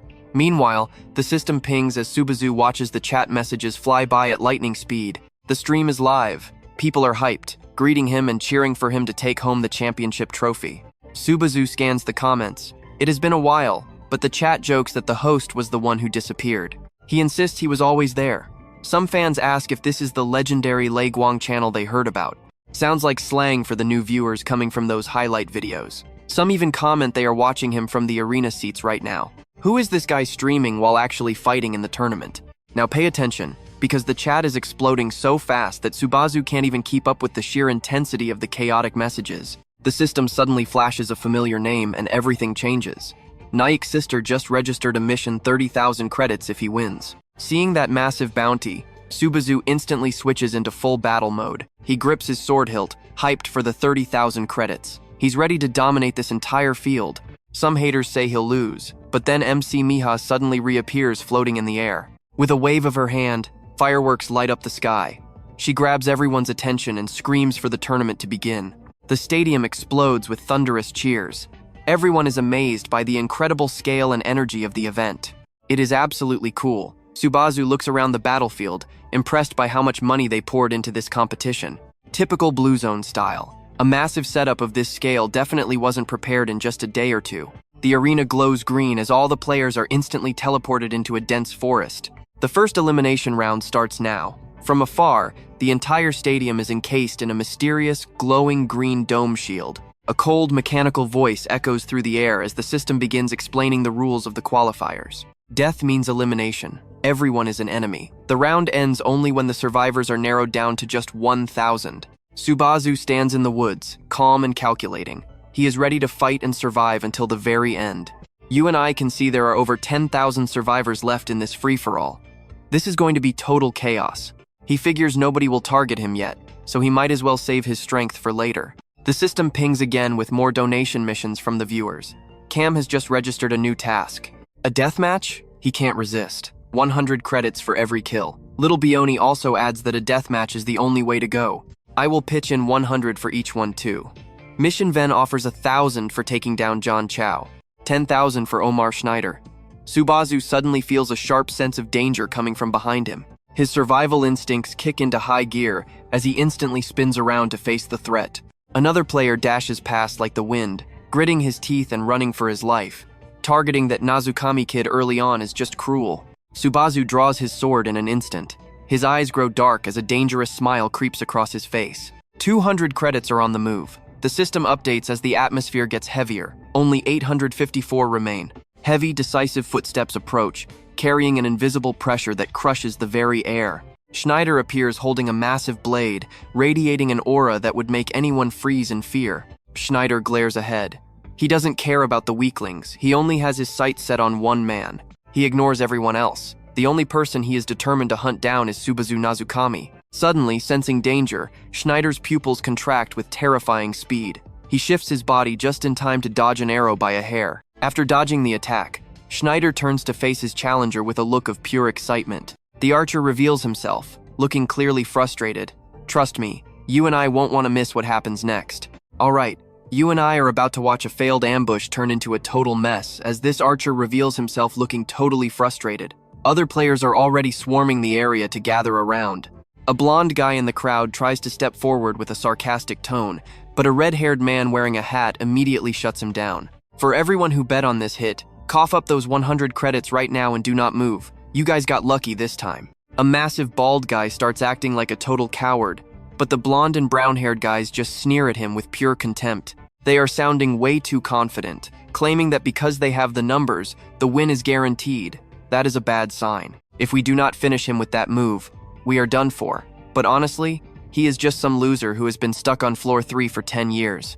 Don't worry, we have the numbers on our side. Seeing this, Schneider can't help but scowl as his gaze turns ice cold. Your plan is not half bad, but you definitely picked the wrong opponent. Hearing that, a swordsman just laughs mockingly and steps up to see who is talking. He is just acting tough since he is about to die, right? But before he can even finish that thought, a flash of light sparks and his head is gone in an instant. His body collapses instantly, taken down so fast that nobody even saw the hit. The players around him are completely frozen, their brains just cannot process it. Panic hits the roof. Trust me, you and I both know that was way beyond a normal spear's range. Schneider does not even care. He spins his heavy blade, causing a massive whirlwind to erupt around him. The pressure around Schneider is absolutely suffocating. He growls that he has dealt with countless losers just like them before. With that, Schneider lunges forward, swinging his blade with zero hesitation. The power explodes like a massive shockwave, tearing straight through the enemy group. Those standing closest are sliced clean in half. Their formation is shattered in a single, devastating moment. The other players are trembling before Schneider's terrifying power, instinctively backing away as the atmosphere becomes incredibly heavy. Schneider keeps spinning his blade as he steps closer. Listen up, those cheap shortcuts of yours won't work in this tower. Speaking firmly, Schneider continues his deadly dance with the blade, approaching the players with a cold, lethal gaze. Your luck has officially run out, this is the end. Seeing this, the players fall into a total state of panic. Schneider's face is plastered all over the big screens now. Every player is running for their lives, but unfortunately, there is absolutely no escape. Every single swing of his blade cuts through players like paper, and their entire team collapses instantly. Still, a few try to hold their ground. Hey, don't run! This is just a test. Stop being such pathetic cowards. But this is not a fight anymore, it is a massacre. High in the stands, a woman dressed like Nadukami watches everything with calculating eyes. She analyzes Schneider's skills, realizing that if he reaches the higher floors, he will definitely crush the top of the rankings. He stands out way too much compared to the other trash. Suddenly, a piercing scream breaks her focus, making her wince. Damn it, I almost forgot. She turns to see Hookah glued to her phone and can't help but feel curious about what she is watching. Hey, keep fighting. Why are all these guys acting like such total babies? She glances at Hookah's screen and is shocked to see her watching Nazukami's live stream. Hearing the name, Hookah turns around looking totally surprised. Nam, do you actually know him? Hookah looks at her mask and suddenly realizes, her voice filled with pure excitement. Hearing her admit it, Hookah blushes and introduces herself as HSA, a fan for 20 years. You can tell she is totally obsessed with him. Then Hookah gives a soft smile and looks at her with such gentle eyes. Stick with me here. Subazu is walking through the silent woods when a system notification suddenly pops up. Survivor number 1342. How many was that? 97 kills? No, 98. He even took out the guy trying to run away. Hearing the system, he looks up at the sky with a thoughtful expression. Is it time to end this? Subazu is hesitating because the reward is just too tempting. His brain goes into full math mode, 200 credits per person, 200 credits per head. Suddenly, a brilliant idea flashes in his mind and a smirk creeps onto his face. Once the plan is set, Subazu calmly draws his sword, looking chill but radiating a deadly aura. Why not just announce I am here to bait everyone? Seeing this, The viewers on the live stream are losing it, wondering what on earth he is planning to do. The chat is blowing up instantly. What is he thinking? Is he really trying to draw all that hate just for the money? That is some backward logic. While everyone else is hiding, this guy is out here giving off pure champion vibes. Then Subazu suddenly swings his blade at a tree, hitting it with so much force that lightning sparks out everywhere. Golden light erupts around the trunk, swallowing the whole tree as it begins to crack. Finally, only a charred, smoking stump remains now. The massive tree crashes down with a thunderous boom, shaking the forest. As the dust settles, Snyder is standing there, silently approaching. Subazu sees hundreds of bodies at Snyder's feet. Let's watch these two finally clash. Alright, stick with me, we are about to see Snyder turn around with a dangerous hunter's glare. Found him. Subazu turns and lightly swings his sword. Facing a confident Snyder, the chat instantly explodes with hype as comments flood in. I think I am the one who found you. The big boss finally appeared. This bounty is definitely 10,000 credits. Snyder? 100,000 credits is not even enough. Facing each other, Snyder speaks first, sounding completely impatient and annoyed. This is the perfect timing. So let us stop wasting time and just end this whole thing right here. Seeing the reward notification, the main character starts to grin. 1,000 credit mission for defeating John Chow is now live. That is 10,000 credits for taking down Oma Snyder. It looks like I will be getting my money sooner than expected. They stare each other down, tension at a breaking point. 120 survivors remain, as Subazu quickly calculates his odds. Only 202 left now, pay attention, because things are about to get really crazy. A wave of power blasts toward him, but he barely dodges in time. Leaves swirl in the wind as Subazu stays alert. Snyder looks straight at him, saying coldly, I only have 202 people left. I still have plenty of time. Subazu raises his blade into a combat stance, but in his mind, he is already evaluating the massive threat level. That was not just a skill, it was a martial art. Lose focus on that spear for a second, and everything ends. His spear reaches far beyond normal range. While he is thinking, Snyder spins his weapon with expert skill before launching a devastating strike. Facing the invisible force rushing at him, Subazu sharpens his focus and refuses to look away for even a single second. Once again, the familiar mechanical system voice rings out with a critical and urgent notification for the player.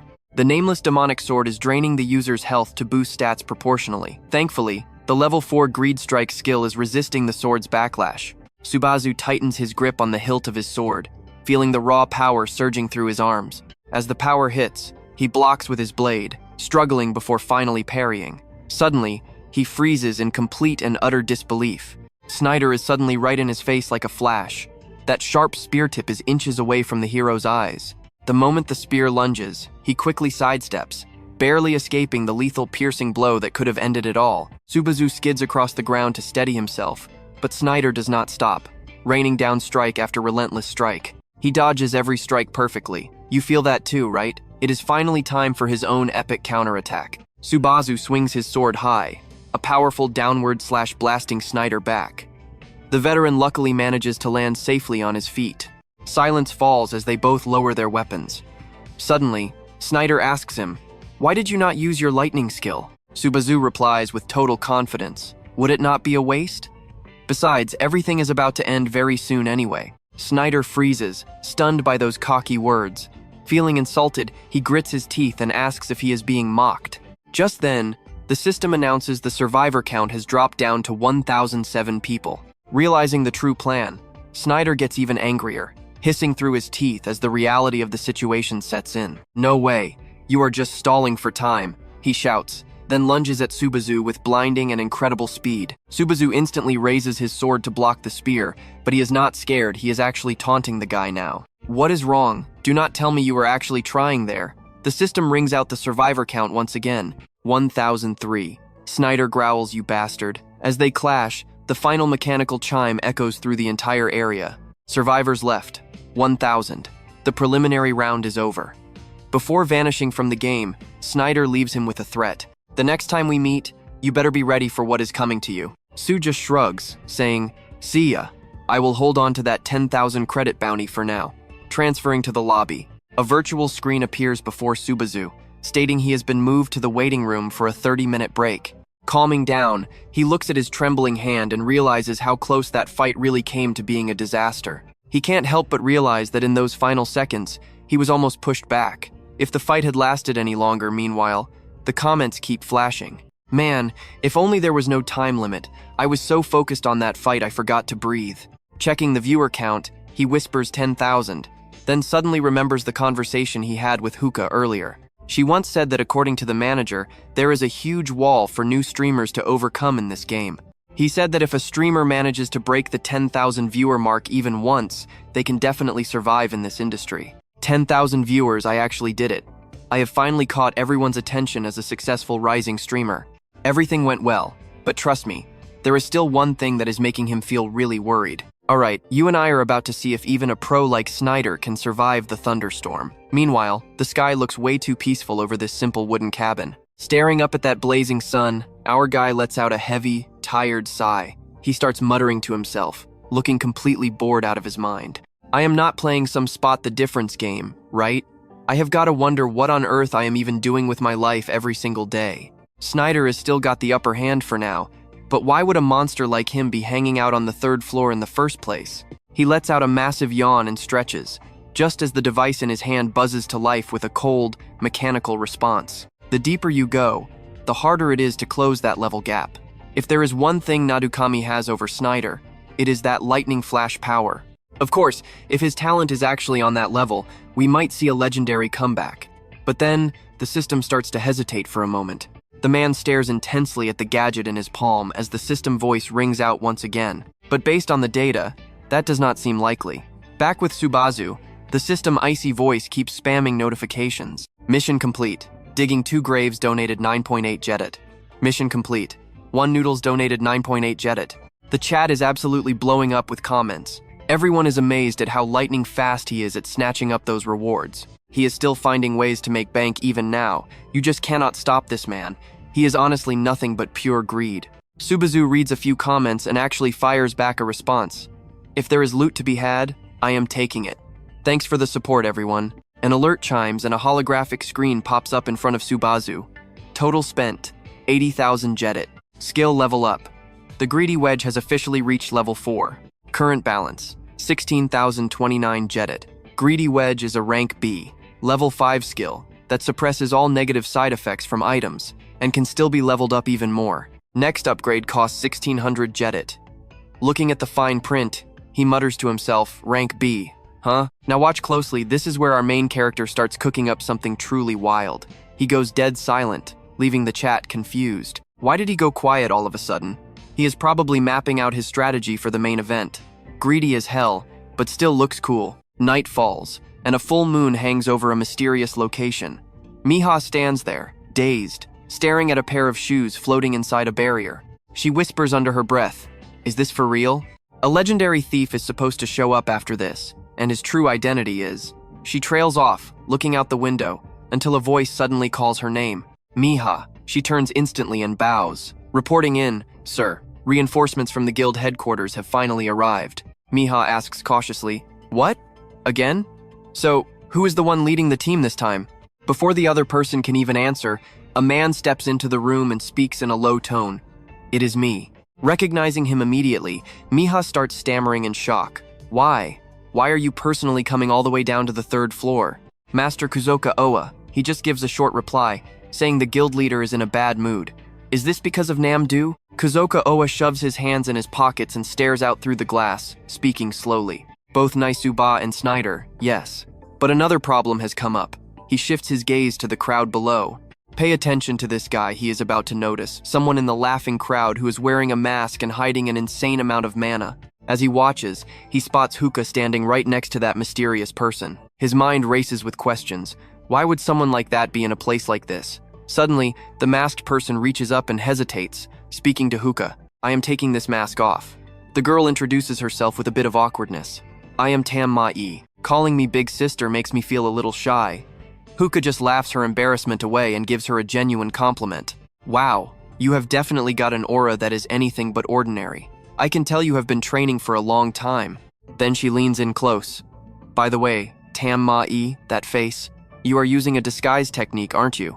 Tam Ma-e gives a sly little smirk. Hearing Hookah words, she is shocked. She thinks to herself, "What is up with this kid? I was trying to see just how much she could perceive. Is she an assassin sent by Kuo? No, her actions are way too bold and reckless for a professional killer. While Tam Ma-e is secretly judging her, Hookah just keeps on going, showering her with endless praise. I am sure you have your reasons. The stronger people are, the more they have to hide. Tam Ma-e finally speaks up, but before she can finish, Hookah cuts her off. The playful act is gone. No more games. She pulls a complete 360 and gets stone cold. Let me ask you this straight up. You are not here to mess with the tournament, right? Realizing Hookah already onto her, Tam Ma-e does not bother hiding it anymore. And what if I am? Trust me, you and I do not want to be in her way when she looks like that. I will stop you no matter what. All right, stick with me because this tournament is about to get absolutely insane. The virtual wall vanishes as the announcement rings out. Break time is over, and the finals have officially begun. Other players are caught completely off guard, realizing they had been standing right next to each other the whole time. The rules appear on the screen, revealing that the final round will be played as a territory capture game. You must capture enemy land. Instantly, the floor beneath every player begins to glow with different colors. Subazu silently observes his surroundings, noticing that nobody is making a move yet. He begins calculating his next play. Fighting now only wins one tile, but later on, defeating just one person could grant massive amounts of land, so waiting is usually the standard strategy here. However, Subazu doesn't wait at all and immediately charges forward, taking someone's head off in the blink of an eye. He lands softly with a sigh, noting he gets 300 credits per head, while on the other side of the arena, another player is already being targeted and brutally attacked. The attacker is none other than Snyder, whose purple territory is expanding at an incredible rate. Snyder immediately locks eyes on his next victim. The man turns pale, stammering that he hasn't even done anything yet.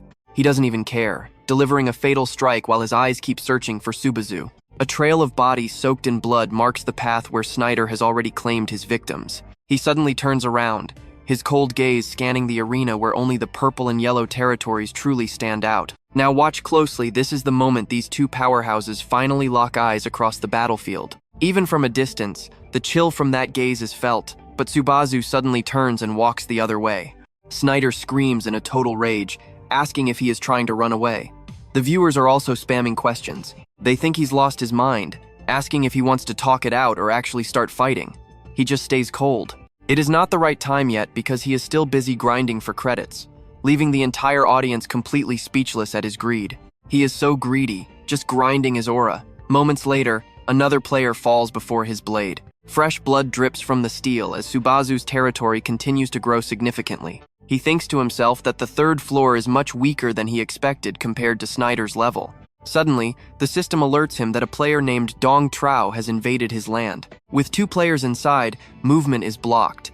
A man steps forward confidently, swinging his spear around to show off. He asks if he's the famous Subazu while the chat goes wild, recognizing him as a member of Blue.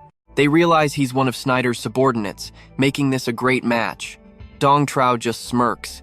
He jokes about getting in trouble for winning here while Subazu tightens his grip on his sword. Dong Trao suddenly lunges forward, shouting an apology to his captain as he attacks. He thrusts his spear into the ground to launch himself high into the air, spinning for a powerful kick. But Subazu quickly ducks to dodge it, using the opening to slice the spear shaft clean in two. Without any leverage, what can Dong Trao even do? I know what you are thinking, that spear didn't stand a single chance against his blade. Just as he prepares to strike, the guy frantically takes back his words, but Subazu finishes him off without a single second of hesitation or mercy. He exhales in confusion, wondering what was wrong with that guy while the chat mocks the so-called swordsman. They call him trash and wonder how he even managed to join the blue team. The system warns him again that Snyder has entered his territory, and someone comments on how popular he is. It seems everyone is lining up for a turn. A loud shout rings out as Subazu glares behind him. Just as the alert said, Snyder launches a surprise attack from behind, shouting that he finally caught him. He thrusts his spear, but Subazu reacts just in time to block it. Their weapons clash, sending sparks flying everywhere. They push each other back simultaneously, but Snyder immediately brings his weapon down for a second strike. He threatens him to use his lightning light or he will die on the very next hit. The crowd is hyped, joking about whether he wants a kill or a conversation, calling him a gentleman for waiting for a transformation to happen first. Subazu is knocked back but manages to find his footing, then unexpectedly pulls his sword back behind him. Trust me, you and I need to see if he's actually running or just beginning. Alright, stick with me because our main character is finally giving this guy exactly what he asked for. The system announces the deployment of Lightning Heart, which increases lightning skill power by 20% and grants immunity to all electric shock effects. But he is not done. He snaps his fingers as the level 5 Greed's Wedge activates to resist all negative side effects of the lightning power. A spear of pure lightning crackles in his hand. Running away? That is an action only for the weak. Snyder is absolutely stunned. How is he materializing raw elemental attributes into a physical weapon like that? Subazu fires back, asking if he looks like someone who is about to run away now. Snyder grits his teeth and answers no. The main character just smirks and points his lightning-covered spear directly at his opponent. So, are you the one who is going to run? Snyder hesitates, hoping he can break through this attack. Snyder finally smiles. A few days ago, his teammate Dong Chao had suddenly asked him a curious question. "Captain, is it rude if I ask you something?" Snyder joked that asking the question was already being rude. He tilted his head, confused. "I just wonder why you are so obsessed with that lightning movement technique of yours. With your strength, you could easily reach the 5th or 6th floor." Snyder just shrugged, explaining that obsessed men often forget why they even started. Dong Chao was just confused. Seriously? What kind of an answer is that supposed to be? Call it faith or call it an obsession. But Snyder knew one thing for certain about his own path. He claimed that whether he succeeded or failed, this moment would change his entire life. That is why he never gives up. Snyder smiles and returns to the present moment. He slowly raises his spear, rotating his wrist faster and faster while creating sharp, cold trajectories with his weapon. He stares at his opponent. "Honestly, I have a feeling that you are about to become my second obsession." Pay attention now. Snyder grips his spear and charges forward with everything he has left. His footsteps are fast, precise, and filled with a decade of pure and unshakable will. On the other side, Subazu plants his feet. "To honor your 10 years of training, I will not hold back." He lunges forward, his body cutting through the air like a bolt. The distance vanishes instantly as both of their spears finally collide. Both men roar, pouring every ounce of strength into the clash. Neither side is willing to yield even 1 inch. The impact is massive. The ground beneath them begins to shatter into a web of deep and jagged cracks. Huge dust clouds fill the air as the entire area explodes. Up in the stands, Hookah and Tame just stare. Tame stays silent, waiting for the other to speak. Finally, Hookah reveals that she is actually the manager of Nazuka. Seeing the confused look on Tame's face, Hookah starts to explain her situation quite awkwardly. I mean, if the tournament gets ruined, it will seriously impact the quality of his stream. As his manager, I cannot let that happen. Tame is starstruck. "You are really his manager? No way. I cannot believe this is actually real. I know what you're thinking, but being a manager for this guy is a total nightmare. I had to overcome all those blind, stupid people who stood in my way. Just absolute idiots. Wait, did you call me?" Tame gets even more excited. "I watch his streams like crazy, especially ever since that battle with the Wolf Warrior." Hookah is surprised. "So you are an original fan? This is getting interesting. Wait, does that mean you are actually a fan of the blue-eyed Nazuka Misu?" Suddenly, a massive explosion cuts their conversation short. A massive blast shows up on the screen. Hookah panics and grabs her phone to check the situation. Hookah screams in shock. The arena where the fight happened is now nothing but a pile of burning rubble with 2 men standing in smoke. Blood drips from Snyder's mouth. A large part of his body has been completely pierced through by that final attack. Snyder finally collapses, unable to fight anymore. The main character looks at his body in silence and whispers that they will meet again soon. The match is over. The system confirms he has captured a total of 283 territories. The winner is Nazuka with 283 regions. The entire crowd erupts into wild cheers to celebrate this victory. Hookah is so happy she starts crying, while Tame just stands there in deep and silent thought. Tamae is absolutely fuming inside. She cannot believe that he is actually going to receive the grand prize as Miha suddenly makes her appearance. Miha steps up to announce the glorious winner of this tournament one more time for the crowd. Miha gives a signal as she prepares to announce the massive winner rewards. And trust me, you and I are going to want to see this prize. Stick with me, you and I are watching Tam Ma-e walk out as Hookah follows her. On stage, the prize shoes finally find their owner. They rest in Subazu's hands now. He wonders, has it really been 20 years? Subazu's eyes grow dark. He drifts back to the past, remembering all that noise and chaos. Toshi was interrogating everyone back then, screaming about not touching his gear. Who had the nerve to actually put them on? Step forward. A guy tries to calm him down. Toshi, are you losing it again? Blue shirt just grumbles, saying he is stuffed and the guy is difficult. Underneath that blue shirt guy, a pair of shoes, totally stretched out. Toshi faces turns bright red with pure rage. He lunges forward, shouting that he warned him 1,000,000 times never to wear those shoes. Toshi was livid because they would lose their shape. Looking back, those were fun times.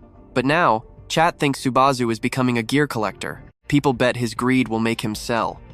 That item has a massive resale value on the market. He shuts down the rumors fast. I am not selling. Even if the audience thinks I could get a fortune, Manhwa estimates a price of a few 100,000. Maybe even 1,000,000 credits if he is lucky. Subazu won't budge. No matter the price, he has zero intention of letting them go. The crowd goes wild with offers. Sell to me, name your price. I will trade you items way better than those. They start shouting insane numbers. 2,000,000 credits? How about 2.1 million? The bids hit 2.5, then 3 and 4 million. Subazu snaps, telling them to get out of his sight. Suddenly, massive bolts of electricity surge. A giant lightning strike crashes right into the center of the stage. Now watch this. He stares them down, declaring he won't sell for even 10 million credits while the host panics. Well, there is your answer. Ladies and gentlemen, Manhwa is crying inside, wondering why he keeps getting dragged into these chaotic messes. Everything is handled. Subazu says his goodbyes and quickly disappears from the arena floor while holding on to his precious new prize. Later that night, in a busy district, two figures are lurking in the shadows. Kazuki is impressed. He actually won. Honestly, that was completely outside of my initial predictions. Hanamaki Hiji disagrees. Was he not amazing? I mean, he went up against Snyder himself. Do you think he will become like the real Namdu? He is not sure. Who can say? She mentions people are talking. They say if the original Subazu could do it, the new one should too. You and I see Kazuki is curious. Original and new? What does that mean? Hiji explains the nicknames. Blue Eyes is the original, S. Chim is the newbie. Gosh, you are so out of touch. He admits it sounds dumb. Besides, is the order not totally backwards? If the new one does it, then the original should be able to as well. She just does not see the difference. Kazuki shakes his head. It is not the same at all. Hiji curses internally. This is why those obsessive Blue Eye fans are the absolute worst to deal with. He asks what she is muttering about. She is just excited for whatever crazy thing happens next. Kazuki reminds her that no matter what, they still have a major mission to handle. Fine, let's go catch that shoe thief. Hiji runs after him, asking if he is sulking and to wait up. As they leave, a suspicious group appears behind them. Meanwhile, the chat is still obsessing over the shoes. Do they look old-fashioned? I think they look cool. Not my style. Are they really that famous? I bet that price tag is going to be astronomical. Watch it, bro. That is a forbidden topic. Inside, Subazu is just happy that even in this crazy situation, he finally got to see his old friend again. He thanks everyone for the missions. Because of you guys, my heart feels so much better now. Chat roasts him, saying his wallet probably feels better too. You look way too chill right now. Do not underestimate credit-hungry monsters like us. A notification pops up. Subazu shows the stats. Tania shoes, unique rank.